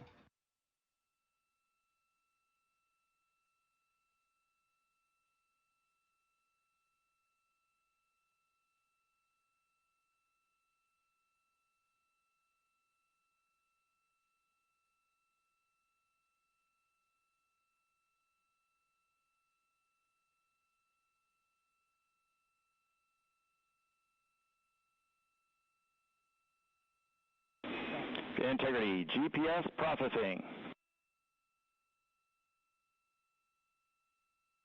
Outstanding, Stan. We see the same, and we have a beautiful moonrise. We're headed right at it.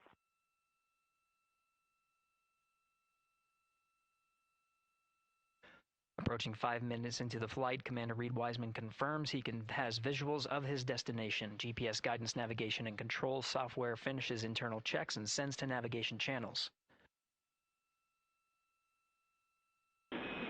Integrity, 3 engine press. 3 engine press. On time, now passing 5 minutes 20 seconds of mission elapsed time into the Artemis II mission. At this point, 3 good main engines are all that's needed to carry Integrity to a nominal main engine cutoff target. Though at this time, we're seeing 4 good engines here in Mission Control Houston. Integrity, 75 miles in altitude, 330 miles downrange, approaching 10,000 miles per hour.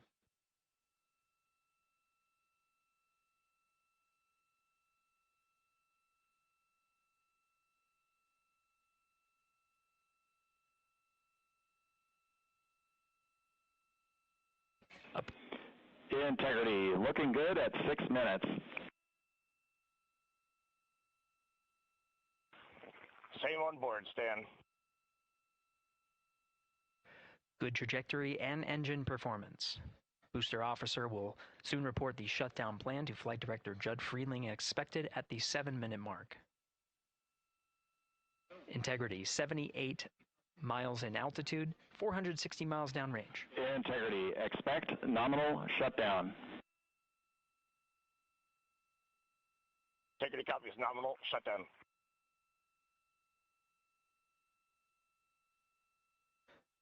Six minutes, 40 seconds of mission elapsed time. Shutdown plan is as expected.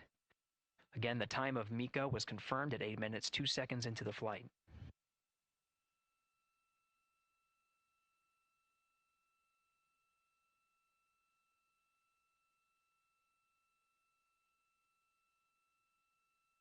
Seven minutes of mission elapsed time.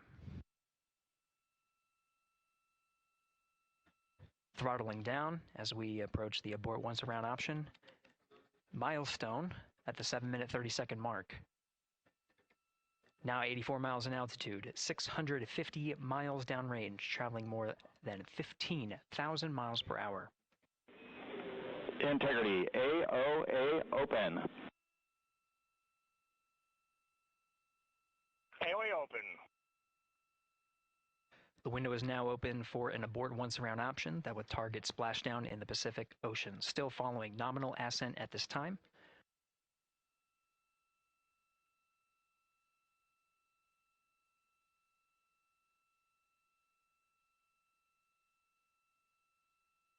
About 10 seconds remaining until the main engine cutoff of the Space Launch System core stage.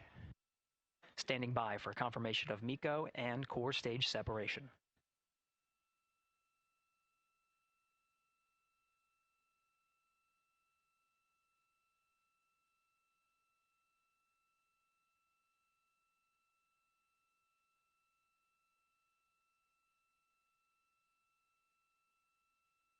Integrity and nominal MECO, core stage separated.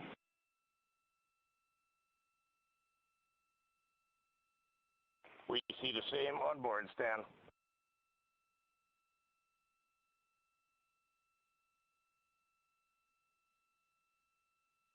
Eight minutes, 40 seconds into the flight, we have a nominal main engine cutoff heading in the right trajectory on the way to swing around the moon. Core stage has separated, done its job. The Space Launch System upper stage, the Inner Rim Cryogenic Propulsion Stage, or ICPS, still attached to the Orion spacecraft.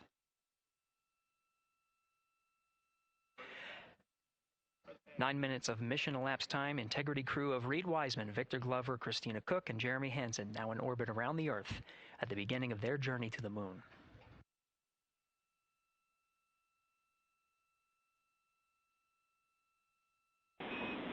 Integrity Houston, looking ahead to PRM numbers so far per the pad.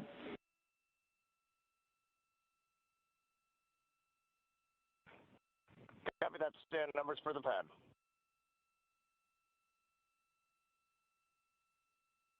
Capcom Stan Loves now reminding the crew that the perigee raise maneuver time of ignition is as expected prior to booster ignition. That time being 49 minutes, 50 seconds of mission elapsed time.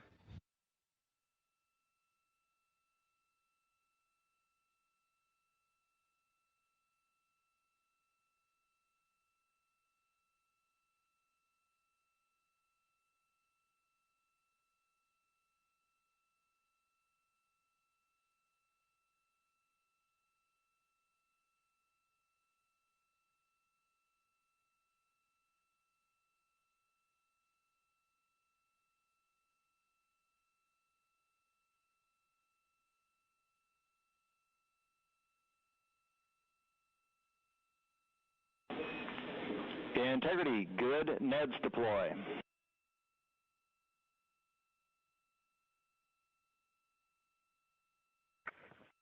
Copy that, Stan. Good, Neds.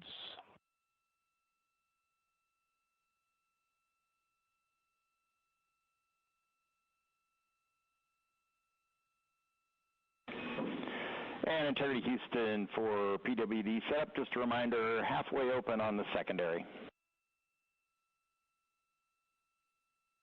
We copy that, Stan. Halfway open.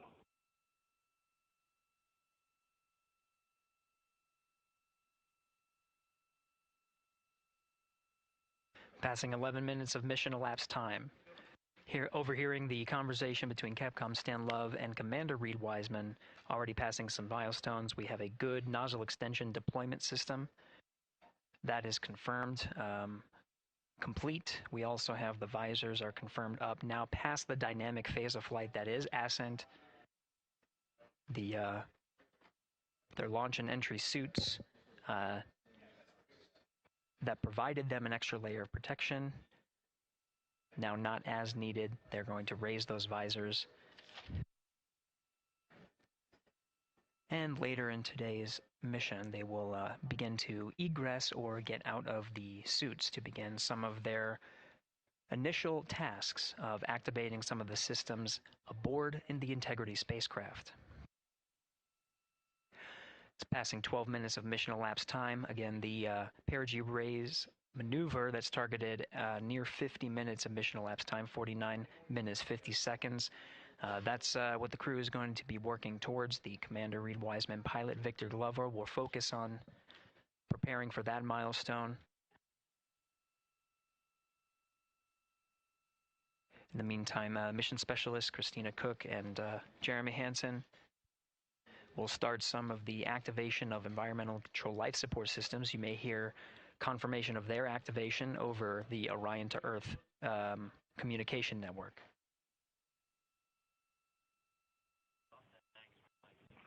Houston, C3 aux power back in auto.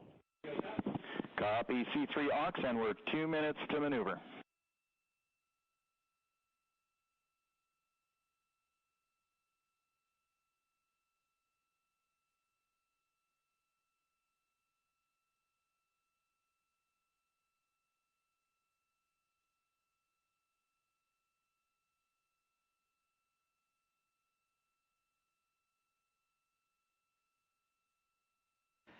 "13 minutes and 30 seconds of mission elapsed time. We're going to continue to follow the crew of the Artemis II mission. They are beginning their journey around the moon to verify the systems that will take us to its surface. An incredible ascent. Artemis II is underway. Reed Wiseman, Victor Glover, Christina Cook, and Jeremy Hansen begin their journey to the moon. Still milestones to come up as we await solar array deploy and the critical burns that will get Integrity into high Earth orbit around the Earth before engines are fired to get us around the moon. We'll keep tabs on Integrity and its crew from here in Mission Control Houston. But for now, we're going to send it back to you, Megan and Nicole at the Kennedy Space Center. Very jealous to hear how the launch experience was over on the Space Coast. Yeah, Gary, if people are just joining us, welcome back to the Space Coast, where we just saw Artemis II lift off 14 minutes ago. And wow, what an amazing launch, and an emotional one, too. As soon as the rocket lifted off, Nicole, you had tears in your eyes, I had tears in my eyes, and we had all these people around us cheering. It was amazing. Yeah, the energy was wonderful. I mean, it was a beautiful launch. You know, we've got 4 friends and family members headed to the moon. It's pretty amazing. Yeah, how does that make you feel as someone who, you know, is an astronaut as well, but also, as you said, friends? Yeah, so proud of them. You know, man, we don't have the words in the English language to describe this kind of an event, and pride, love, so many emotions. You know, they are truly breaking some barriers, and hopefully, you know, as Gary just said, they've got a long day ahead of them, so wishing them well on everything. But so far, what a beautiful launch to watch. Yeah, to be returning to the lunar orbit in more than 50 years. Maybe they go farther from Earth than any other humans before them. Maybe they see parts of the moon that we've never seen before. I mean, what a great start to what could be all of these milestones that we break in just a 10-day mission. Yes, what a way to welcome in the Artemis generation. Yeah, how do you feel? I mean, we saw some beautiful shots we were covering of course, the rocket, of course, the Earth falling away as we continued up into our ascents, but also some of those crowd shots where we saw young and old just emotional, overcome by this history-making moment. Man, we are going back to the moon for all, and we saw that today. We saw that in all the crowds. And yeah, you guys just saw that view, the sunrise or sunset, I guess. They just made it over the crest of the Earth, and you could see the sun peeking over. One of my favorite views from space. And I can't imagine what they're looking at now, and I can't wait to see what they're looking at in about 5 or 6 days. Yeah, and you know, I know a lot of people are like, you know what, I'm surprised this launched on the first try, because we know, like any little thing, we have to be keeping safety in mind, and we want to make sure we're ready to go. But we were ready to go, and I think it surprised a lot of people. What a wonderful surprise on this Wednesday evening. It did, and it kind of surprised me as well. But, it's just a testament to the team here that has been working so hard on Artemis. Artemis 1, we learned a ton of lessons. We learned a ton from the wet dress for Artemis 2. We were able to go in, fix those things. We even had a couple mishaps today, not mishaps, but a couple, anomalies today that the team creatively came up with solutions for. It's just a testament to the teamwork that gets us to the moon. And so we can continue to watch Christina, Reed, Victor, and Jeremy on their way now to the moon in Earth's orbit and awaiting the next in-flight milestones, deploying Orion's solar arrays. So why don't we get back in with Mission Control and Gary. Hey, thank you, Megan. Again, we're following along in the action. It is a long day. They have a number of procedures they need to get to immediately in their timeline. And Integrity Houston, crosstie is on board per the ETSI-DEM. We copy Houston. Thank you.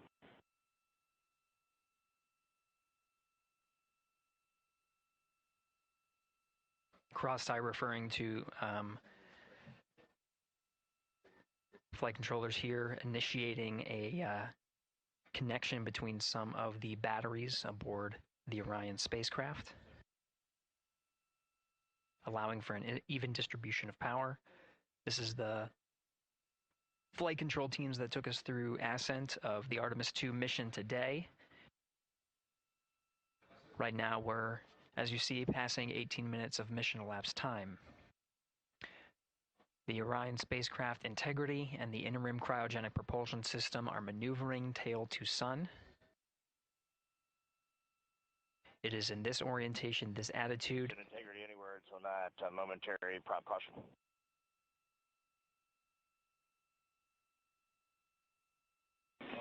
And Reed, no action. We're looking at it.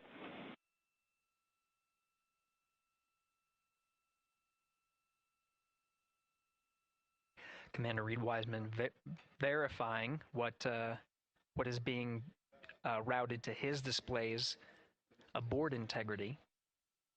Propulsion engineer confirming that no action is needed at this time. They're pressing through with their nominal procedures to prepare for the perigee raise maneuver. And of course the solar array wing deploy ahead of that.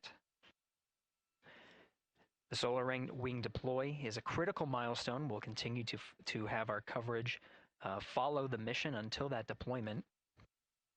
Successful launch is just the beginning. The deployment of the solar arrays and successful confirmation that those solar array wings are drawing power is a significant milestone, and says to the flight control teams that we will continue on today's mission. Power needs to be drawn to continue through some of the next milestones. Until then, the AOA open option that was called up upon Ascent, the Abort once around, is the current option, and Abort to orbit option ATO will be switched to a preferred mode at the time that the solar array wings are deployed and latched. It gives the flight control teams a little bit more flexibility. Yeah, Integrity Houston, update on TDRS handover for your pad.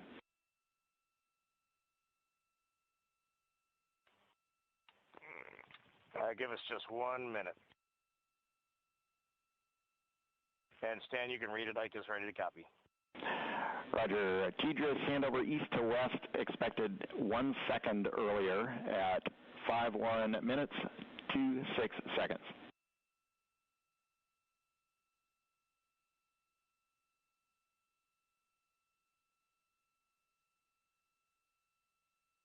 All right, Stan, we copy 1 second earlier for 5126 TDRS east to west, and saws are starting to deploy. Thermal knives are firing.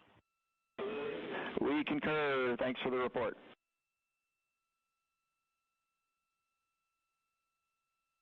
Read back of the reports that you just heard on the Orion to Earth network. Integrity has maneuvered tail to sun. The RL-10 nozzle on the end of the ICPS is pointed towards the sun, and the solar array deployment sequence has begun. With the deployment confirmed It'll be several minutes until they are what is called in a latched position. Once they are latched and confirmed to be drawing power, they can switch the mode to ATO and continue along the mission. The teacher's handover at the pad, that message meant the crew was provided some preliminary numbers of when to expect handovers between the tracking and data relay satellites. Currently orbiting Earth at an altitude of 545 statute miles above the Earth, they are in a near-Earth network communication system. The tracking and data relay satellites, geosynchronous satellites that are stationed about 23,000 miles above the Earth. After the apogee rays burn, that occurs later today, the burn itself will put them in an altitude that surpasses the range of the tracking and data relay satellites, and they will transition to the deep space network today. And integrity for prop messages, we see 2 temperature measurements right near the line. It's that momentary message you saw earlier. We're going to suppress those. It's CM helium heater 2 T1 and heater 1 T1. They're going suppressed. Integrity, thank you. We see the same.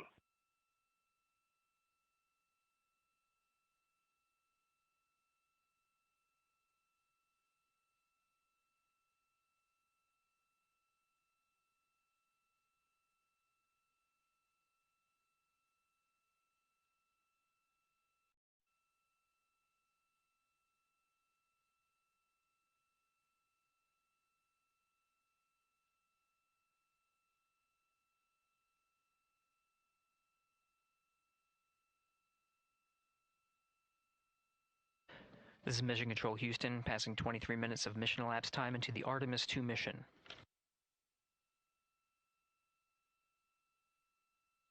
This is after a launch that began at 5:35 and 12 seconds Central Time, 6:35 and 12 seconds p.m. Eastern Time. Right now, the orientation you're seeing from our arrow visualization that translates some of the telemetry that we're getting from the spacecraft and puts it into a model so you can follow along on some of the milestones that we are following here. The RL-10 nozzle that you see at the left end of your screen, though it is currently not firing, that nozzle is pointed towards the sun, and the solar arrays are currently deploying. From this visualization, they look fully stowed in a position. Integrity, we are happy to report that Jeremy has the O2 sensors on. Copy O2 sensors.